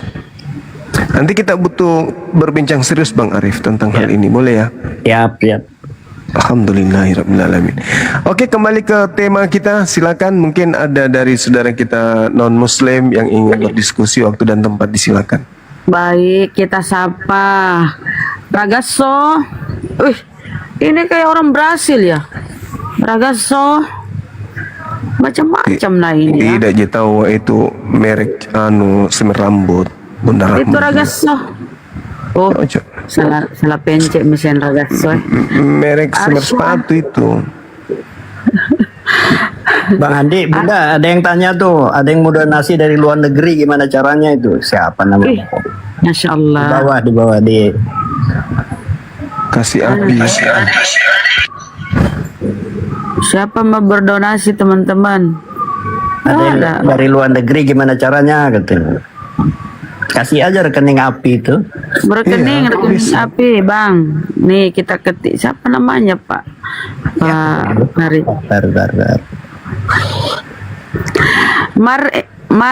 Mari Fulgoso. Mari Kristen saudara. Arsya Kristen. Enggak lah kalau Arsya nama-nama Islam itu bagus. Oh ini Bunda, ini namanya Bunda. Islam, Bunda. Ruby Biamin. Yang tanya tadi donasi itu Bunda. Ruby Biamin. Jadi kalau ini kita kasih nomor rekening ya teman-teman. Kalau mau berdonasi. Ini nomor rekening yayasan ya, bukan pribadi. Nah, coba.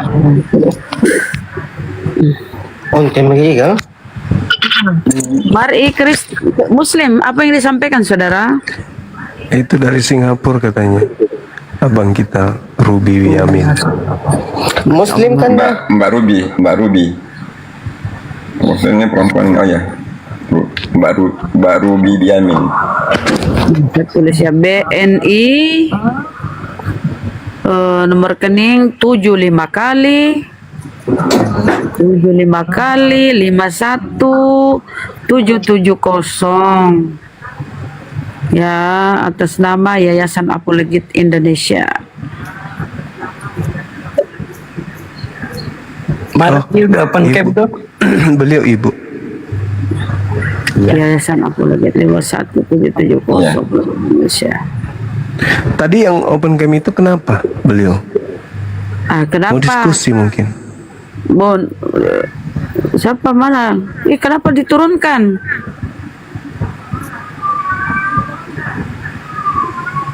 Turun sendiri kali. Oh sudah, nomor rekeningnya sudah aman.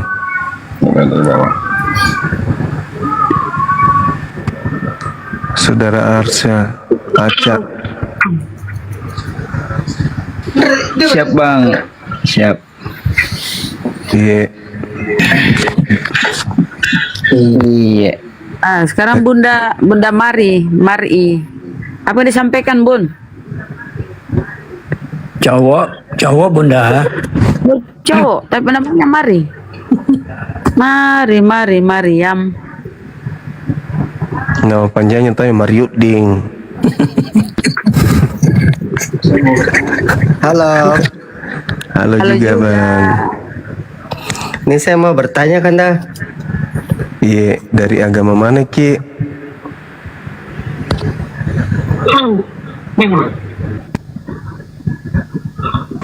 Agamanya apa Bang? Kalau Muslim satu pertanyaan 3.000. Kalau Oten 30.000. Tolong yang naik Kristen ya, yang naik Kristen dulu ya, biar ada dialog. Ini ada gurunda. Ini kita mau dapat pencerahan. Tenoten yang naik ya, biar ada dialog. Apa yang ditanyakan Bang? Silakan, jangan ini lama. Mari. Ya Bunda. Assalamualaikum warahmatullahi wabarakatuh. Sama-sama Islam Bunda. Iya, jiku tahu ji bertanya.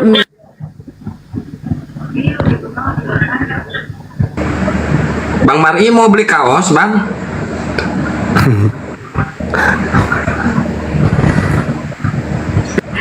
Pertanyaannya apa, Bang? Lama kali. Jangan lama-lama Fulgoso kata dia. Arsya Hart, selamat malam Hart. Kepala desa dia kades. Selamat malam Hart. Coba make kades kepala desa. Aduh, Bunda Rahma. Selamat malam, Har. Kristen. Salah pencet mi lagi nih. Pak Kades.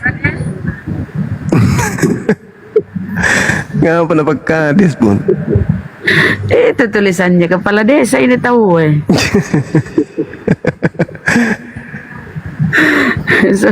Coba tak mau borong baju. Aduh, caro ki Pak Kades. Kalah judi dia.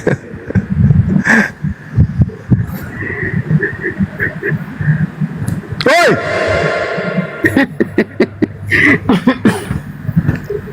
Ngantuk teman kita ini. Potennya udah punah kali ini. Had ini muslim apa Kristen, Had? Ya ampun. Ngaji cerdas. Assalamualaikum. Waalaikumsalam warahmatullahi wabarakatuh. Silakan Bang, apa yang disampaikan Bang? Nah, ini kepencet aja nih, pengen numpang aja, numpang. Pak Kades mau borong baju buat Kristen sama Rika.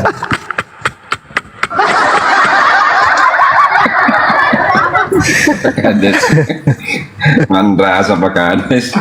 Mandrasa tengah. Awk masih. Ini kenapa kumalnya angka ini nggak ada otennya? Tahu udah punah kali OT-nya ini, pada takut.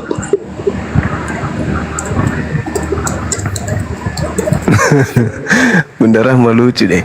Pak Kades katanya tadi naik. Yang dibawa bilang mau pesan baju untuk ini, untuk apa warganya, senam aerobik.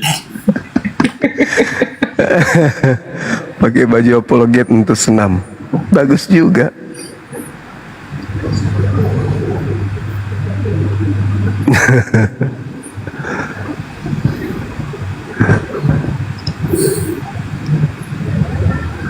Ayo naik teman-teman Kristen. Padahal cuma disuruh bertanya, berat kali ya.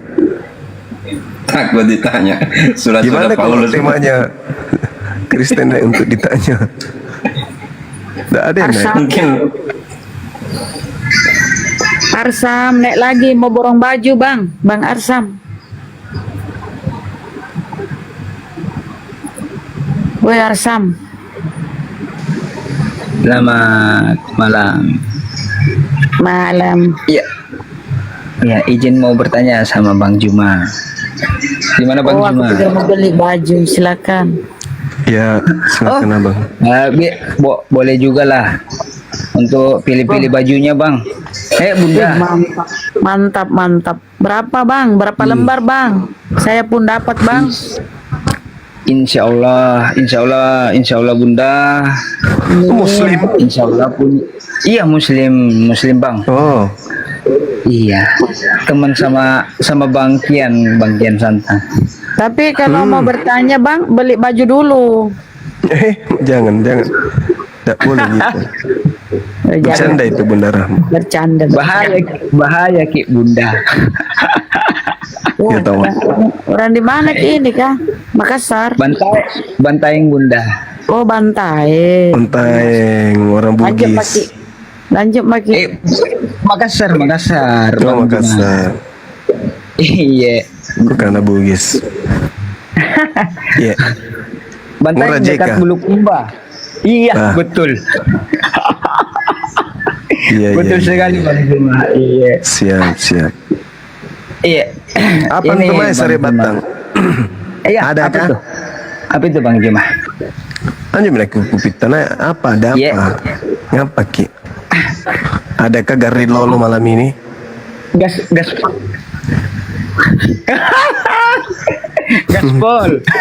Gaspol. Bertanya Maki apa? Kalau di sini Bang Juma bupatinya bupati muda. Yang ini, yang anaknya mantan gubernur Sulawesi Selatan. Bantaeng kan? Bantaeng, saya baru-baru foto bersama dengan wakil bupatinya. Pas acaranya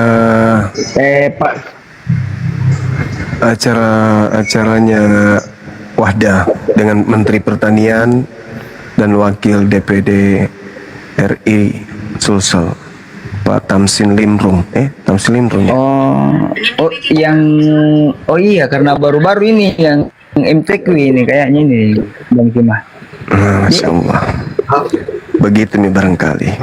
Yang HAP ini di Hari Amal Bakti. Hari Amal Bakti. Desela. Panjanta itu tetangga gitu kah? Lanjut bagi Bang Arsyad. Iya, anunya iya. Kenapa Bunda? Bertanya bagi, silakan.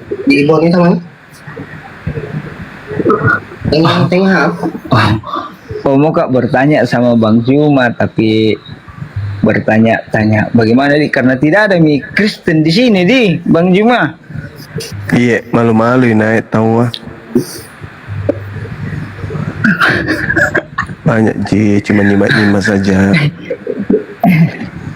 Iya, izin kamu bertanya ini Bang Juma. Iya, dari tadi izin. Ini kan dari tadi izin. Lamanya izin lagi. Iya, kebetulan. Iya, begini kebetulan kan belum ada api di sini di Bantaeng. Jadi kebetulan kan adikku kan imam juga, imam masjid, imam besar juga. Alhamdulillah. Iya, tapi sekiranya bisa Kak ceritanya adikku mau anu sama Bang Juma dari bayangkan Nina kalau mau Kak tidur mari sama keluarga dengar anuta banyak semua anuta di sini, maksudnya asumsi bukan penggemar, maksudnya asumsi rekornya Bang Juma yang masuk betul memang. Iya karena kebetulan alhamdulillah kita semua dari alumni pesantren loh. Iya. Masya Allah. Iya, alhamdulillah ceritanya nih Bang mau buat api di sana. Iya, insya Allah kalau memang Paeng diizinkan Kak Bang Juma, nanti saya adikku yang kebetulan adikku yang ini juga namanya ini untuk imam besarnya kan. Iya, untuk Kabupaten Bantaeng. Iya, cocok ya, silakan aja Bang. Setuju saya kalau Bantaeng bisa. Iya Bang. Silakan. Iya, kebetulan Bang saya juga alumni IMIM Kak Bang dari Tamalan Raya. IMIM. Iya, insya Allah. Mantap. Iya, saudara. Berapa hari di IMIM? Iya. Berapa hari di IMIM? Alhamdulillah 3 hari Kak di IMIM Bang. Masa orang generasi.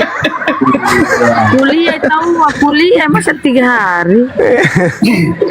Dia ikut. Maksudnya sanawiyah Bang Juma. Aduh, kita kah? 3 hari katanya di IMIM. Iya. Aduh, langsung bolos.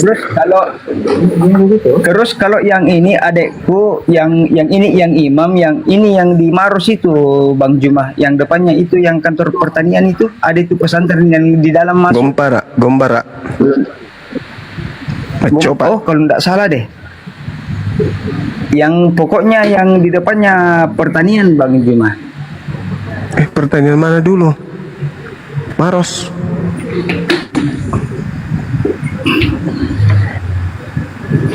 Halo. Kenapa ada di situ? Ya Bang. Kenapa ada? Coba, kenapa ada di situ? Ada kah? Ya. Jadi apa? Aduh. Jaringan Bang Juma. Iya. Biar mi. Iya, tunggu. Iya. Iya, jadi begini. Insya Allah Bang Juma. Jangan begrogi. Ya, bisa enggak? Maksudnya indak gerogi Kak, insya Allah indak gerogi Kak. Iya, sekiranya saya juga enggak suka tunjuk oten-oten. Insya Allah saya bagaimana dek? Nah tahu ya bangkian santan. Iya. Iya. Iya. Terus apa poinnya ini? Apa poinnya, Bang? Ya poinnya. Iya, poinnya itu loh. Apa itu loh? Poinnya itu. Kalau memang paling Ini adik angkatnya si Akang ini kayaknya. poin Beling. Hanya guru bahasa Indonesia yang bisa menerjemahkan ini. Ya Bandi. Ini loh. Pokoknya dia maksud itu, bagaimana caranya supaya saya bisa cepat turun dari sini, itu loh, itu poinnya. Tidak tahu. Mau bikin api di Bantaeng. Gampang ji, susu maki pengurus. Habis itu hubungi Akang. Aman jitu.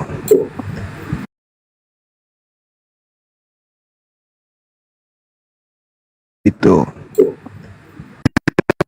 Saya lagi di Bantaeng sekarang ini. Ayo ketemu besok. Apalagi Bang Handi. Donatur bagi Bang Handi. Donatur Bang Handi. Kan saya di Bantaeng jam 10 jam 9 pagi itu saya terbang. Jam 1 siang saya makan siang di Mercure Mayoran. Sama Pak Arif. Iya. Itu harapan, itu namanya harapan. Terbang kita di popok apa? Popok apa? Ada tempat merokok kah, Bang Arif? Beliau tadi itu cuma Kamar saya mau bebas, Bang. Oh ya. Aman kalau Pak Arif, aman. Di kamar pun aman. Iya biasa deh, ada kopi shopnya kan Bang, tempat ngopi. Nah, aman. Oh ya udah, besok aku di tempat kopi aja dulu. Bang Arif rapat aja aku di kopi shopnya. Enggak, siang sampai sore sampai maghrib free saya. Oh ya mantap. Oke mantap. Dia tadi grogi itu sama Gurunda, grogi. Gak nyangka kan bisa ngobrol. RHM grup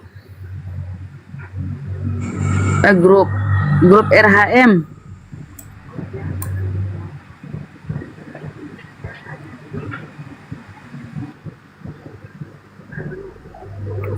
Itu kalau bisa Akang ternak oten aja.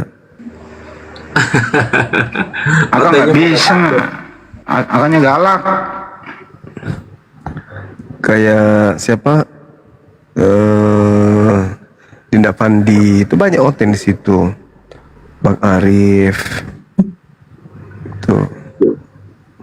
Ya Pelajari. mereka polo-polo oten mereka itu Gurunda. Iya. Undang-undang itu Arom si Kipki apa itu itulah. Udah di undang-undang tapi nggak pada datang. Pada mantau aja di CCTV.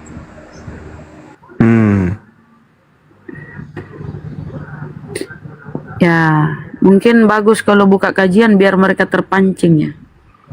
Tadi sudah. Memang lagi sudah, malas kayaknya.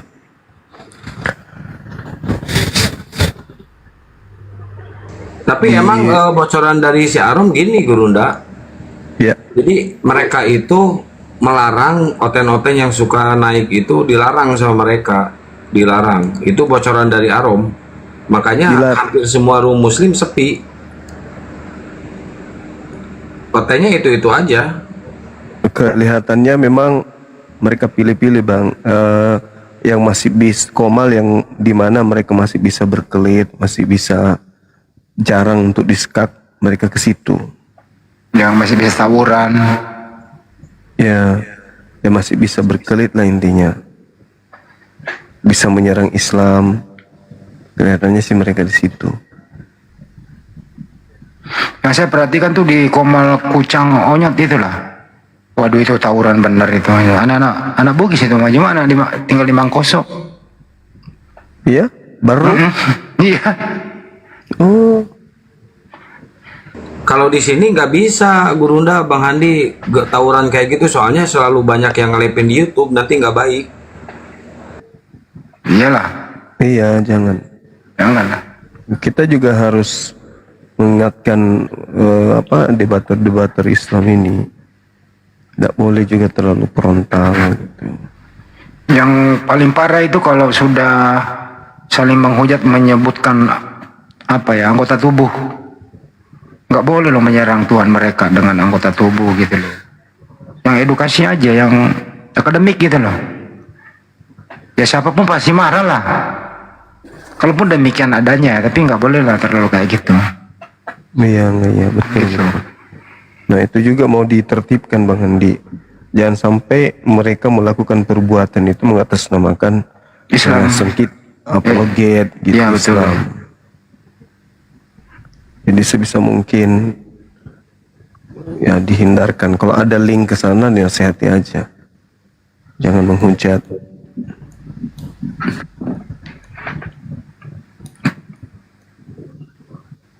Mengganggu banget itu. Kalau yang dinaikinya kayak si mata pisau itu Gurunda, dia leluasa dibiarkan menghujat. Kalau di sini kan kita nggak bisa kayak gitu, dikasih kebebasan untuk menghujat ke Islam walaupun ada kantarannya. Itu gimana Bang Handi itu yang kayak gituan? Ya, kita sih nggak bisa punya power ya untuk melarang mereka ya. Paling himbauan aja.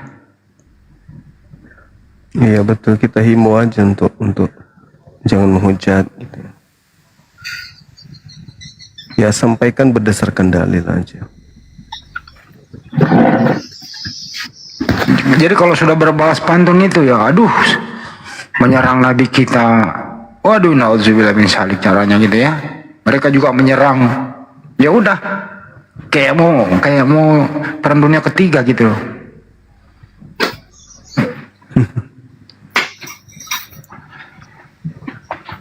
Saya kalau ada yang kayak gitu masuk di komal ya, saya nggak tempat Arif, saya langsung bersin, mending turun lah bang, nggak ada gunanya kayak gitu. Apalagi kan ini live di YouTube ya, YouTube itu kan jejak digitalnya ada terus gitu, pasti yang bertanggung jawab yang punya YouTube pasti itu. Iyalah.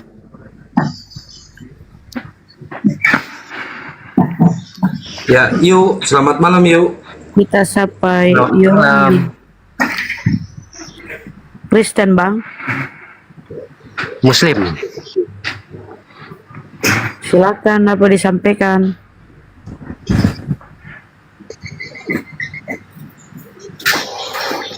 Sudah sejak kapan bang pakai kacamata hitam? Mulai dari umur berapa?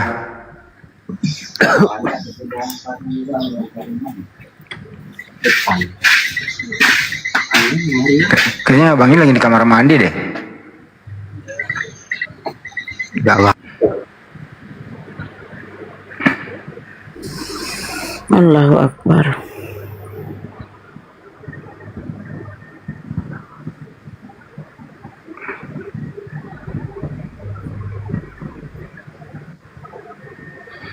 Intinya mari kita jadikan Komal Muslim itu sebagai contoh bahwa Islam lu kayak gini. Intinya itu diskusi akademik. Tujuannya kan dakwah, menyampaikan Islam. Jadi kita harus punya adab, sopan santun dijaga gitu.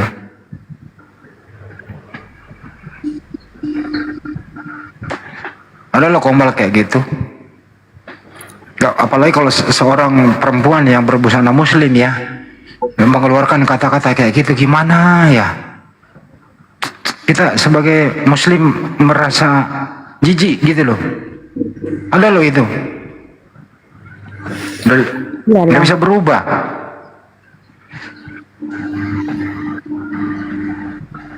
Anehnya ini penonton kok pada suka ya tawuran ya.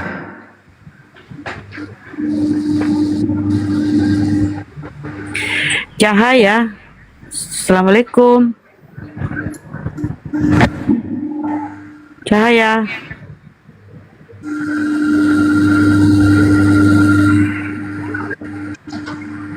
Cahaya.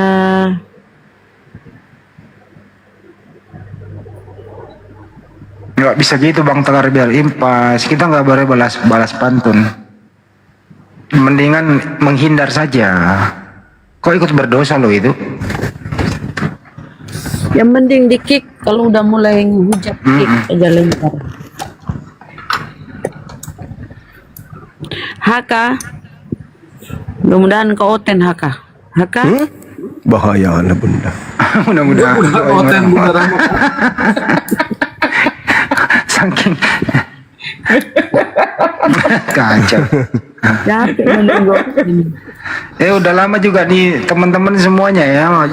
Jangan lupa nih rekening Apologet Islam Indonesia nih 75 kali 51770 ya Bang BNI atas nama Apologet Islam Indonesia. Ya tetap infak sedekahnya ditunggu dalam pergerakan kita semua ya. Ya jangan lupa lagi tuh. Udah lama nih nggak diperkenalkan rekening API nih. Tetap Ya, terbuka mungkin- ya. Mungkin Nah, di itu. ini lagi ya, mungkin perlu dihimbau lagi ya Bang Hadi ya. Ya itu jangan sampai lupa lah. Coba misalnya per bulan 25.000 satu orang gitu ya. Itu berapa juta orang coba? Banyak yang beli rokok loh. Bunda Tapi yang Rama kan jago hitung tuh coba Bunda Rama. 25.000 satu hari. Atau 25.000 satu bulan. Kali 7.000 bulan berapa Bunda Rama? Jadi 1 tahun. Banyak Pak. banget, banyak. Banyak ya. Banyak jawabannya.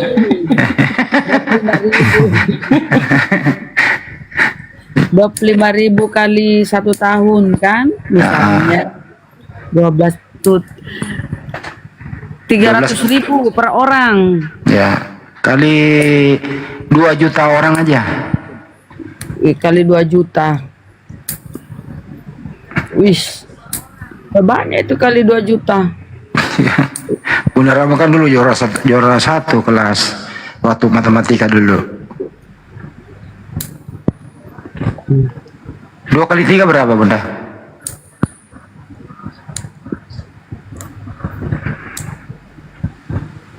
Tambah nolnya 10.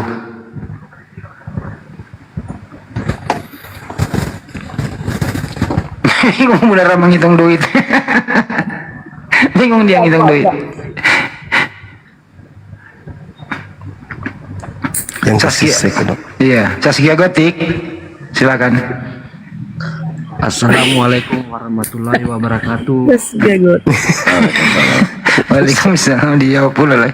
Waalaikumsalam warahmatullahi wabarakatuh. Harusnya kalau tidak ada open kawan. Ini Saya hanya berharap kita open. salam dari Papua Merauke, Bang. Woi. Assalamualaikum. Waalaikumsalam. Saya hidup di tengah-tengah mayoritas Nasrani di Merauke. Kristen Bang, bukan Nasrani. Enggak ada di Merauke, enggak ada Nasrani Bang, Kristen. Nah itulah maksudnya, mungkin ada yang saya mau tanyakan karena saya sudah sering ngobrol-ngobrol dengan mereka lah dengan dorang punya dalil-dalil agama toh. Karena sakingnya dengar-dengar begitu, akhirnya saya juga sering cari tahu. Saya pernah baca tentang Yesaya 29:12 kalau nggak salah, yang tentang baca-membaca lah. Itu maksudnya ditujukan buat Nabi Muhammad atau bagaimana? Terus yang kedua yang saya mau tanyakan, kadang mereka bilang Yesus pernah berkata, akulah Alfa dan Omega, akulah awal dan akhir. Saya bilang begini, hey, Alfa dan Omega, kau tahu tidak artinya apa? Omega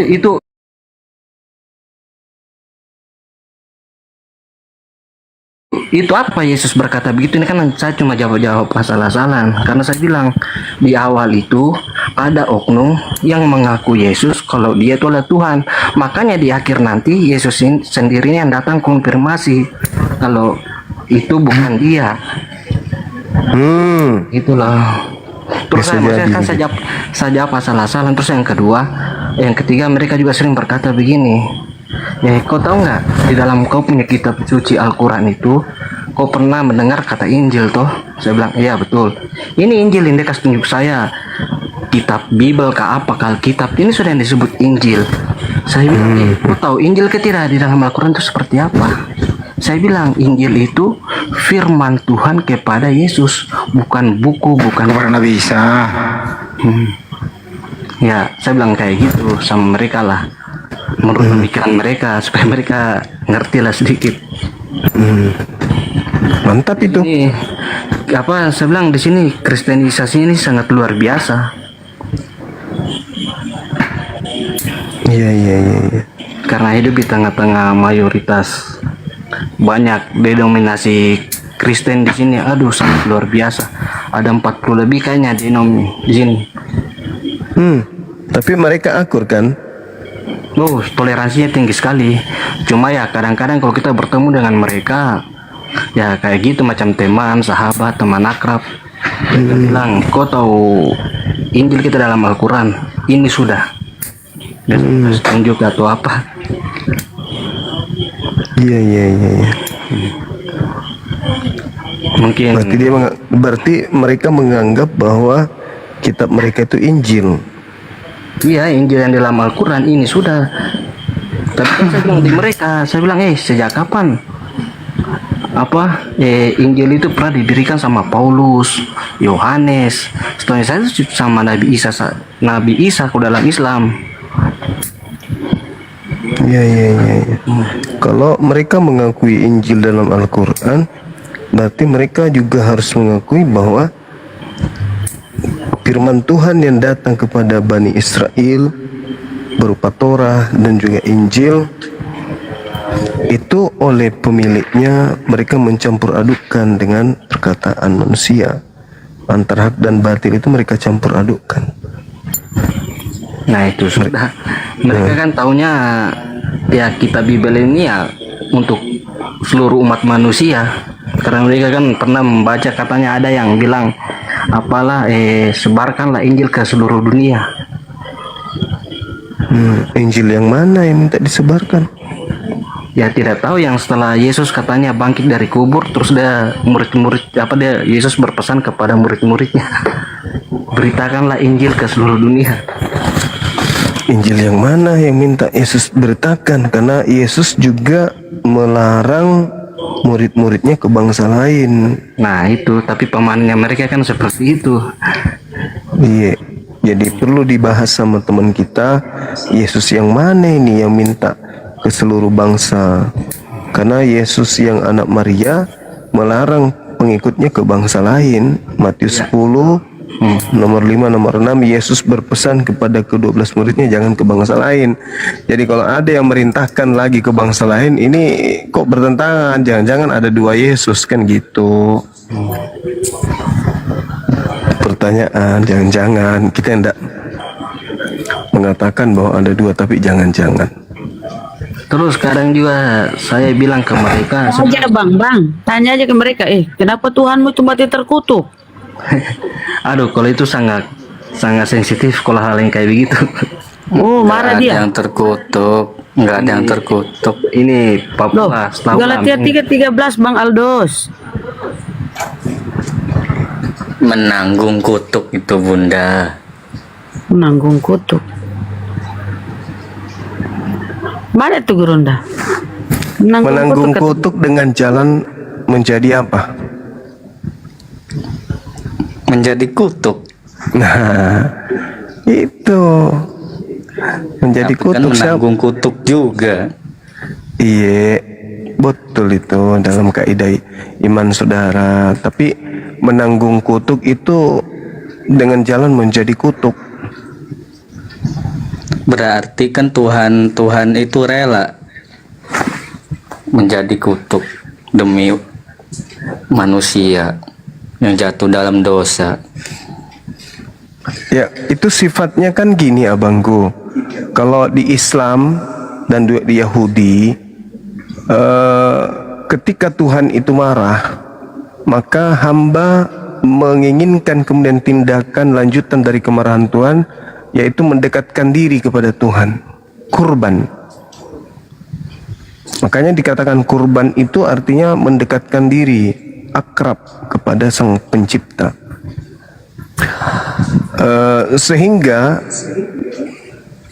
Sehingga ketika orang-orang Yahudi berkurban menggunakan hewan, Islam juga demikian adanya. Kemudian Di Kristen ada juga korban, tapi di Kristen korbannya itu sampai hari ini saya masih bingung. Korbannya itu Tuhan atau manusia? Yang jadi korban, manusia kah yang jadi korban atau Tuhan kah yang jadi korban? Kalau Tuhan itu kan sifatnya menghapus, bukan menebus. Kalau dia menebus, berarti ada tebusan dan ada tempat menebus. Nah, kalau dikatakan Yesus itu menebus dosa, menebus kepada siapa?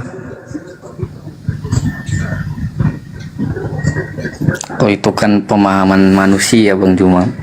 Ini pertanyaan, saudaraku, ini pertanyaan. Yesus menebus dosa kepada siapa?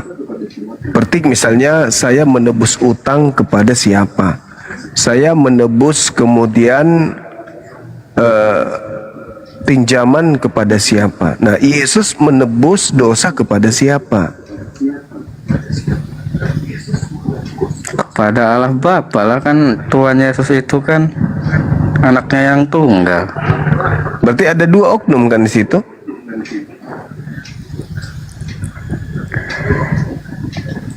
Iya. Ada Yesus, ada Bapa. Yesus menebus dosa kepada Bapa, kan gitu ya? Betul ya? Iya, itu kan sumbernya. Berarti Yesus dan Bapa itu beda oknum, beda hakikat. Tapi sama-sama Tuhan. Itu berarti ada dua Tuhan. Iya, yang Yesus itu Tuhan di muka bumi, Allah Bapa itu yang di surga. Iya, berarti ada dua Tuhan kan, Bang? Satu. Mati Mija. Balas ya anak-anak kekal begini. Jadi kalau dia satu, kenapa dia harus menebus? Ya itu kan sama aja. Tuhan itu merendahkan serendah-rendahnya menjadi manusia, Bang Juma. Tuhan itu maha tinggi, Al-Elyon.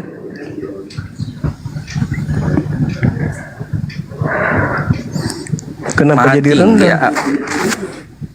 Yang namanya Tuhan kan bisa aja Bang Juma merendahkan diri menjadi manusia. Tuhan itu maha tinggi, kenapa jadi rendah? Yang namanya maha tinggi itu tidak pernah rendah, Bang. Nah, sekarang kalau misalnya Tuhan Anda itu satu, dia menebus kepada siapa? Kepada Bapa. Nah, berarti dua. Ya kan menjelma, dia ngambil rupa manusia. Iya, setelah misalnya menjelma kan sudah tak ada lagi bapaknya, sudah jadi manusia kan? Iya. Nah, kalau dia tidak ada lagi bapak, dia menebus kepada siapa? Satu hakikat, Bang Juma. Iya, karena itu dia menebus kepada siapa, Bang? Kepada Bapa yang di surga. Bapak kan sudah tak ada kan? Bapak kan sudah jadi dia, jadi manusia. Iya, cuman kan tetap ada di surga.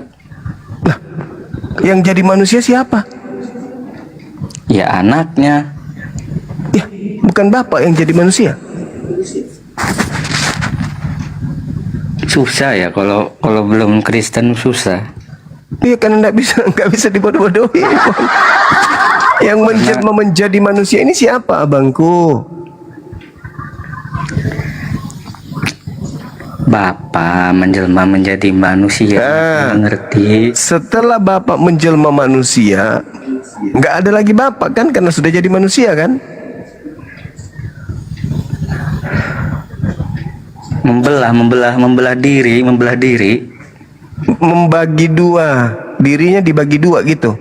Setengah jadi Bapak, setengah jadi manusia gitu. Iya, satu hakikat. Jadi Prabu Siliwangi aja itu. Ya, berarti Tuhan Anda membelah diri. Iya. Oh, udah ampun saya, Bang Handi. Saya nggak bisa masuk. Bang Handi nih. Tuhannya saudara kita ini membelah diri seperti amubah. Jangan amubah, jangan terlalu tidak bagus itu. Seperti ini, seperti biji kacang. Kalau dia tumbuh dia membelah diri. Bang Handi, dokter akal, maju. Yang tadinya satu membelah diri akhirnya jadi dua. Kan Yesus itu kan Tuhan yang ada di bumi, Bapa itu yang ada di surga. Iya, dua Tuhan di dalam alam yang berbeda. Masing-masing ada tugasnya, itulah kehebatan Kristen. Tapi kalau kita baca Ibrani, yang berkuasa atas maut itu iblis. Yesus harus mati, Tuhanmu harus mati. Berarti dia tunduk kepada iblis dong. Nebus dosa ke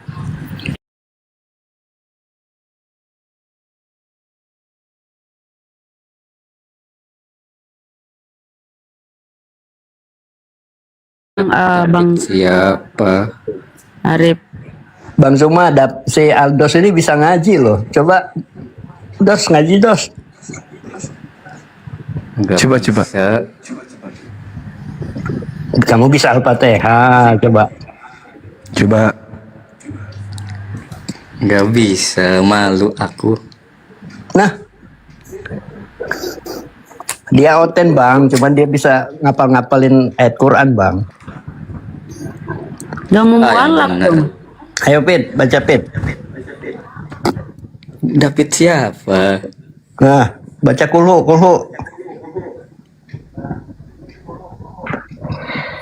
Kul huwallahu ahad. Tuh kan. Allahu somad.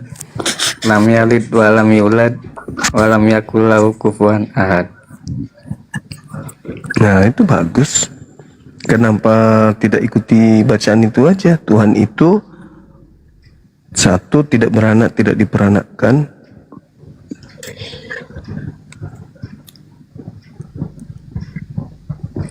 Tapi harus ada Tuhan yang berkorban, Bang Juma. Oh, Tuhan berkorban. Aduh, parah. Karena kenyataan Maha Kuasa itu harus tunjukkan kepada manusia. Makanya jatuh dalam dosa. Kalau Tuhan mengatakan dosamu kuhapuskan, terhapus nggak dosa kita? Kalau percaya sama Tuhan Yesus, ya dihapuskan. Waduh, parah ini.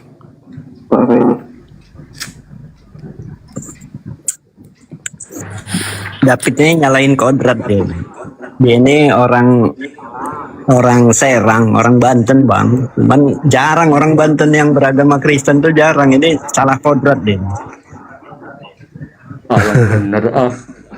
Yang bener ah. Kenapa kamu bisa baca Quran itu, Pit? Iya kan, di wilayah sini kan banyak yang sering baca Al-Quran di masjid-masjid. Oh. Bukan David yang biasa buka kamera ada motor itu ya? Ah, yang benar Bang Juma. Yang ada motor dalam rumah, selalu pakai celana pendek. Bukan itu?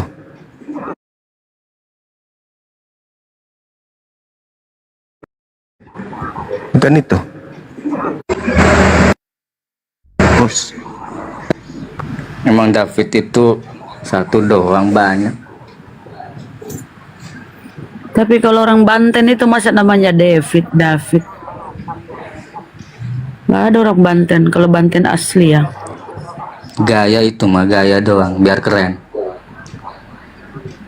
Kalau ini Aldos nama asli. Ini masih bisa diobatin Bang Zuma. Masih. Iya. Penting nggak bebal. David Agus Kristen. Bang Agus. Bang Cuma nih kan mau bertanya nih. Katanya Islam itu nyontek dari ortodok, sholatnya ada. Mana dalilnya sholatnya ortodoks? Ada 7 hari sholat ortodok. Dalilnya di mana di Bible? Ya kan di Nehemia 8 ayat 6. Nehemia 8 ayat 6 itu kan sholat. yang 7 hari itu mana dalilnya? Kalau nabi-nabi memang diingatkan dalam Al-Quran surah Al-Ma'idah, nabi-nabi memang semuanya sholat. Tapi kalau ortodoks ini menerima pengajaran sholat itu di mana? Dari mana dasarnya?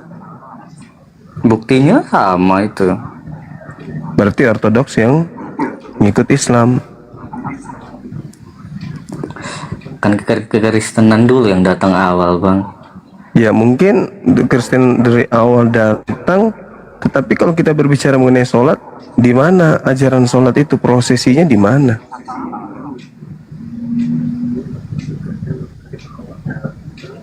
Kurang tahu sih itu. Nah itu dia. Berarti kan nanti Tuhan Yesus di hari penghakiman kan menyelamatkan Ortodok, Protestan, Katolik, Islam kan nggak diselamat. Kata siapa? Yesus. Kata siapa? Nanti kalau rujukannya nanti kepada dihakimi. Yesus itu juru apa rupanya? Juru Islam atau juru Kristen? Juru selamat. Nah, selamat itu dalam bahasa sehari-hari Islam atau Kristen? Emang selamat atau apa selamat itu? Selamat Ya, Islam itu kan manusia. Islam itu kan artinya selamat. Nah, sekarang Yesus adalah juru selamat. Nah, berarti dia juru Islam. Cocok logi tuh. Bukan cocokologi. Islam itu memang artinya selamat. Mungkin mana? Kok cocokologi? Yang namanya Kristen. Nah, sekarang namanya Yesus pengikut itu juru Kristus. selamat kan?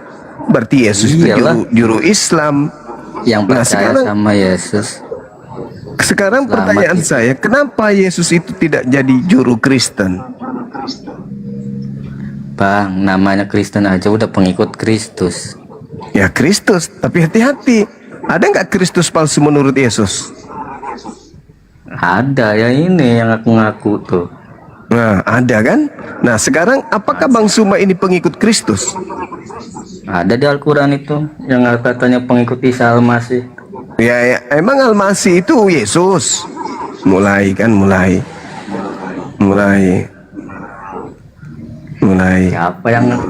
Siapa biasanya kan umat Islam ngaku-ngaku. Ngaku apa? Yesus itu Isa Al-Masih. Kata siapa? Belum ada masjid bernama Yesus, tapi Bible gereja banyak yang mengatasnamakan Isa. Siapa sekarang yang mau Bang niru dia? Zuma ini buka komal ini untuk apa? Kalau bukan membela Yesus Isa Al-Masih. Buka komal itu untuk menghindarkan umat Islam agar jangan murtad. Kenapa jangan murtad? Karena banyak orang di luar Islam yang bukan pengikut Nabi Isa tapi berpura-pura membawa-bawa Nabi Isa, ajaran Nabi Isa. Gitu loh. Jadi pada intinya Yesus itu juru selamat. Selamat dalam bahasa Arab itu salam. Islam, akar kata dari Islam. Berarti Yesus juru selamat itu artinya juru Islam.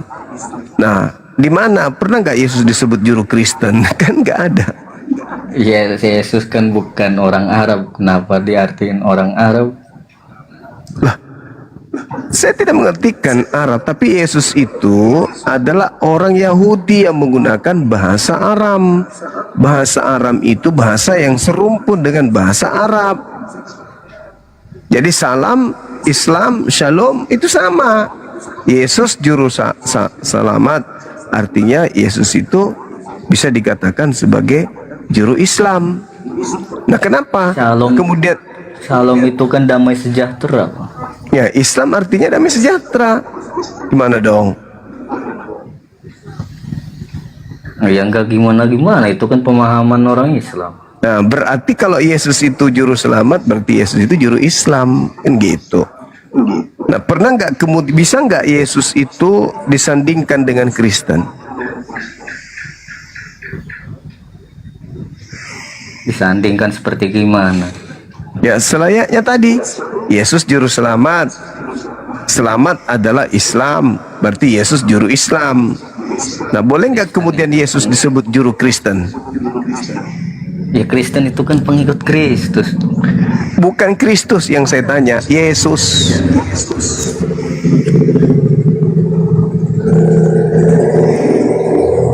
Yesus itu tidak membawa agama, Bang Juma.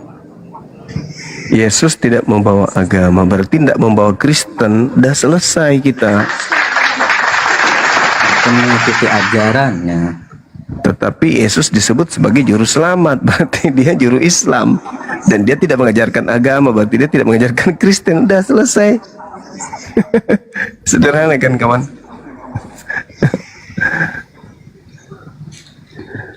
Yesus tidak bawa agama Kristen, tetapi Yesus juru selamat. Berarti Yesus itu juru Islam. Gimana dong? Yang percaya makanya kan baptis gitu, yang percaya sama Tuhan Yesus. Kalau percaya kepada Yesus Yahudi, berarti orang itu jadi Yahudi. Kalau percaya Yesus Romawi, berarti orang itu akan menjadi Kristen. Kan begitu. Sekarang murid-murid Yesus ada nggak yang Kristen?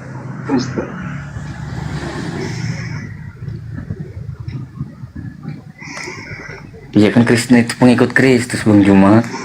Saya tidak tanya Kristus, yang saya tanya Yesus. Kalau Kristus itu kan banyak yang palsu. Yang saya tanya Yesus. Ada nggak murid Yesus yang Kristen?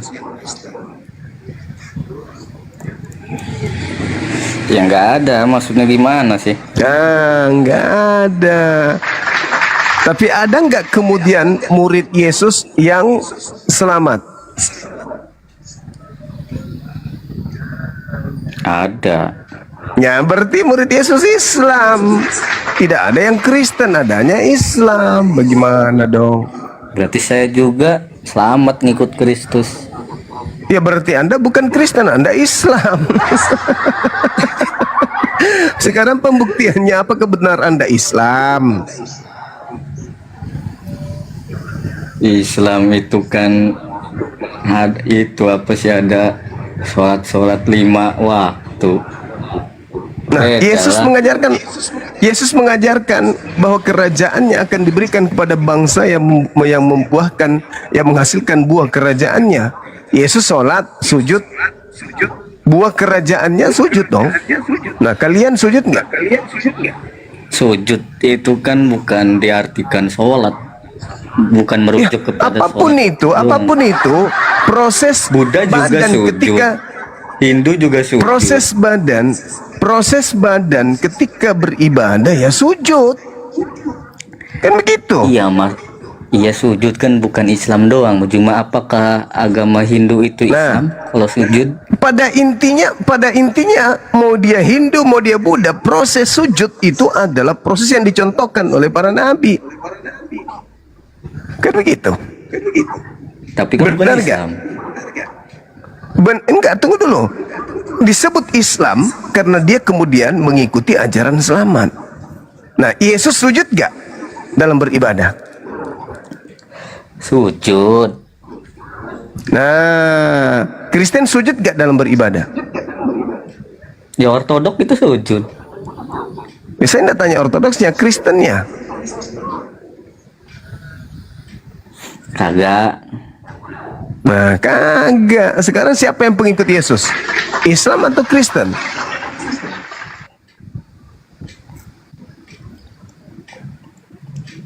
Karena Yesus mengatakan, Yesus sendiri yang mengatakan, aku mengenal muridku, muridku mengenal aku, mereka mendengarkan suaraku dan mengikuti aku. Nah, mengikuti Yesus. Yesus sujud, Islam sujud, Kristen tidak.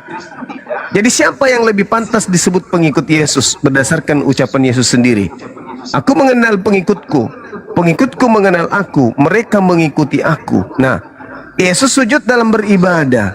Umat Islam kemudian sujud dalam beribadah. Siapa yang mengikuti Yesus? Jelas kan? Ya, jelas di situ, Bung. Makanya Yesus mengusir orang-orang yang dengan mulutnya mengatakan pengikut, tapi sebenarnya bukan pengikut. Pada hari terakhir nanti banyak orang akan berseru kepadaku, Tuhan, Tuhan, bukankah kami bernubuat, mengusir setan, bermujizat? Pada saat itulah aku, Yesus, berkata, aku tidak mengenal kalian. Kalian semua adalah pembuat kejahatan. Enyahlah daripadaku. Berarti ada orang yang hidupnya di bumi ini mengaku intim dengan Yesus, mengaku pengikut Yesus, mengaku akrab dengan Yesus, mengaku pengikut Yesus, tapi diusir karena tidak melakukan apa yang Yesus contohkan.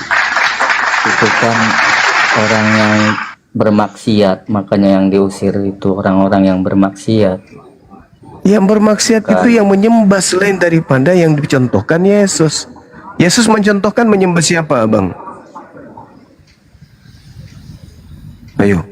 Kepada Allah Bapa. Nah, sekarang Kristen menyembah kepada anak Maria, kenapa enggak menyembah kepada Allah Bapa? Kan melalui Yesus. Ikut melalui orang-orang Yahudi dan Yesus sendiri menyembah Elohim Bapa, itu tidak melalui Yesus. Menyembah Yesus sama saja menyembah Bapa gitu, Bang Juma. Waduh, gangguan. Berarti kau menduakan Bapa, itu namanya. Yang harus disembah itu Yesus atau Bapa? Dua-duanya. Oh, udahlah, hancurlah sudah kalau gitu. Bang Handi monitor. Ini ada yang menyembah dua-duanya, Bang Handi. Utusan Tuhan dan Tuhannya disembah dua-duanya. Emang utusan itu nggak bisa? Nggak boleh. Nggak boleh. Nggak boleh. Utusan kok disembah. Apa dasarnya? Ya karena yang harus disembah itu hanya yang mengutus, bukan yang diutus. Gimana sih?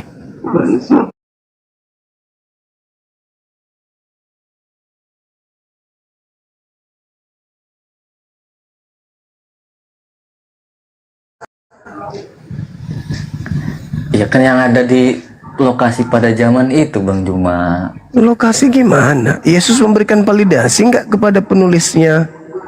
Ya enggak. Ya enggak. Terus kenapa Anda mengimaninya sebagai firman Tuhan? Ya yang ada di Alkitab ya ikutin aja udah. Oh, ya udahlah kalau begitu berarti diikutin doang. Ya kita saling menghargai, silakan. Anda sudah mengakui bahwa yang ada di Bible yang harus diikuti doang, ya sudah. Padahal yang harus diikuti adalah perkataan-perkataan Tuhan yang disampaikan oleh utusan-utusan Tuhan, gitu. Karena kan Tuhan hidup kekal, kata Yesus, menyembah siapa?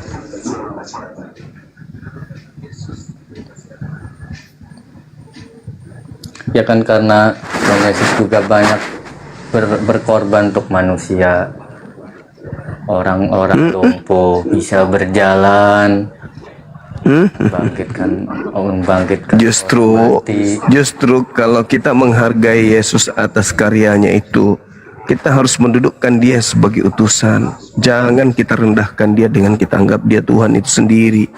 Yesus marah, makanya Yesus mengusir orang-orang yang pelaku kejahatan ini. Kenapa? Karena mereka memakai nama Yesus tapi tidak melakukan apa yang Yesus perintahkan. Offside itu namanya. Apa hukumannya kalau orang berbuat jahat itu? Diusir ke neraka. Matius 7:22-23 jelas kok tertulis di situ. Aku tidak mengenal kalian, kalian semua pembuat kejahatan. Kemana pembuat kejahatan ini pergi? Ya ke neraka. Tempat jahat itu neraka. Kalau kalian disebut sebagai pelaku kejahatan, kemana kalian pergi? Jujur. Ya neraka lah. Ya ke neraka. Ya sudah, Anda tahu rupanya. Ya sudah. Iya, tapi kan kok Bang Juma bisa bilang gitu Kristen itu pembuat kejahatan. Dari mana gitu? Loh, itu Yesusnya. Yesus, bukan aku yang bilang. Yesus memanggil namaku, bernubuat. Sekarang begini, Bung. Pada hari terakhir nanti banyak orang akan memanggil aku Tuhan. Bermukjizat, bernubuat pakai namaku. pada hari terakhir loh. Sekarang pertanyaannya, yang memanggil Yesus Tuhan, bernubuat, mengusir setan pakai nama Yesus itu siapa? Islam, Yahudi, apa Kristen, Bang? Itu konteksnya nanti kan pada hari akhir. Itu kan pada hari akhir. Kan akhir kan pada hari akhir zaman. Bukan. Akhir zaman itu harus dipahami. Itu adalah hidup di hari terakhir sebelum ke neraka dan ke surga. Orang-orang Kristen akan dibangkitkan dari kubur. Orang Islam akan dibangkitkan dari kubur. Semua manusia akan dibangkitkan dari kubur. Pada saat itulah persidangan terjadi. Yaumul hisab. Kita semua dihisab, kita semua ditimbang. Nah, pada hari itulah, pada hari terakhir, sekelompok manusia akan berkata kepada Yesus, bukankah dulu kami bernubuat, mengusir setan dan bermujizat pakai namamu? Nah, siapa dalam hidupnya di bumi ini yang memanggil Yesus Tuhan, bernubuat, mengusir setan, bermujizat pakai nama Yesus? Islam, Hindu, Kristen, Buddha? Iya, Kristen. Nah, apa kata Yesus kepada mereka? Nyahlah. Ya sudah, terus ngapain bertahan? Kalau sudah tahu. Itu kan konteksnya pada hari akhir. Nah, pada hari akhir. Iya, kan udah ku tahu itu. Pada hari terakhir nanti ketika manusia semua dibangkitkan pada hari terakhir. Yang memanggil Yesus Tuhan, Islam apa Kristen, kan begitu, abangku? Iya, itu kan nanti nih pada hari akhir. Pada hari akhir kan nanti banyak orang yang manggil Tuhan. Nah, itu bukan ya kalian lah itu doang. Di hari siapa akhir itu lagi kalau bukan banyak. Kristen? Nggak ada, cuman Kristen doang yang memanggil Yesus Tuhan. Kalau pada hari sekarang emang Kristen doang. Nah, pada hari akhir tuh nanti bukan cuma Kristen, Islam, Hindu juga nanti manggil. Ya. itu mah akal-akalan. Sebab itu dikatakan kan di situ, bukankah kami bernubuat, bukankah kami bermujizat, mengusir setan pakai namamu? Iya, semangat malam. Terus kenapa kalian libatkan Islam? Islam tidak bernubuat pakai nama Yesus. Kalian itu, saudara ini membuat kesalahan fatal lagi. Jangan gitu, Bang. Pak, boleh kita menyesatkan orang. Kita meluruskan. Kita jangan menyesatkan. Yang memanggil Yesus Tuhan itu hanya Kristen. Kita kan pasti.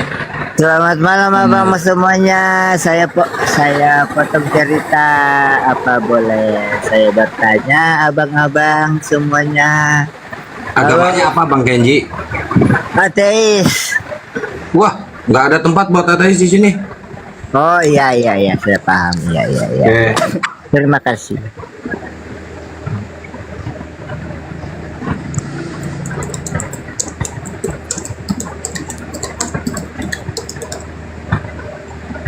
Begitu saudaraku. Jadi kita nggak menyesatkan orang dengan membuat sesuatu pernyataan yang tidak berdasar terhadap dalil.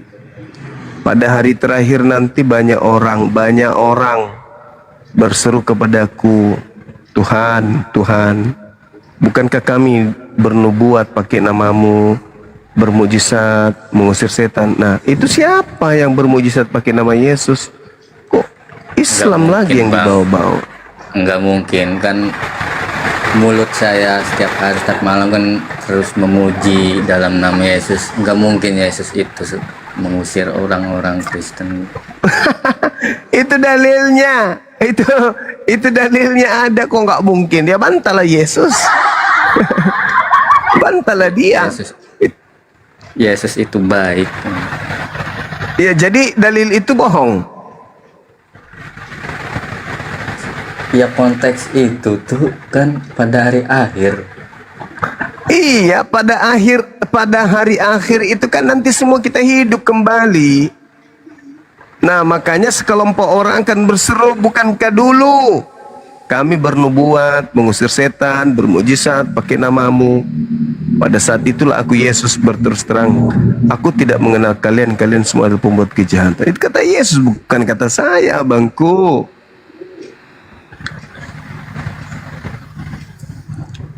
Ada nggak Yesus mengajarkan orang-orang di luar Yahudi mengusir setan? Nggak ada. Nggak ada, nggak ada bang, nggak ada. Nah, kalian di luar Yahudi mengusir setan pakai nama Yesus, nggak ada gitu loh. Tapi silakan doanya direnungkan, terkabulkan. dipikirkan. Tapi kan doanya dikabulkan. Saudaraku, Tuhan pencipta langit dan bumi itu maha mendengar. Annallah sami. Sesungguhnya Allah itu maha mendengar. Dan kita ini semua adalah hamba Allah. Kita sembah Allah atau tidak kita sembah Allah, Allah itu maha pengasih, memberikan, mengasihkan apapun yang kamu minta kepada Tuhan pencipta langit dan bumi. Meskipun kau tidak menyembahnya, Tuhanmu mengabulkan doamu. Berarti saya bisa dong masuk surga walaupun tidak menyembah Allah. Oh, tidak bisa. Katanya tidak bisa. Anda dikasih Katanya bukan berarti bisa. disayang. Loh, dikasih. Tuhan menciptakan kemudian manusia dengan hidung untuk diberi oksigen. Tuhan menciptakan manusia dengan mata untuk manusia itu melihat. Tuhan menciptakan manusia dengan perut untuk supaya perutnya terisi. Disembah atau tidak disembah, Tuhan itu maha mencukupi. Jadi kalau misalnya saudara menyembah kepada pohon, Anda berdoa, wahai Tuhanku pohon, berikanlah aku sesuap nasi. Bukan pohon yang mengabulkan doa itu, tapi Tuhan yang sesungguhnya yang maha mendengar itu yang mengabulkan permohonan Anda, meskipun Anda tidak menyembahnya. Makanya Tuhan itu akan mengatakan, hambaku, coba Anda lihat di dalam kitab Tawarik, hambaku yang berpaling dari dosa-dosanya dan bertobat, aku akan menghapuskan dosa-dosanya dari surga. Jadi Tuhan itu maha pengasih. Tuhan itu menginginkan kita itu bertobat kembali kepadanya. Nah, bukan berarti ini aku tidak disembah, aku miskinkan dia. Oh, ini tidak sembah aku sakitkan dia. Ini tidak disembahnya aku buat dia kelaparan. Bukan begitu. Tuhan itu mencukupi semua kebutuhan makhluknya. Apakah itu makhluknya menyembahnya atau makhluknya itu tidak menyembahnya, Tuhan maha bijaksana, Tuhan maha adil. Tapi dalam hal masuk surga, tunggu dulu. Baca Yohanes 5 nomor 29. Kata Yesus, manusia yang benar akan dibangkitkan kemudian untuk hidup yang kekal di surga. Manusia yang salah akan dibangkitkan untuk masuk ke dalam neraka. Itu berarti antara orang yang benar dan orang yang tidak benar sama-sama dicukupkan oleh Allah hidupnya. Tetapi orang yang benarlah yang punya hak untuk kembali kepada surga, dan orang yang tidak benar itu juga punya hak untuk masuk ke dalam neraka. Masing-masing sudah didatangkan kemudian dua alam. Lalu Tuhan mengatakan fa'alhamaha fujuraha wa taqwaha. Kita manusia itu punya potensi dua. Apa itu? Berpotensi menjadi jahat dan berpotensi menjadi baik. Siapa yang jahat ini? Adalah mereka yang melakukan segala rutinitas keagamaan tidak berlandaskan kepada perintah Tuhannya. Contoh, apakah Tuhan Anda pernah mengajarkan Anda kemudian untuk ibadah minggu? Tidak ada kan? Tidak ada. Adakah Yesus mengajarkan Anda untuk tidak bersunat? Tidak ada. Adakah Yesus mengajarkan Anda untuk beribadah menyembah kepadanya? Tak ada. Adakah Yesus mengajarkan agar Anda kemudian makan babi? Tak ada. Adakah Yesus mengajarkan agar Anda itu kemudian menjadi Kristen? Tak ada. Tapi ketika Yesus dikatakan sebagai juru selamat dan Yesus mengatakan, aku mengenal muridku, mereka mendengarkan dan mengikuti aku, maka yang tunduk kepada perintah itulah yang disebut Islam atau Muslim. Yesus tidak disebut Kristen dia, tapi dia disebut orang soleh. Ibrani 5 nomor 7. Nah, sebagai manusia, Yesus mempersembahkan doa yang sungguh-sungguh kepada Tuhan yang sanggup menyelamatkannya dari kematian. Dan atas kesolehannya, doa Yesus dikabulkan. Yesus disebut anak soleh. Masa di dalam Bible Anda Yesus disebut soleh? Di dalam Bible Anda bukan disebut Kristen? Kan lucu itu. Sama seperti ketika sekiranya Nabi Muhammad disebut Kristen dalam Al-Quran dan dia tidak disebut Muslim. Kan aneh. Yesus dalam Bible disebut sebagai anak soleh. Sedangkan yang disebut anak soleh itu orang Islam. Tidak pernah Yesus disebut dalam kitab saudara sebagai anak Kristen. Tapi Islam dia anak soleh. Gimana ceritanya itu? Anda malah jadi Kristen, Yesusnya menjadi anak soleh, Anda menjadi Kristiani. Iya. Andaikan Anda itu pengikut Yesus, Anda akan jadi anak soleh juga. Ya Yesus kan Kutanya lagi kepada saudara hukum Taurat. Ini sebelum kita lanjut, sabar. Yesus itu soleh atau Yesus itu Kristen? Anak soleh. Iya, Terus kenapa Yesus Anda kan menjadi anak Kristiani? Sebagai Tuhan dia soleh. Ayo, sebagai Tuhan dia anak soleh. Kenapa Anda yang bukan Tuhan malah jadi Kristen? Jangan lupa Yesus itu manusia dan Tuhan. Iya, sebagai manusia dan Tuhan dia anak soleh. Ayo. Kenapa dia tidak jadi Kristen? Kenapa justru dia menjadi soleh? Ayo. Yang anak soleh itu Islam atau Kristen? Emang soleh itu Islam doang, cuma kan orang Arab juga kan bahasanya gitu. Pertanyaan saya jelas, nggak usah kemana-mana. Apakah kemudian anak soleh itu Islam atau Kristen? Di Kristen orang di Arab juga sama kan, bahasa Arab. Tunggu dulu. Yang soleh itu Islam apa Kristen? Maksa bener Bang Juma nih. Bukan maksa, justru ingin saya menjelaskan yang hak itu hak, batil. Benar-benar salah. Soleh itu Islam atau Kristen? Iya Islam. Soleh itu apa maksudnya? Soleh Islam. Yesus anak soleh atau anak Kristiani? Astagfirullahaladzim. Jadi saudaraku, Yesus yang kita sama-sama cintai, yang sama-sama kita hargai, itu adalah anak soleh, bukan Kristiani. Maka kalau ingin menjadi pengikut Yesus, jadilah anak soleh. Dengan kata lain, la ilaha illallah Yesus Rasulullah. Contoh Yesus dong. Aku mengenal pengikutku mengenal aku. Mereka mendengarkan suaraku dan mengikuti aku. Aku anak soleh, pengikutku anak.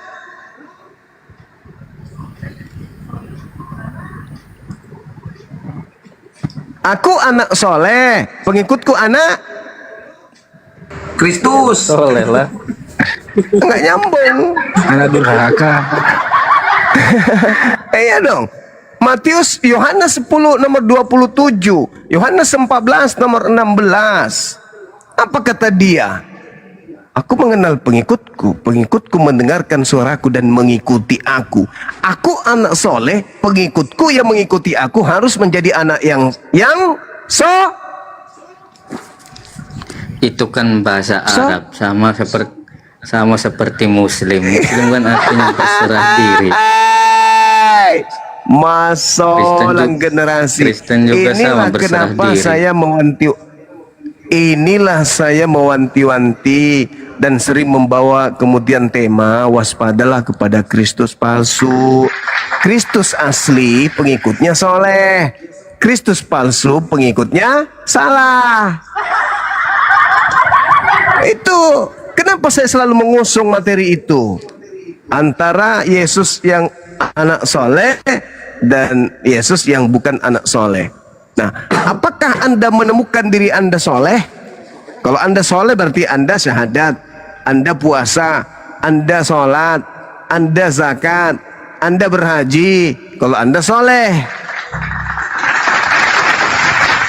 Sekarang Yesus disebut soleh, Anda Kristiani. Yang enggak, Anda mengaku pengikut. Ya enggak lah.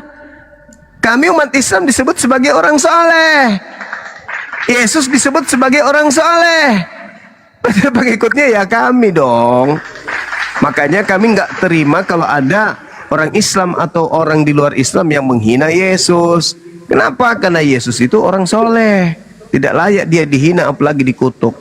Dia itu orang yang benar, dia itu orang baik. Nggak ada yang menghina Yesus itu, nggak ada. Kalau Anda mengatakan Yesus itu mati dibunuh oleh orang-orang kafir, apakah itu bukan penghinaan? Ya itu kan menebus dosa, Bang Juma. Ya, penghinaan itu berarti saudara mendudukkan Yesus setara dengan binatang. Karena orang-orang Yahudi menebus dosa menggunakan apa? Ya jangan disamain lah. Menggunakan tunggu. Anda yang menyamakan, dia bukan saya. Makanya saya katakan itu penghinaan. Orang Yahudi menebus dosa menggunakan apa? Binatang Itu atau tradisi. manusia? Itu kan tradisi. Iya, sekarang Tradisi orang Yahudi. Yahudinya, tradisinya itu kenapa? Karena dia diperintahkan secara turun-temurun.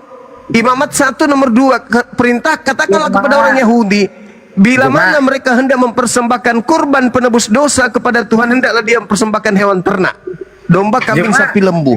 Pertanyaan saya kepada saudara, orang Yahudi mempersembahkan korban penebus dosa menggunakan binatang enggak? Iya, binatang. Terus siapa yang mengajarkan Anda mengatakan bahwa penebus dosa itu Yesus? Kau jangan suka tahu, Juma. Ayo. Berarti Anda menghinakan Yesus. Kalau Anda mendudukkan Yesus sebagai penebus dosa, berarti Anda mendudukkan Yesus sama seperti penebus dosanya orang Yahudi. Sementara Yesus mengajarkan di dalam Matius 8 nomor 4, perlihatkanlah dirimu kepada imam. Perlihatkanlah dirimu kepada imam. Persembahkanlah persembahan seperti apa yang diperintahkan Nabi Musa kepadamu. Nabi Musa memerintahkan berkorban, penebus dosanya itu binatang kan? Kenapa kalian jadikan Yesus? Berarti Anda menghinakan Yesus itu, saudaraku. Makanya kami umat Islam itu marah. Karena kami nggak ingin Yesus itu kemudian tercemar dengan orang-orang yang tidak bertanggung jawab. Masakan Yesus disetarakan dengan hewan? Janganlah begitu. Jangan. Yesus itu manusia mulia. Karena kan Abang Juma kan memahami Yesus itu, memahaminya Isa Al-Masih yang tidak disalib, ya kan beda. Alamak, sekarang yang menjadi korban bagi Yahudi manusia atau binatang? Ya kan saya udah jawab tadi, binatang. Binatang. Lalu kenapa Yesus disetarakan dengan itu? Nggak ada yang nyetarakan. Loh, penebus dosamu binatang atau Yesus?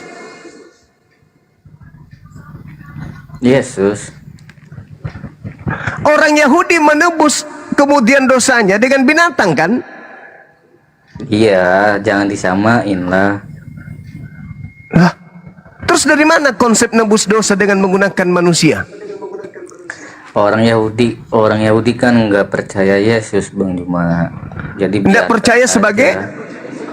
Nggak percaya sebagai apa? Nggak percaya sebagai Mesias.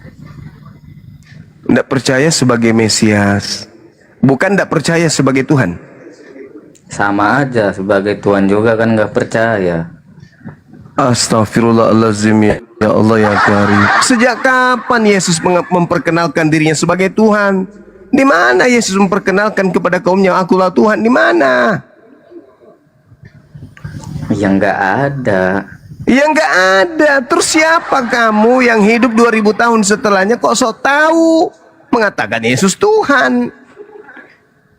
Ya kan ada yang di Yahudi dan ada yang di non Yahudi juga gitu. Coba di mana orang Yahudi mengatakan Yesus itu Tuhan? Yang nggak ada. Ya nggak ada, terus kenapa Anda katakan ada orang Yahudi? Lama gatal juga lama-lama gigiku yang diskusi sama. Udahlah abangku, yang pada intinya kami Muslim tahu Yesus itu orang soleh. Maka Yesus itu tidak pantas bagi orang soleh menjadi korban penebus dosa orang jahat. Maafkan saya yang Muslim ini, yang kemudian tidak searah iman dengan saudara, yang tidak akan pernah bisa terima selama kami masih waras bahwa ada dosa ditebus dengan menggunakan darah manusia, apalagi darah Tuhan. Karena Tuhan bukan makhluk, maka Tuhan tidak berdarah. Tapi kalau saudara mengatakan hal yang sebaliknya, ya silakan. Itu hak saudara sebagai seorang Kristiani. Andaikan aja hari ini ya, saya hargai itu. Andaikan saja Yesus sekarang datang, disuruh milih masjid, gereja, pasti milih gereja, Bang Juma. Alasannya? Ya karena kan mengenal pengikut-pengikut.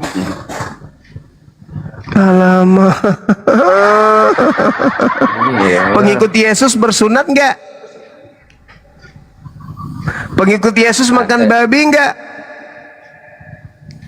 Pengikut Yesus masuk ke gereja nggak? Pengikut Yesus kemudian sujud nggak? Pengikut Yesus ibadah minggu nggak? Alamak, jangan bermimpi lah. Jangan terlalu berlebihan kali. Film India kalau berlebihan juga nggak bagus, Bang. Sesedih-sedihnya orang yang habis makan tidak merokok, lebih sedih lagi kalau film kartun itu berlebihan ceritanya. Silakan saudaraku dengan kepercayaan Anda, silakan. Tapi ketika kepercayaan Anda tuangkan dalam narasi di depan umat Islam, maka jangan sakit hati kalau umat Islam itu tertawa dan mengatakan masolang generasi. Karena apa yang Anda pertontonkan ini, itu adalah pertontonan generasi rusak. Masakan kemudian Yesus Anda setarakan dengan korbannya orang Yahudi, di mana orang Yahudi menebus dosa dengan binatang, dengan binatang, dengan kulit binatang, dan seterusnya. Anda setarakan, bahkan di dalam kitab saudara kalau nggak salah Yohanes 1:29 ya, inilah anak domba Tuhan yang menebus dosa dunia. Loh, kok Yesus disebut sebagai anak domba di situ, Bang? Saya miris kemudian membaca dalil itu. Tapi ya itu hak saudara. Ini kan kita hanya dialog lintas agama ya kan ya. Saya tidak memaksakan narasi saya untuk diimani. Saya hanya menyampaikan pola hasil buah dari pengajaran, dari pelajaran yang saya temukan, baik Al-Quran maupun Bible, yang pada intinya tidak ada kekuatan di atas muka bumi ini yang bisa menghentikan Yesus itu disebut sebagai anak soleh dan tidak pernah disebut anak Kristiani. Itu adalah sebuah kemenangan bagi kami bahwa ternyata yang Anda sembah bernama Yesus itu adalah seorang soleh, dan kami umat Islam juga adalah orang soleh. Ya, berarti kedudukan dalam pandangan Islam Yesus itu adalah Muslim Islam dia, karena dia adalah orang soleh. Dan sangat disayangkan ya, beliau bukan orang Kristen tapi dia adalah orang soleh. Begitu Bang ya. Saya kira cukup. Silakan Anda renungkan. Mudah-mudahan Anda bisa berpikir, bisa merenung, bisa kemudian menelaah lebih dalam lagi apa yang kita diskusikan. Ini materi sederhana, tapi kalau Anda menggunakan akal sehat, oh iya ya, Yesus kan soleh, aku kan ingin menjadi selamat juga, dan Yesus hanya mengenal pengikutnya. Ya kalau dia Yesus soleh, maka pengikutnya juga harus soleh. Nah kalau mau soleh ya jangan Kristiani kan gitu. Oke. Kan, ya Bang Irma, kan setiap agama itu kan ada jaminan surganya. Berarti surga itu kan berarti banyak. Enggak dong. Enggak, bukan begitu polanya. Setiap nabi utusan Tuhan. Iya, halom. hostnya ini? Di mana hostnya? Ada bang, tuh ada bang Kian Santang. Ya, kenapa bang? Belum lagi utang dia. Hostnya, yang mana hostnya ini? Yang mana hostnya? Mana hostnya? Kian Santang bang. Saya bang. Ada apa bang? Iya, hostnya yang mana? Ini saya bang, Kian Santang. Ada apa bang? Mau bayar utang ya? Bukan utang bang. Terus mau apa bang? Mau narik motor? Motornya udah lunas bang dia bang. Malam-malam mau narik motor. Besok aja bang. Oh itu mau dibahas itu bang. Narik motor. Iya. Motornya udah lunas. Solan generasi. Hancur sudah. Malam-malam narik motor. Besok lah.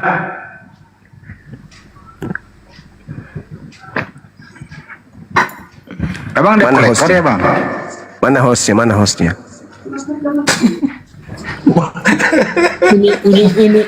ini Juma ini di atas ini ya. Saya. Ya saya sendiri bang. Oh Juma ya. Nah, bang, mau menyita Pajero. Kalau Juma ini di atas bisa buka kamera kalau Juma ya. Tadi sudah buka loh. Dia mau nyita Pajero dia ini. Udah lunas bang. Buka kamera lah. Kalau Juma mana? Enggak lah. Kalau Juma enggak lah. Kalau Juma enggak berani buka kamera. 3 ember ini ya habis ini. Pakai cuci muka.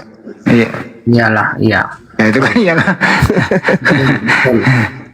Dia pakai minum. Mana berani kalau Enggak. Juma enggak berani buka kamera. Cucian beras dikumpulkan baru diminum. Betul. Enggak betul kan? Betul lah, betul.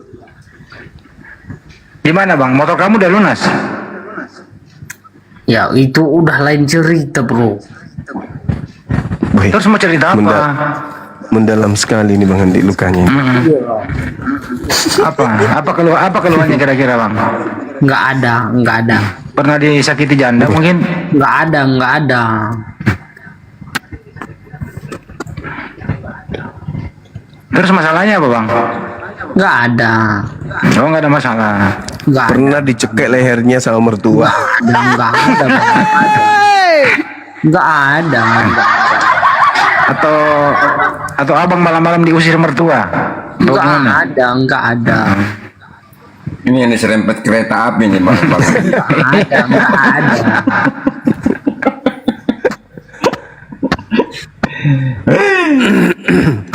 Kok bisa ada begini? Langsung mana hostnya? Tiba-tiba mau narik motor orang. Seruduk kan? Host tanggung jawab bos.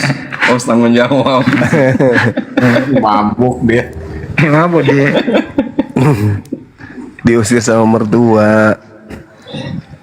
Minta tambah-tambah itu. Gara-gara salah masuk kamar. Ternyata kamar security dia masuki.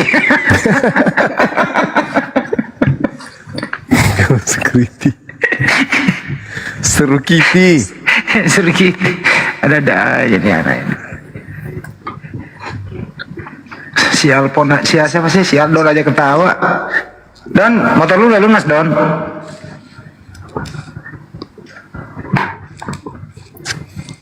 Siapa sih namanya? Aldos. Mawar. Mabuk tuak deh nih orang. Bang DJ, naik gerbong kereta nomor berapa bang? Orang jadi masinis. Jatuh dari gerbong. Oh ini lagi satu nih, Along. Kita subuh-subuh kita. Waalaikumsalam. Izin moderator. Ya bang. Izin moderator, izin saya mau tanya sama Bang Zuma, boleh? Boleh bang. Muslim abang ya? Siap, saya Muslim bang, izin. Oh ya, mangga bang. Cuman saya mau bertanya cuman di luar tema saja. Saya cuma izin mau bertanya sedikit saja bang, boleh? Aman bang. Gini, izin Bang Zuma, izin bang. Iya bang. Silakan bang. Mau tanyakan bang. Izin saya mau nanya saja bang, maksudnya saya ini kan ayah saya ini kan Islam, terus ibu saya ini Nasrani, cuman kan sudah masuk Islam, cuman saya juga pun dari lahir juga kan sudah Islam, terus saya ini nikahnya sama orang Nasrani, cuman saya juga alhamdulillah Kristen bang, bukan Nasrani bang, nggak ada Nasrani, Kristen. Oh Kristen ya bahasanya. Ya maksudnya Kristen, cuman saya juga alhamdulillah saya sudah Islamkan nih bang. Alhamdulillah. Terus? Gini bang, saya mau nanya, maksudnya bagaimana? Saya juga, maksudnya saya juga ini kan orangnya orang kurang bagus, maksudnya agak-agak di luar inilah, maksudnya agak. Cuman saya mau ngajarin istri saya secara Islam itu gimana caranya gitu bang. Sebenarnya sangat mudah lah bang. Abang sebagai kepala rumah tangga, Anda imam, Anda kepala rumah tangga.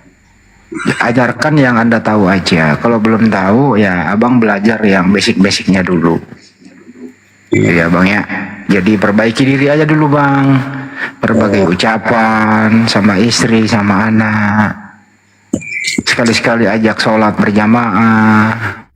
Kalau nggak bisa ajak ke masjid gitu. Abang bawa belajar mengaji.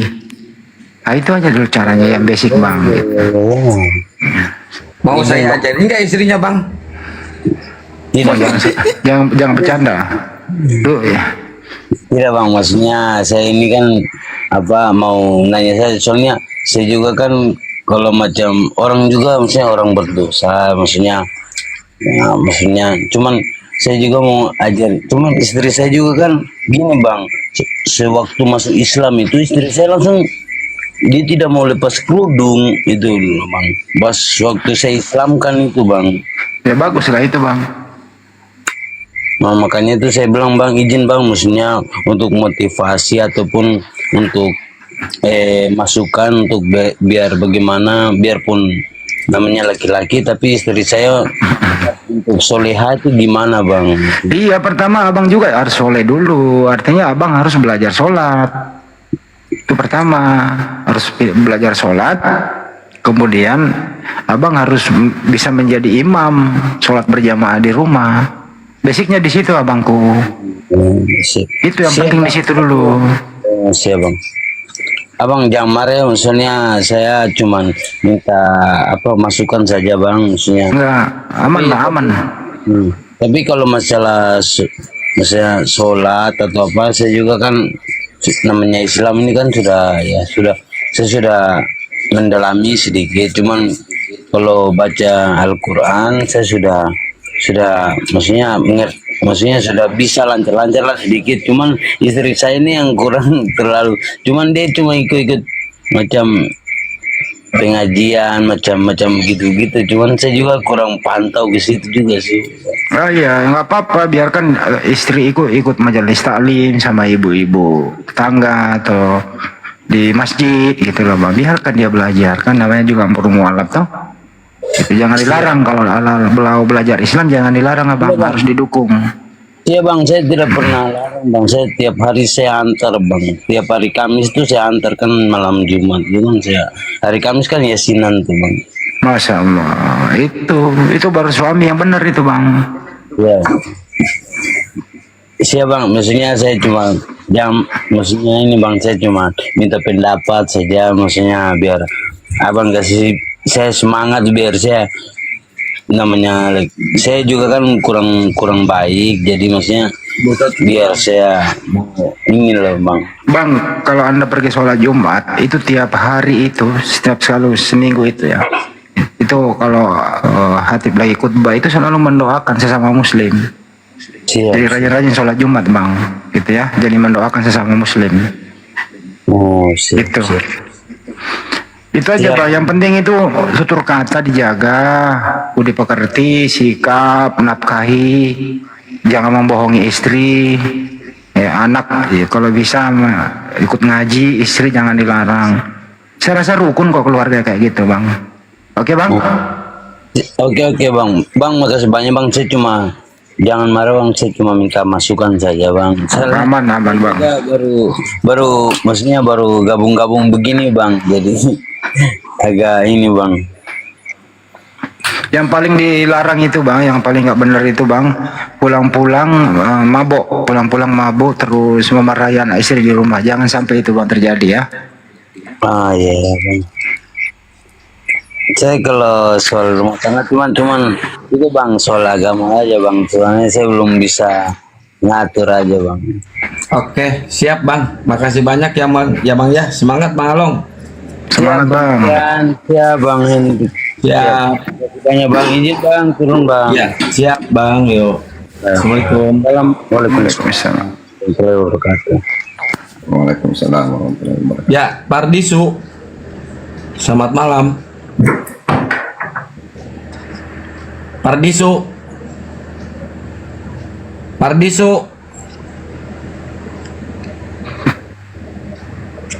Wah, ini si Bang Kepas. Silakan Bang bertanya Bang Kepas. Tentang Yesus. Kepas. Oh. Gimana bro, siapa sih namanya ini Aldos? Penjelasannya Bang Juma, masuk akal nggak? Saya sudah Tadi dimasuki bahas surga. Kenapa? Pembahasan surga tadi itu terpotong. Kalau mau masuk surga bang, perbaiki sikap, jangan salah Tuhan. Itu basicnya, jangan salah Tuhan. Bagaimana kamu mau hidup kekal kalau kamu menuhankan Tuhan yang salah? Gini loh Bang Handi, saya udah di materai, udah masuk surga. Ya lu pergi kantor pos beli materai. Kan masuk Soalnya kan pas malu dia. Soalnya kan Hindu menjamin surga, Islam juga menjamin surga, Kristen juga menjamin surga. Berarti kan banyak surga itu. Nanti ketemu di sana. Itu cita-cita lu. Ya kan kenyataannya gitu Bang Andi. Ya banyak memang orang, tidak ada orang pun itu hidup mau masuk neraka bang, nggak ada. Ya nggak ada lah. Nggak ada. Semua juga pengen ke surga. Tapi surga itu cuma satu. Nggak ada bilang surganya ini surga itu cuma satu. Lu pikir banyak surga? Ini Bang Alpon ini udah di materai belum? Pengen masuk ke surga Kristen? Sudahlah. Di materai dulu dong kalau pengen masuk surga. Kayak utang piutang aja pakai materai. Soalnya kan kalau itu kan surga itu kan kalau ya Hindu ada, Kristen ada, Islam ada, Yahudi ada, itu kan nanti ketemu di sana gitu. Sama-sama surga kita. Itu kan harapan lu doang. Iya. Bisa nggak orang Islam dijamin? Bisa nggak orang bisa nggak orang masuk surga kalau salah Tuhan? Ya nggak bisa lah kalau ya nggak bisa. Ya dengar tadi lo, kamu salah. Kau menuhankan makhluk, gimana mau masuk surga kalau tuh Yesus bertuhan, kau tuhankan, gimana itu? Ya Yesus juga Tuhan sama, ya Bapa juga Tuhan. Tuhanmu ada berapa tuh? Saya akuin gitu. Tuhanmu ada berapa kalau gitu? Iya, dua, Yesus juga Tuhan, Bapa juga Tuhan. Di tuamu dua. Iya, karena kan ditulis di Alkitabnya juga gitu. Tuhan Yesus tuamu dua. berdoa kepada Bapa. Jadi Tuhan berdoa kepada Tuhan. Iya. Enak ya, Oteno Tuhannya dua ya, keren. Ya, kalau Kepas di 4. bumi banyak amat 4. Coba ya tanya, Kepas, hitung ya, Kepas. Ya, Bang ini. Nah, kau hitung ya Allah, ya, hitung dos itu. Bapak Tuhan. Tuhan. Yesus Tuhan. Tuhan. Roh Kudus Tuhan. Tuhan. Yang kau sembah siapa? Elohim Yahweh. Aldon, itu berapa itu? 1. Enggak, Aldon dulu jawab. Don, berapa tadi yang disebut? 2. 4. Sama-sama mabuk. Mabuk semua ini. Kalau saya 2. Ya itu kan masing-masing. Tuamu 2 ya. Kepas tuanya 4. Berapa pas? 1. Oh 1. Yang mana yang Tuhan? Bapak itu. Pertanyaannya gitu mulu orang Muslim. Yesus Tuhan, Seneng Bapak bang. Tuhan. Seneng banget nanya kayak gitu tuh. Bukan seneng bang, supaya akalmu berfungsi. Kita kan pengen ngajarin kamu supaya berfungsi akalmu. Masuk akal nggak kalau ada Tuhan lebih dari 1?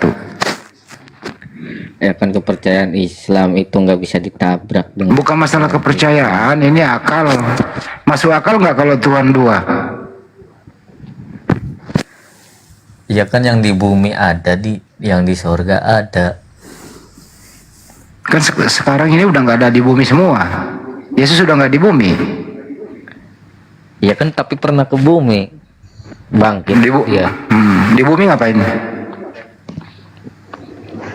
Ya menyembuhkan orang sakit. Jauh jadi dokter dia. Yang ya gitulah, dia kan maha kuasa. Oh Yesus maha kuasa. Dia kan bisa menyembuhkan orang. Jadi mendem suara mah. Menyembuhkan orang yang lumpuh bisa berjalan. Selain itu apa? Kuasa. Selain itu apa lagi dia? Menebus dosa. Dengan cara apa? Mati pada tak taat, mati ke tiang salib. Yang matiin siapa?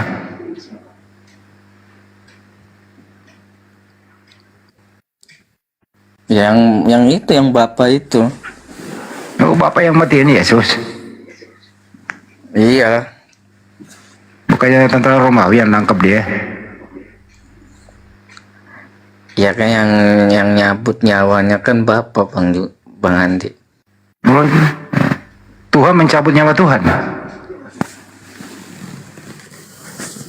Iya gitulah, seperti itu.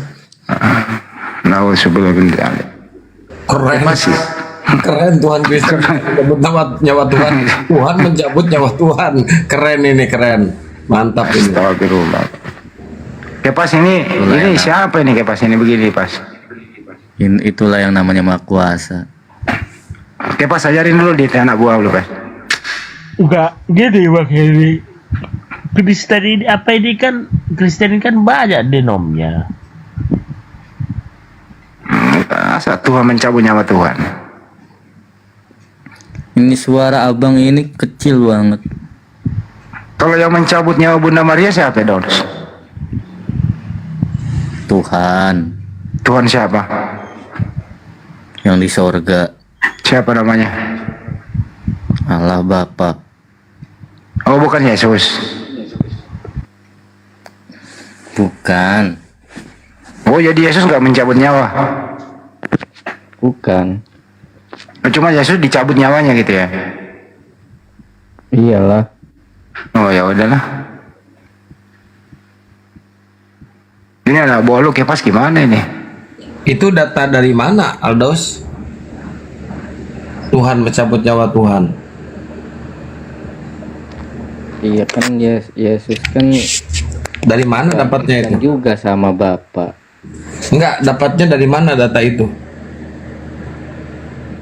Ya ada di Alkitab. Ya di mana? Di ayat berapa? Kalau ayat-ayatnya mah kurang tahu ayat-ayatnya di mananya mah. Cuman yang jadi nggak tahu itu. Iya. Kayaknya Bang Aldos ini tidurnya kebanyakan nungging ini kayaknya, kurang ini. Terus tahu dari mana kalau Tuhan mencabut nyawa Tuhan? Sering disodor. Kalau ayatnya nggak tahu? Ya ada lah gitu. Hah? Suaranya mendem bro. Ada gitu. Yang saya tahu ya itu. Ya tahu dari mana? Abang tahu dari mana? Ya ada di Alkitab. Ya di mana? Di ayat berapa? Ya kurang tahu ayatnya ada di mana. Ada di ayat berapa tapi kurang tahu. Gimana abang ini? Abang kok bisa tahu ada di Bible, tapi abang nggak tahu ayatnya yang mana. Lupa, yang namanya manusia kan lupa. Apalagi jarang baca Alkitab.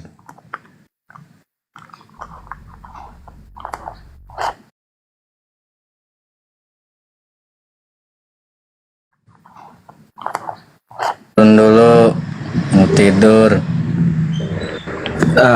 Kalau mau tidur jangan nungging ya bang ya, biar cerdas ya bang. Iya, siap. Ya tidurnya telentang aja atau miring dikit lah gitu ya, jangan nungging jadi aliran darahnya numpuk semua di kepala bang. Iya. Jadi beku otak abang bang kalau kebanyakan darah di kepala bang. Iya bang. Abang baca dulu ini doa Bapak kami bang. Bapak kami. Iya.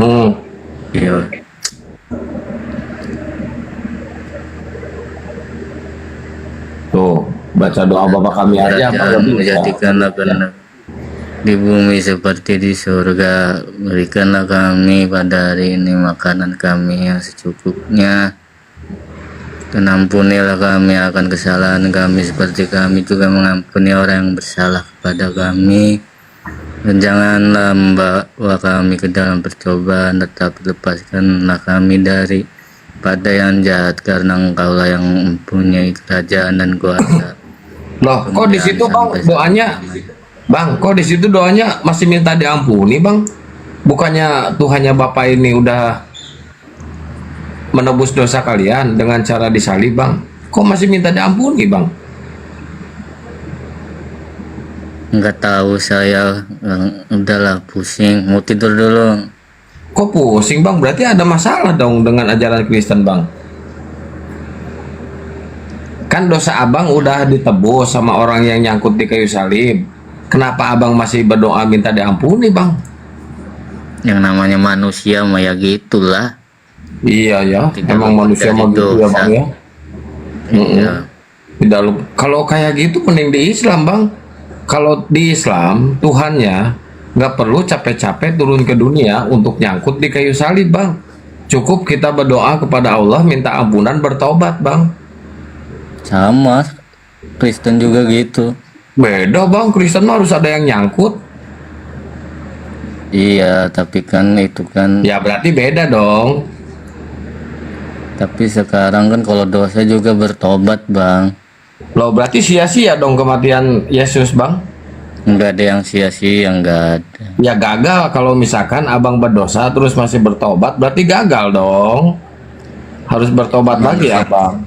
Harusnya bang, kalau abang berdosa, harusnya kalau orang Kristen berdosa, itu Tuhan tuh harus turun lagi bang, harus nyangkut lagi bang. Itu baru adil. Capek dia. Kasihan ya Tuhannya capek turun aja. Iya, turun lagi. Nanti kan turun kedua kalinya, masa turun lagi? Nanti 3 dong turun. Iya 3. Capek kasihan Tuhan ya. baca. Ngerjain Tuhan, kalian ini emang ngerjain Tuhan. Iya, nggak ada kerjaan Tuhan. Nggak ada kerjaan. Abang tidurnya suka jam berapa, Bang?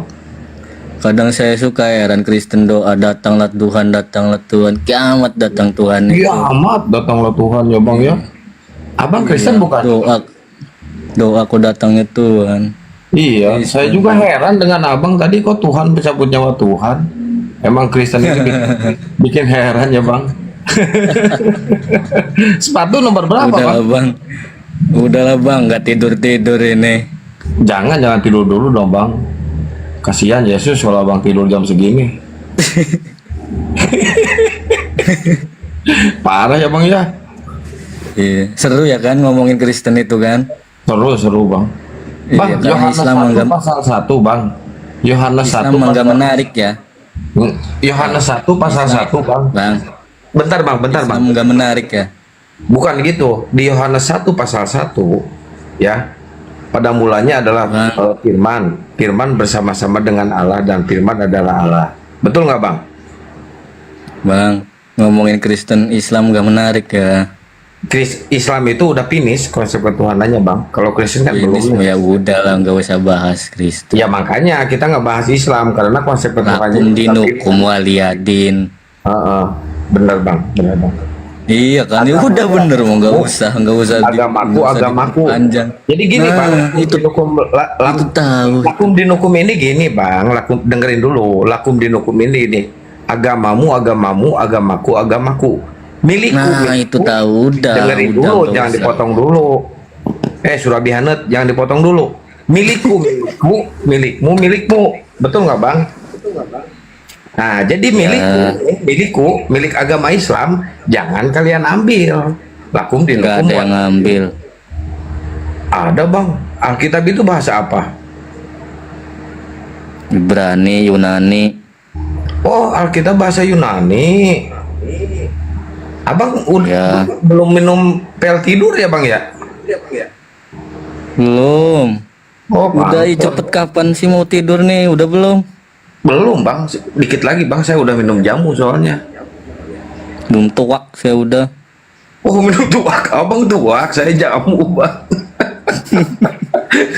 Udah, tuh tanya ini nih. Udah Bang, satu lagi saya tanya Bang, satu lagi Bang. Yesus Tuhan, amin? Amin. Bapa Tuhan, amin? Amin.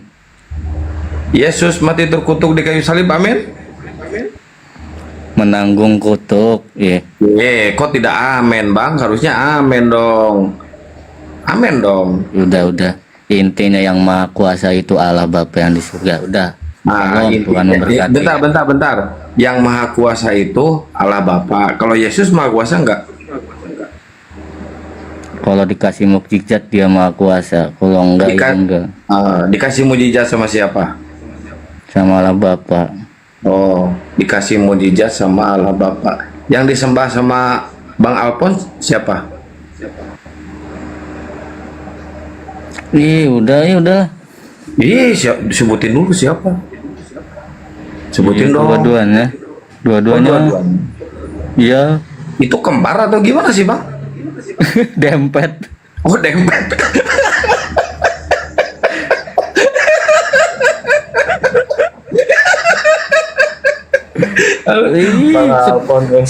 Seneng dia kalau ngebully itu seneng, kalau menghujat enggak. Saya mah emang sih Bang, kalau nggak ngebully sehari, ngebully Oten sehari, demam Bang, saya mau gigil. Iya, itulah ajaran Islam. Enggak, bukan itulah ajaran Islam. Islam itu nggak boleh menghujat Bang, Islam itu Bang. Justru di sini Islam memuliakan Tuhannya Kristen. Kristen yang menghujat Tuhannya sendiri. Kita itu memuliakan Yesus loh Bang. Kata Islam nih, Yesus itu tidak pernah mati terkutuk, tidak pernah diludahi Romawi, tidak pernah diseret, ditombak, tidak pernah disangkutin ke kayu. Datang Kristen Bang, semua itu dilalap sama Kristen Bang. Yesus kayak makanan dilalap. Iya, bener loh Bang, saya mau Bang. Abang ngeri gak Bang? Pakai sambal hijau enggak? Enggak, sambal dadakan Bang.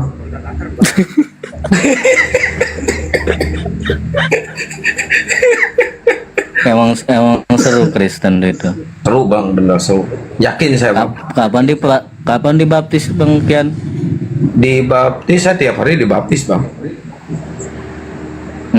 Mana ada? Ada bang. Nggak ada. Ada bang. Saya dibaptis tiap hari. Sehari 5 kali. Minggu nggak pernah kelihatan. Minggu nggak. Oh kalau minggu saya Car Free Day bang. Di Monas. Wih. Keren. Iya keren. Keren. Di Monas bang saya kalau minggu Car Free Day di Monas. Bikin api unggun aja, apiin unggun di Monas tuh. Enggak, saya mah nggak pernah bikin api unggun, dimarahin dong. Camping di sana, camping nyoman, kita nyoman di sana nyoman. Itu nanti di Ancol itu bang. Di Ancol pantainya buatan. Buatan siapa? Buatan manusia. Saya mau tanya ke abang, Ancol ini ciptaan Yesus bukan? Ih, apa sih? Enggak, saya mau tanya Ancol. Kaitannya? Iya ciptaan Yesus bukan bang? Udah gak bang, gak usah bahas-bahas Yesus bang. Kenapa bang, malu ya? Bukan malu, kayak nggak ada pembahasan lain. Iya justru kan saya lebih seru ngebahas Yesus bang, masalah Yesus. Soalnya dia ini seorang public figure ya, public figure yang dihinakan oleh Kristen bang, Yesus ini. Kasihan loh bang. Kasihan loh. Ya udah kalau kasihan mau tolongin. Ya gimana mau nolongin bang? Kita mau nolongin sama abang malah dinistakan. Kita nggak boleh nolong kata orang Kristen. Emang Tuhan kami itu harus terhina, Tuhan kami harus terkutuk, Tuhan kami harus tertindas, Tuhan kami harus merendahkan diri, Tuhan kami harus nyangkut di kayu salib. Kita udah meluruskan sama kalian masih nggak diterima. Disangkanya kita yang menghujat. Padahal kita niatnya baik loh bang, mau meluruskan bang. Dan di Al-Quran juga kan ada tuh di surat As-Sukruf itu. Ikutilah Nabi Isa sebab itu jalan yang lurus. Iya betul. Saya mengikuti bang. Semua coba Kang coba tanya ini anak gejala awalnya apa sih ini anak? Dia pernah kebentur ban sepeda dia. Astagfirullah, udahlah mau tidur dulu. Jangan dulu, dikit lagi. Satu pertanyaan gue belum. Kayak anak cewek emang. Satu lagi mulu. Saya penasaran. Lagi gangguan ya? Enggak. Satu lagi, saya penasaran bang. Yesus itu ketika bangkit itu terangkat kemana bang? Kayak habis ayam dipanggang aja terangkat. Ya, terus kemana Yesus? Surga. Naik ke surga maksudnya? Ada saksinya enggak? Nabi Isa itu terangkat itu ada saksinya enggak? Ada. Siapa? Malaikat sama Allah. Ya kan nggak ada saksi-saksi yang ada di buminya. Nggak ada kalau di bumi. Ya berarti kan nggak ada validasinya yang ada di buminya. Ya penjelasan dari Quran, Yesus itu diangkat ke langit. Nah kalau di Kristen siapa saksinya? Yesus terangkat ke surga kan ada tulisannya tuh. Dan pada hari itu juga Yesus duduk di sebelah kanan. 12 murid saksinya, 12 murid. Oh, 12 murid ini menyaksikan Yesus terangkat ke surga, melihat. Iya. Loh, kalau gitu berarti surga abang pendek dong, cebol kelihatan dari bawah bang. Iya kan maksudnya lagi pas dia itu terbangnya, pas ngeliat terbangnya itu. Yesus terbang. Kok jadi mirip Superman bang, bisa terbang? Kok ngucap juga bang? Udahlah, udah kan? Belum bang, siapa saksinya? 12 murid itu. Iya, kalau 12 murid di bumi menyaksikan Yesus terangkat ke surga, berarti surga abang cebol, pendek, kelihatan dari bawah, bang. Iya, susah banget ngejelasinnya. Abang pernah main layang-layangan? Pernah. Pas ketika udah tinggi di atas, kelihatan nggak? Kelihatan. Nggak, bohong. Kelihatan. Layang-layangnya Kalau kelihatan.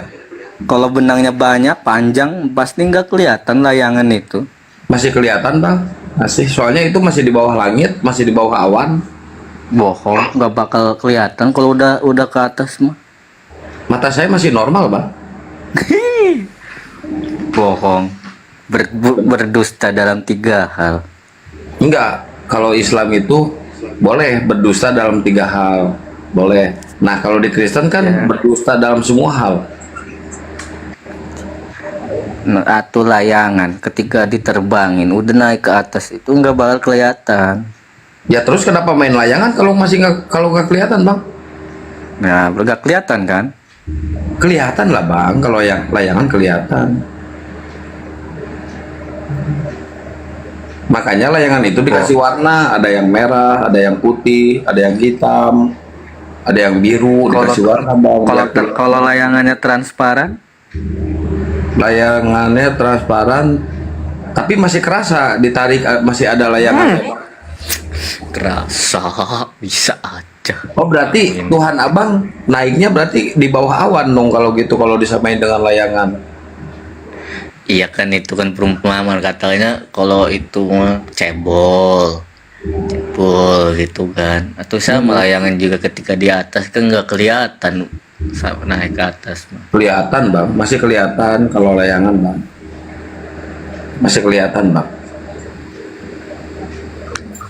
Abang mau tidur, bang? Iya udahlah. Jam berapa? Udah ini? banyak orang. Udah jam 1. Abang kalau ibadah kemana, bang? Ke masjid apa ke gereja, bang? Sinagog. Oh, abang Yahudi? Iya. Tapi dia ngucapin astagfirullah tadi. Iya, Kristen dia. Biasa kan orang Kristen di Indonesia ini udah terbiasa. Dia kepeleset aja, Allahu Akbar. Bukan. Iya.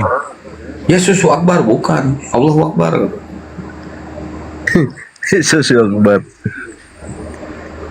Insya Yesus. Nggak ada, bang, itu, bang.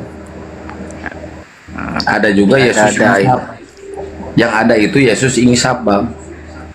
Waktu masih bayi Yesus nete juga ya, bang.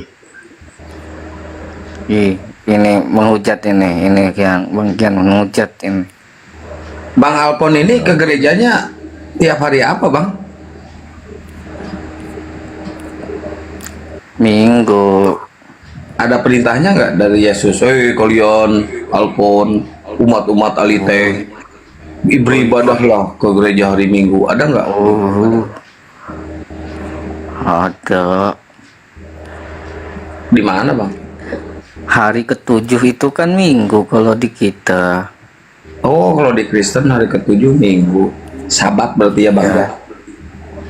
Ya, Yahudi kan Sabat tuh. Yahudi Sabatnya hari apa? Sabtu. Lah, kenapa Kristen jadi Minggu, bang? Siapa yang ngerubah? Kan kalau kalendernya kan di sini kan hari ke-7 tuh Minggu. Oh, hari ke-7 tuh Minggu.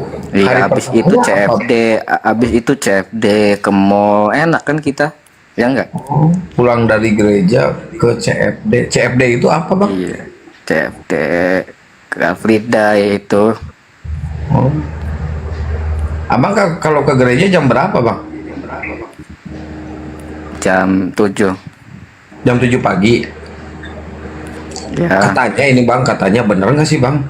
Kata orang-orang ini ya, kalau orang Kristen mau ke gereja tuh bangun tidur nggak mandi dulu, pakai minyak wangi, sot langsung berangkat aja. Bener nggak, bang?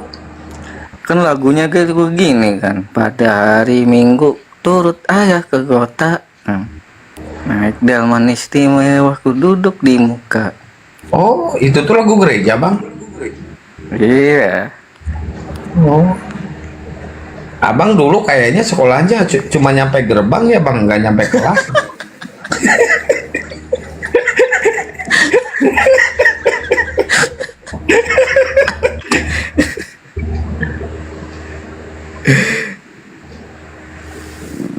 Udahlah bang, nanti kesiangan besoknya.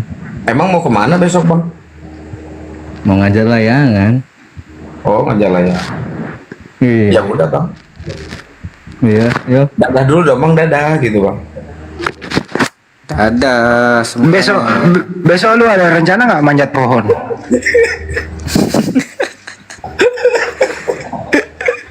Dalam sehari itu berapa pohon kelapa kau bisa panjat dalam sehari? Iya, satu lah. Nggak bisa 5 pohon. Ya kan ngasok dulu paling. Kau pernah nggak jatuh dari pohon kelapa? Nggak pernah. Kalau pohon-pohon kayak jambu pernah. Kalau ketiban kelapa pernah? Wih, nggak pernah. Dulu dia pernah jatuh di pohon toge. Ketiban pernah. Ya udah, hati-hati kalau tidur itu jangan terlalu miring ke kiri ya. Iya, memiring ke kanan saya mengikuti sunnah Rasul. Oke. Kalau kamu tidur pakai sepatu? Ngapain pakai sepatu? Nggak ada lamuk sini mah. Oh ya udah kalau gitu. Ya, Assalamualaikum. Waalaikum. Salam.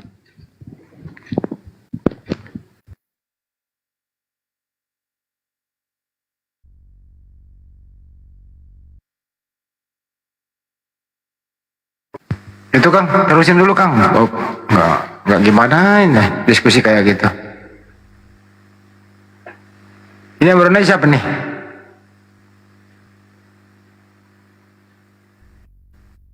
Popeye, apa itu?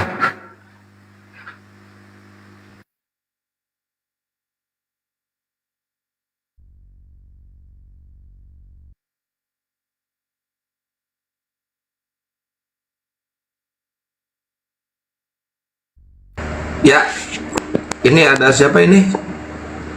Siapa yang namanya? Popate. Oh, Pospate. Pospate. Halo bro. Ini DJ TikTok. DJ. Halo DJ. Assalamualaikum. Waalaikum. Nah, salam bergabung. Iya. Oh, saya selamat. Maksudnya gimana nggak ngerti?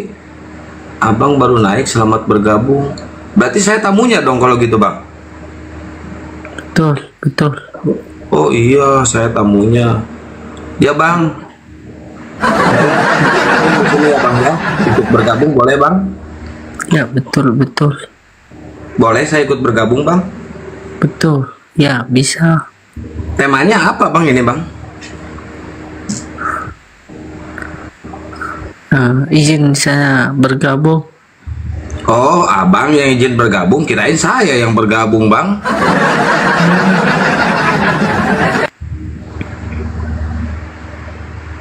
Abang mau narik motor siapa bang?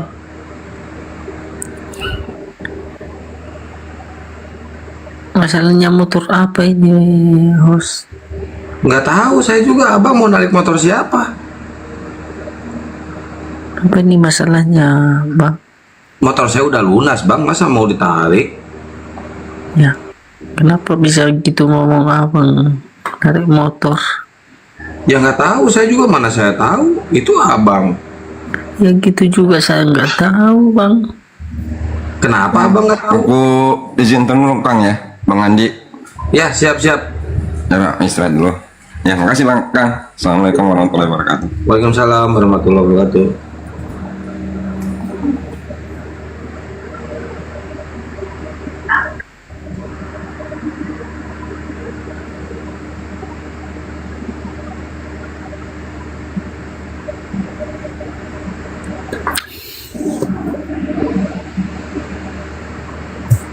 Kenapa bang? Halo bang.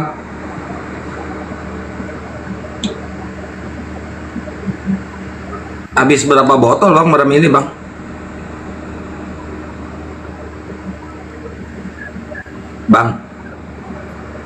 Bang DJ.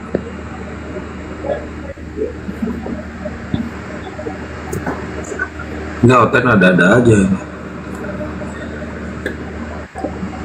Kepas masih monitor Kepas? Waalaikumsalam warahmatullahi wabarakatuh. Cecil. Kok mereka ini pada agak-agak lain ini yang naik ini.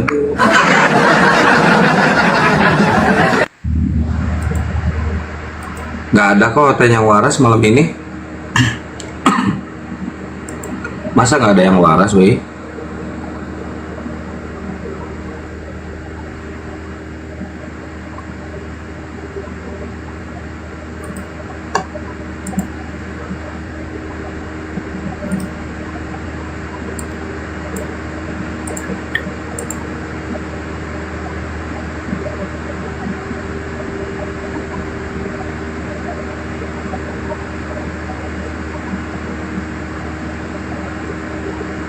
Bang DJ di bawah aja ya Bang DJ ya.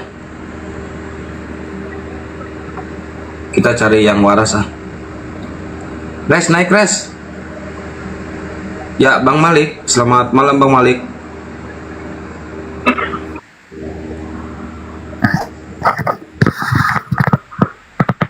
Ya Bang Malik. Loh.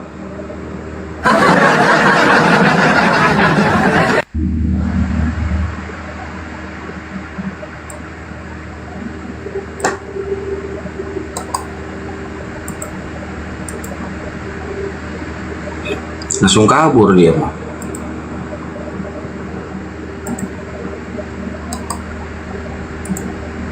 Mbak Andi kapan mau nongkrong kita?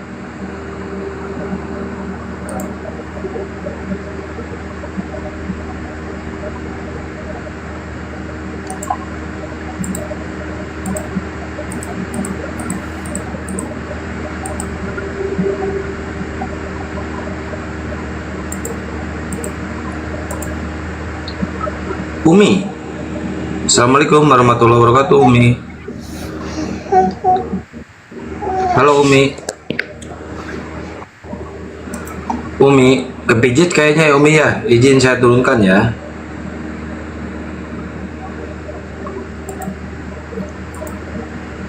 Kalau yang kepijit dibatalkan aja teman-teman ya, permintaan naiknya ya.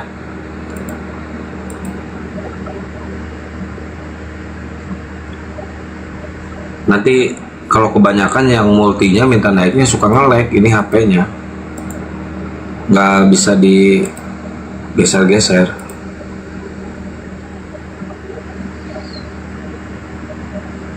Waalaikumsalam warahmatullahi wabarakatuh. Ya silakan Ten, kalian bertanya aja sini Ten. Lucu juga tadi si siapa namanya tadi? David, si David.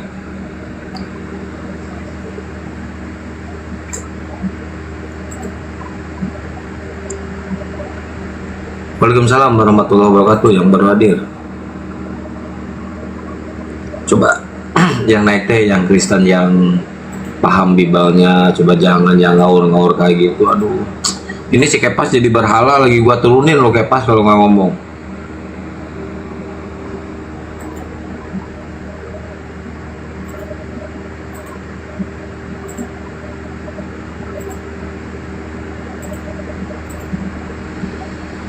Lagi ngutang nasi goreng kali si Kepas.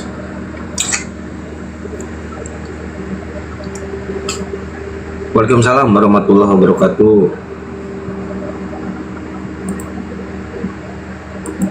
Jam segini jarang ada yang cerdas yang naik itu. Kalau siang masih banyak.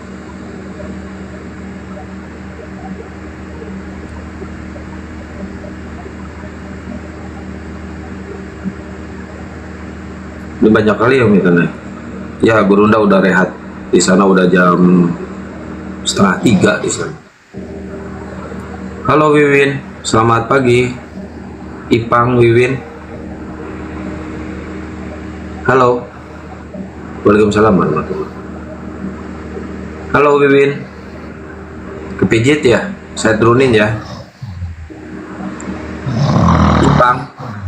Aduh, tidur kok bisa naik ya. Ngorok lagi, kenceng lagi ngoroknya. Waduh. Ini ya, TikTok sekarang keren-keren ya. Orang tidur bisa minta naik loh. Keren loh TikTok zaman sekarang loh. Kayak si Kepas ini.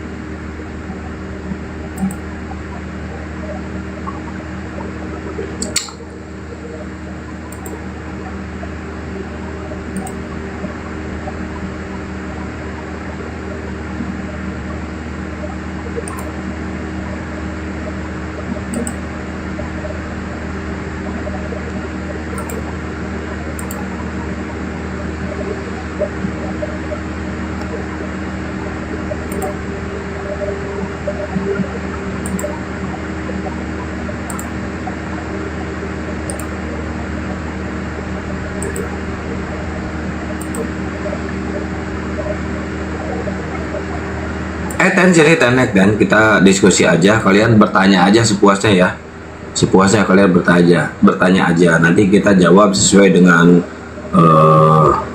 Quran dan Bible ya, kita jawab sesuai dengan Quran dan Bible. Kalian bertanya aja sini, sepuasnya kalian bertanya.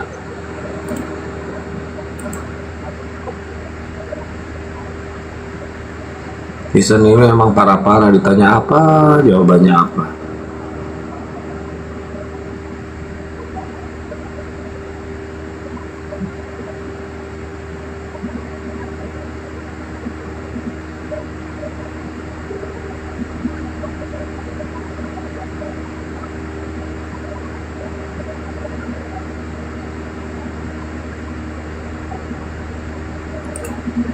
Mungkin mereka bertanya atau menjawabnya di bawah alam sadar mereka ya, jadi entah kemana-mana jawabannya itu ngawur, entah apa yang dijawabnya, tanya apa jawabannya apa.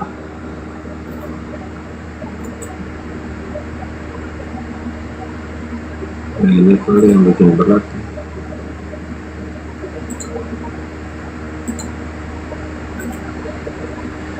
Yuk sambil di tap-tap layar dan diposting ulang ya, loporenya digas ya. Kita nunggu paten yang mau ini aja lah, mau diskusi aja. Ini banyak yang lain. Oh udah habis. Bang Juma udah rehat, Bang Jumanya udah rehat. Tapi YouTube-nya masih aktif YouTube-nya. Buat teman-teman yang di YouTube Zulkifli Mabas Official, Waalaikumsalam warahmatullahi wabarakatuh. Semuanya sehat selalu ya, semangat terus ya.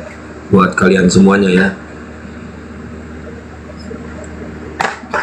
jangan punah dulu dong Ten, nanti kita nggak ada hiburan kalau kalian punah. Jam segini Oten udah pada mabuk. Iya, pada pulang dari Lapo mereka ya, kayaknya pada pulang dari Lapo. Mau nanya tapi udah malam takut ganggu. Iya udah rehat dulu, nanya besok aja.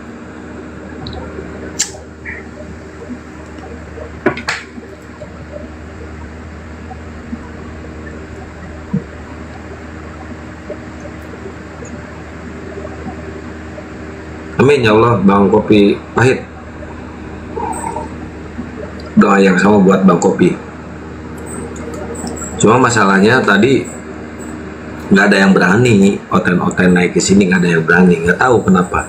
Apalagi kayak penghujat kayak gitu ya, kayak si Mata Pisau, terus siapa si ITG gitu ya, udah nggak berani. Sebelum dia menghujat udah dihujat duluan. Percuma mau ngejelasin ke mereka juga, percuma mau siapapun yang ngejelasin ke mereka nggak bakal diterima.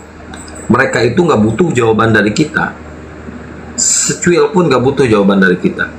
Mereka, prinsip mereka itu yang penting menghujat. Prinsip mereka itu yang penting mereka bisa leluasa bebas menghujat gitu loh. Jadi kalau di room ini nggak ada keleluasaan mereka menghujat.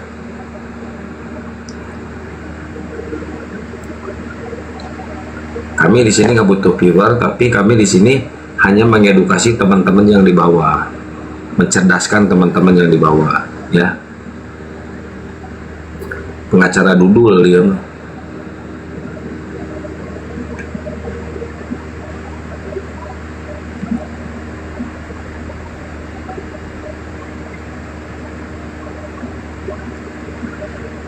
Ada pertanyaan Mas, ada yang penasaran? Besok aja Bang, besok aja. Kalau Bang Juma udah lagi debat ya, lagi online.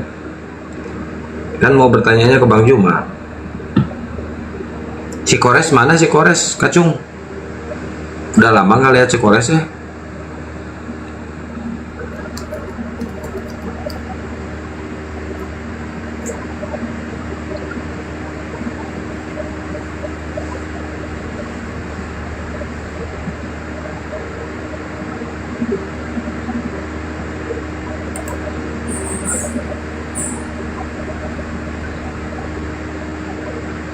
Bang Leo Kristen, Bang Leo Kristen.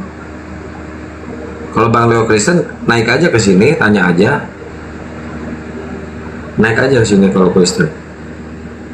Kalau bisa saya jawab ya saya jawab. Kalau nggak bisa ya PR buat nanti. Alhamdulillah Islam, oh Islam. Apa yang bikin Bang Leo penasaran? Tapi kalau pengen bertanya ke Bang Juma ya besok mungkin ya, karena Bang Juma udah rehat Bang.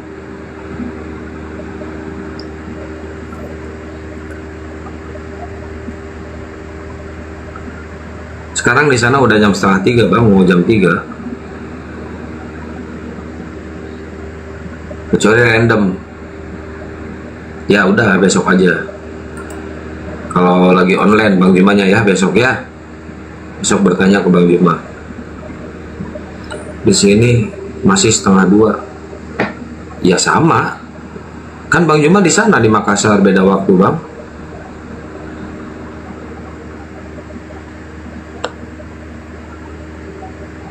Kalau abang sama saya sama 1:30.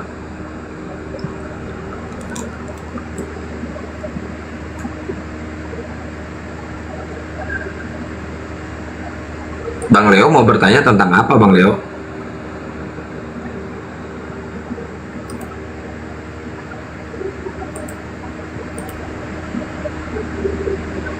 Kalau bisa saya jawab, saya jawab. Kalau nggak bisa ya saya PR buat pelajaran saya juga. Saya juga masih pakai ilmu Bang. Masih butuh pendamping hidup. Pendamping hidup? Maksudnya bimbingan. Kok jadi pendamping hidup? Gak nyambung ya?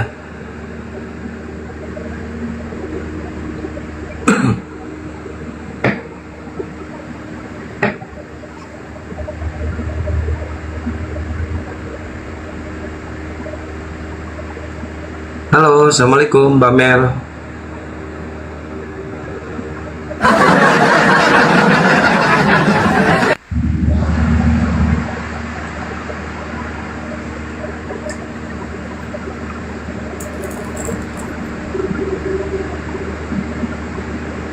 Mau bertanya tentang Allah. Abang Muslim tapi bertanya tentang Allah. Allah itu tidak beranak dan tidak diperanakan Bang. Allah itu tempat bergantungnya manusia, bukan digantung oleh manusia Bang. Bisa kami sini saya pun.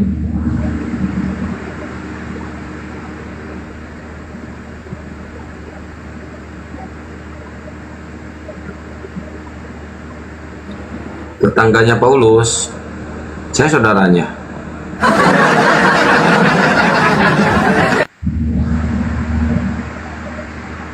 Halo, kepencet Kang, nggak apa-apa naik aja. Kok masih kerja? Ini tetangganya Paulus, Muslim apa Kristen Bang? Dari tadi minta naik Bang. Halo Bang, di bawah aja Bang kalau mau ngomong ya.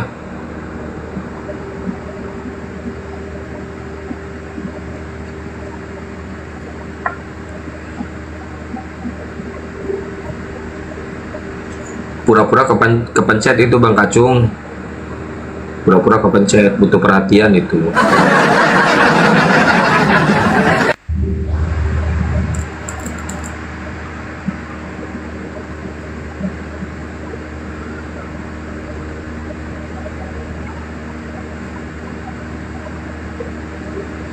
Timplan ya, timplan. Lagi dilema. Tidur dulu dah, siap. Besok lagi ya.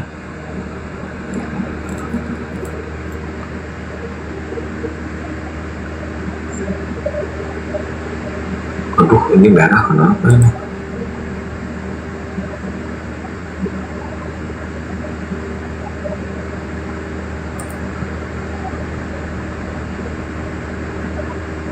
Bang Kia segera menikah mau nanti, siap, nanti mau cari yang nggak ribet.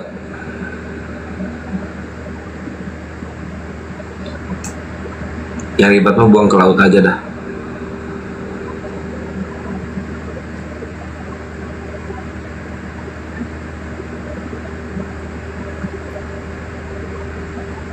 Undang-undang netizen, ya diundang nanti di TikTok. Diundang di TikTok nanti.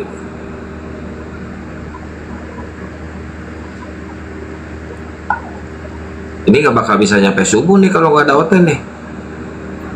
Tapi kalau ada si Kores bisa sampai subuh sih kalau ada si Kores.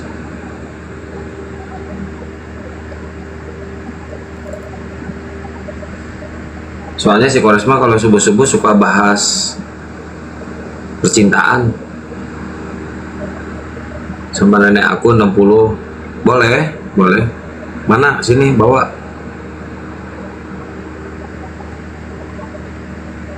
Nggak bisa di repost. Iya kayaknya pelanggaran, ini ada pelanggaran.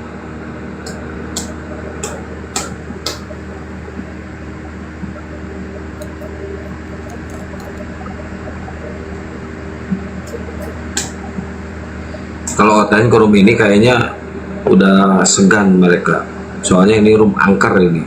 Saya udah beberapa hari ini kalau buka room ini emang OTN sepi. Coba nanti saya buka room yang satunya ya. Yang satu lagi. Waalaikumsalam warahmatullahi wabarakatuh. Rokoknya apa bang? Super.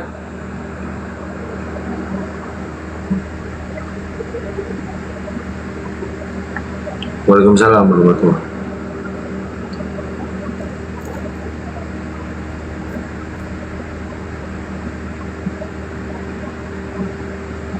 Ya, kok banyak orang-orang apa namanya Rusia minta naik ya? Nggak ngerti lah. Rokok jadul ya, rokok jadul. Emang rokok zaman sekarang rokok apa bang? Rokok baru kok ini. Tidur dulu siap. Waalaikumsalam warahmatullahi wabarakatuh Bang Taufik.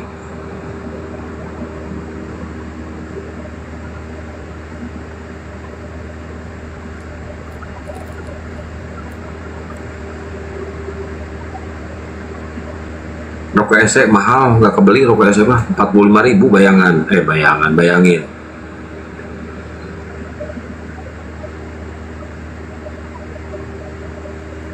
Kemahalan yang murah-murah aja kita mah, yang disesuaikan dengan pendapatan.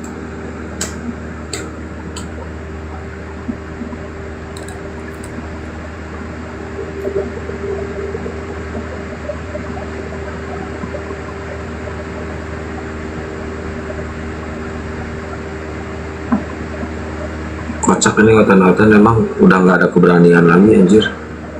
Parah mereka ini. Udah takut.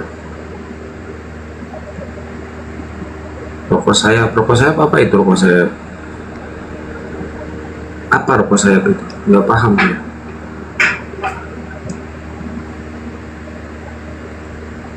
Beli esek nggak mampu, beli gereja mampu, beda lagi. Kalau beli gereja mah itu kan nanti open donasi. Masa beli rokok open donasi? Beli gereja lah. Apa enaknya ngerokok? Enaknya ngerokok itu ngebuang asap. Ngerokok itu enaknya ngebuang asap. Kalau asapnya nggak bisa kebuang, nggak enak. Cari di warung rokok sayap mas, aduh nggak tahu.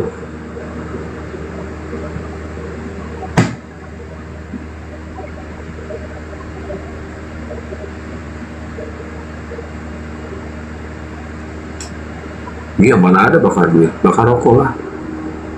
Sayang duit dibakar. Mending beli salad. Iya, beli salad. Udah, nanti saya mau beli salad.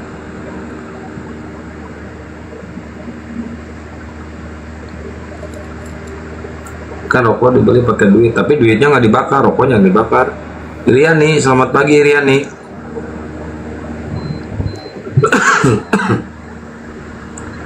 Iriani, halo, Iriani, suara apa itu?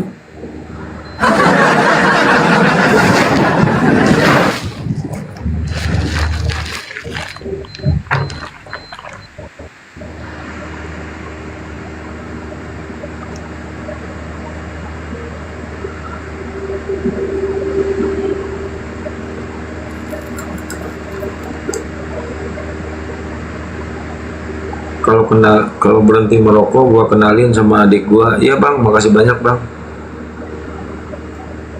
Nanti kalau tidur bang, saya berhenti ngerokok bang. Kenalinya nanti aja kalau mau tidur, kalau udah tidur ya.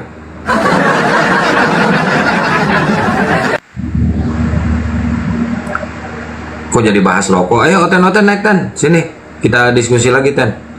Yuk, sambil nunggu waktu subuh ya teman-teman ya, kita sampai subuh aja gas.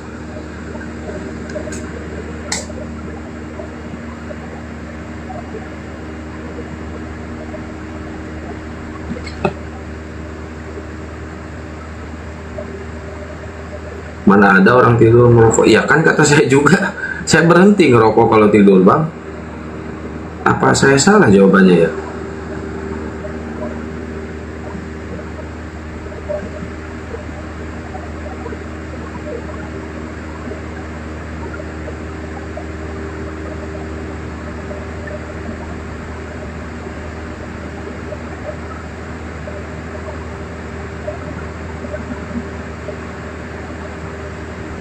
Bang Juma nggak ngerokok bang.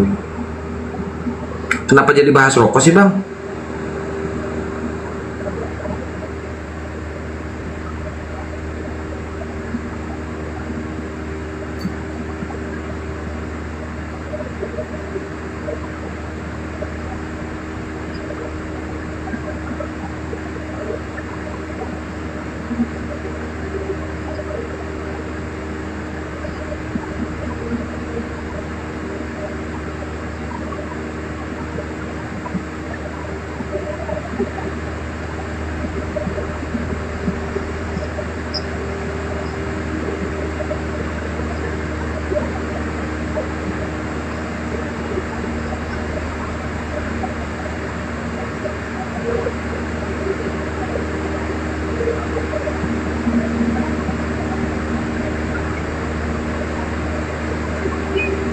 Habis si Edis penontonnya.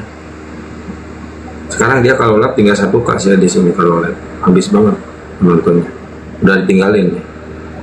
Mungkin udah pada tahu ya kalau si Edis ini bukan Kristen guys. Mana berani si Edis naik ke room ini.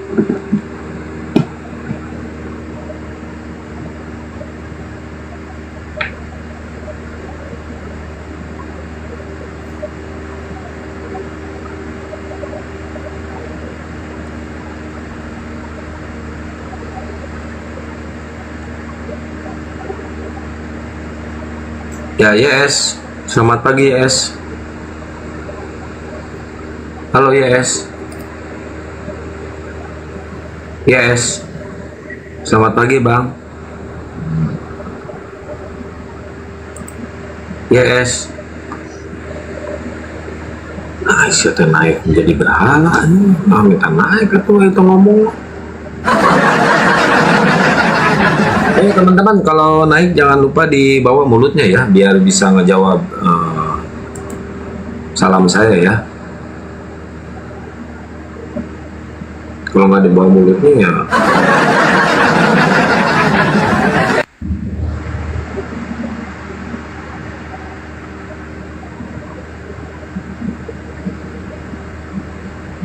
Tiap lihat Bang Juma dalam keadaan mute ke ini, ke apa, ke YouTube, nonton di YouTube di awal ada tuh.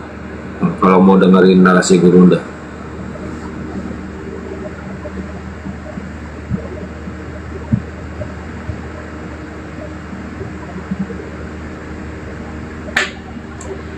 Si Kepas kalau nggak ngomong aja saya turunin ya, Kepas. Numpang tidur lu di sini. Gua turunin ya, Kepas ya.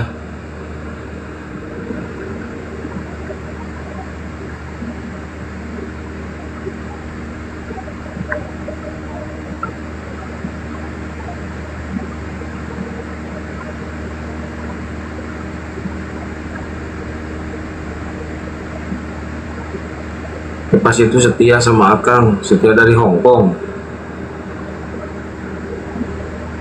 Masa baju Tuhannya XL katanya ada di Jerman. Aduh, udah bikin malu aja Kristen ini.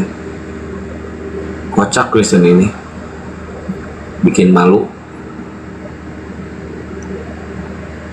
Yang penting nguap dia, yang penting ngomong dia mah.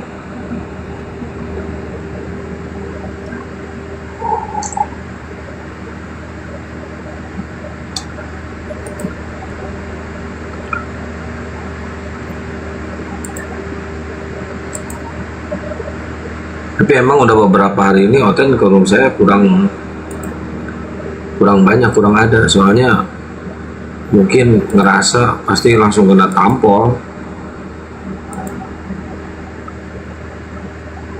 Bang Arom udah login, nggak bakalan login siapa. Ya kita doain aja mudah-mudahan login, dan kita jangan berharap kalau si Arom itu akan login ya. Jangan berharap. Biarin aja,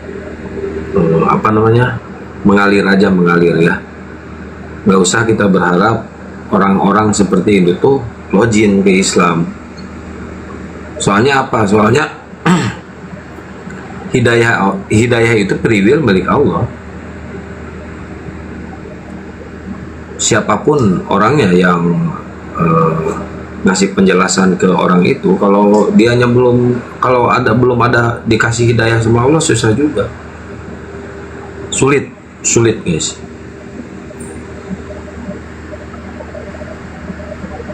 Dia udah bisa ngaji, dia udah tahu cara-cara sholat, tapi kalau belum seutuhnya dikasih hidayah sama Allah, sulit, akan tetap kafir.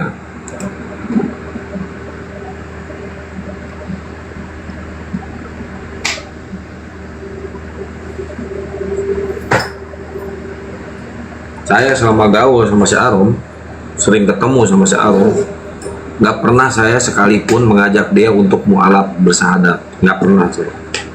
Biarin aja Allah yang bekerja. Dan teman-teman juga yang di bawah, jangan berharap orang-orang Kristen yang pura-pura baik ke kita untuk bersahadat, untuk masuk Islam. Nggak perlu. Biarin aja Allah yang bekerja. Hidayah milik Allah, bukan milik kita. Saking berharapnya orang itu mu'alaf, buka komal, orang itu langsung didukung. Dia masih kafir guys, mereka masih kafir, kayak DE gitu ya. Bukannya saya nggak boleh ngedukung mereka, bukan, boleh, tapi mereka masih kafir. Kalau kita ngasih gift atau ngasih apa, itu bukan sodakoh larinya, itu hadiah buat mereka, dan dibalas nggak sama Allah.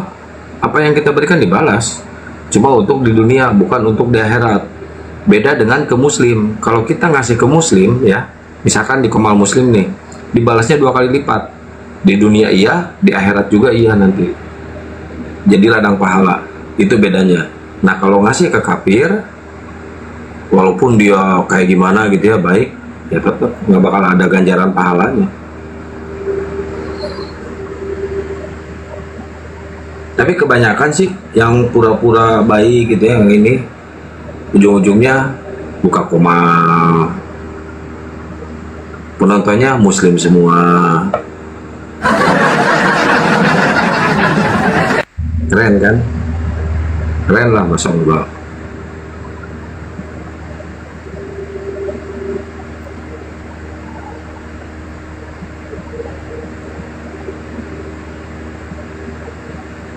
cepat habis baterainya.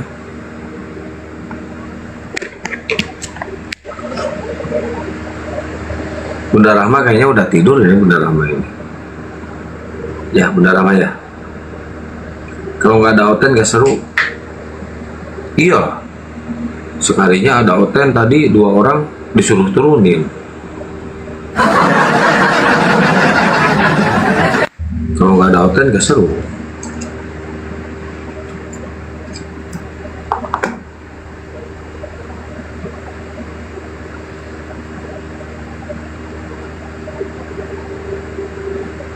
Mau tanya Bang Kian, Paulus pergi ke wilayah alam sama mati gelap, benar?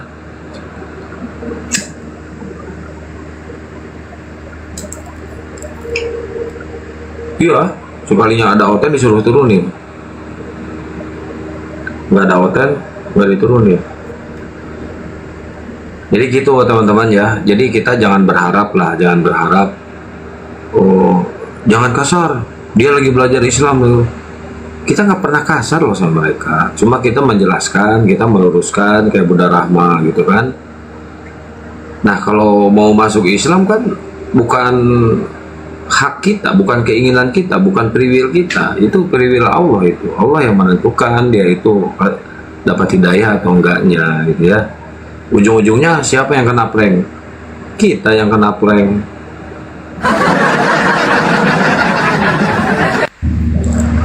Biarin aja dia dengan jati dirinya, biarin aja mereka dengan keyakinannya. Kita jangan selalu memaksakan harus masuk Islam, harus masuk Islam. Islam itu nggak butuh mereka, justru mereka yang butuh Islam.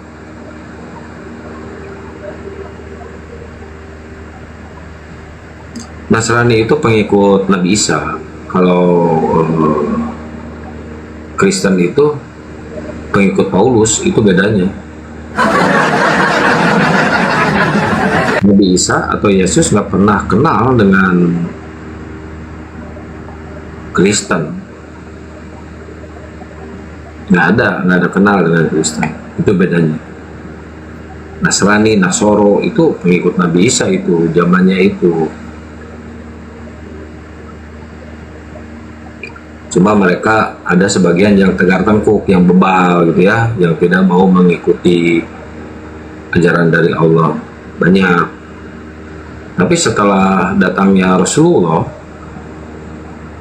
sebagian besar mengikuti Islam, sebagian besar. Yang tidak mengikuti ya lari ke sana.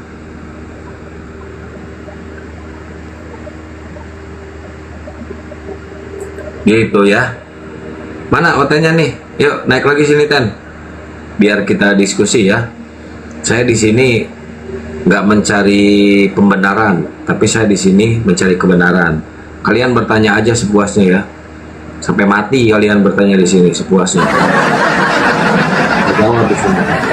Sampai mati kalian bertanya. Kita akan jawab menurut Quran dan Bible ya. Jangan marah nanti kalau Biblenya disenggol, karena ini diskusi lintas iman, lintas agama ya. Jangan marah kalian. Tapi nggak ada satupun sih Oten termasuk pendeta ya, apalagi si Pastor Suat.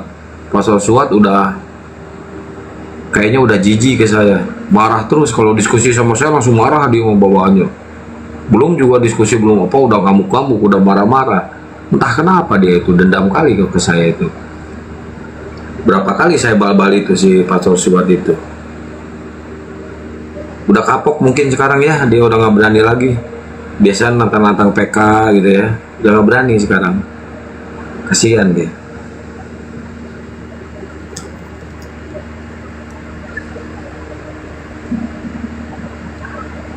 Ustadz Tata kemana ya? Biasanya suka begadang nemenin Ustadz Tata sekarang nggak ada Udah mojok kayaknya dia.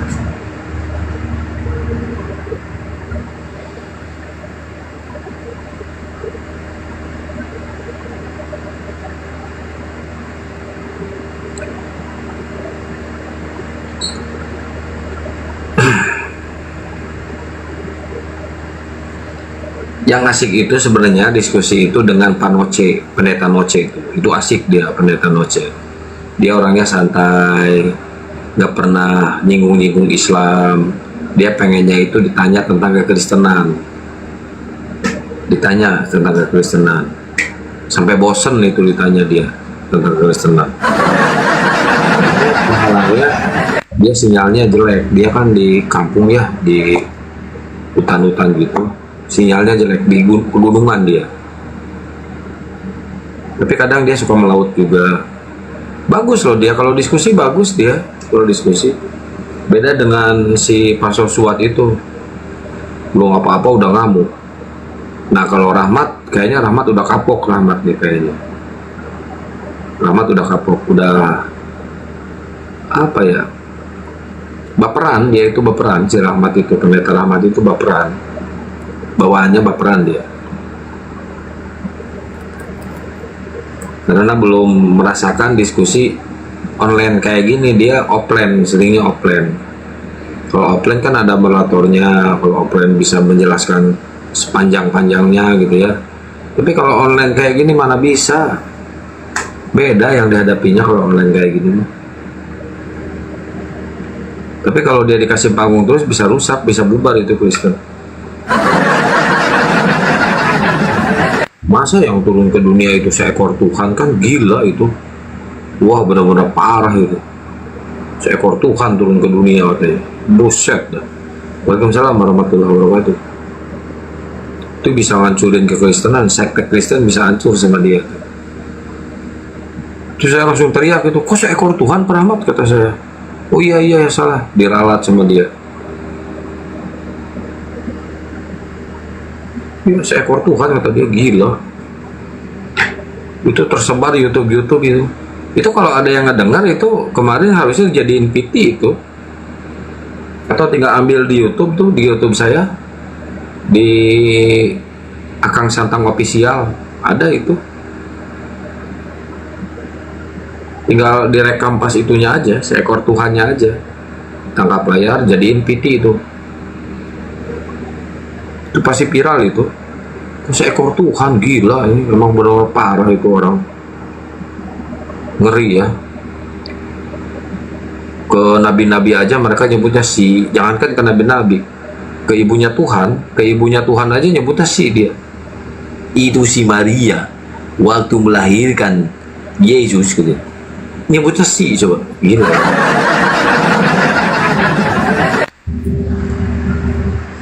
Nggak ada sopan santunnya, sedikit pun nggak ada sopan santunnya dia. Sama kayak si Karyana gitu. Saya sering ini kok di sini kalau dia nggak sopan gitu ya sama nenek moyang kita, apalagi para nabi.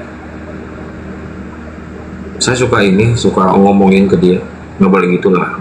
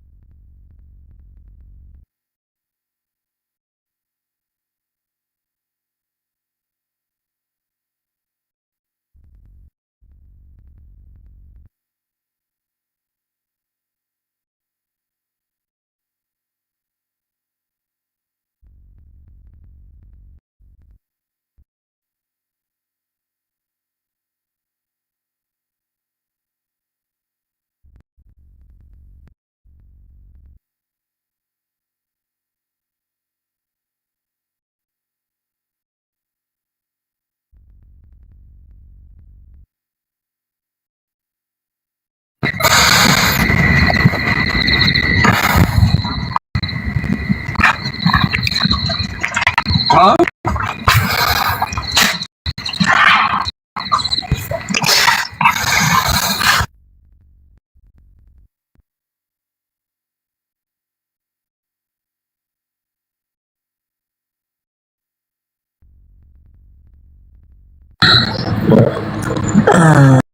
pagi Bang. Assalamualaikum, selamat pagi.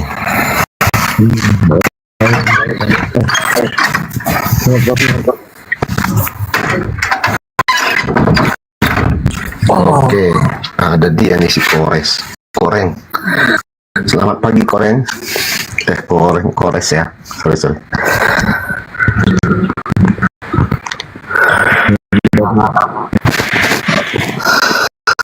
Monitor Bang Kores. Lagi Bang Kores. Jangan pura-pura nggak dengar Bang Kores. Tampakkan dulu Bang Kores dari sini.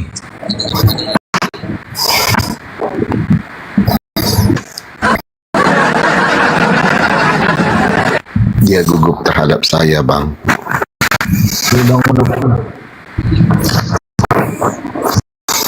Dia gugup terhadap lelaki berhijab.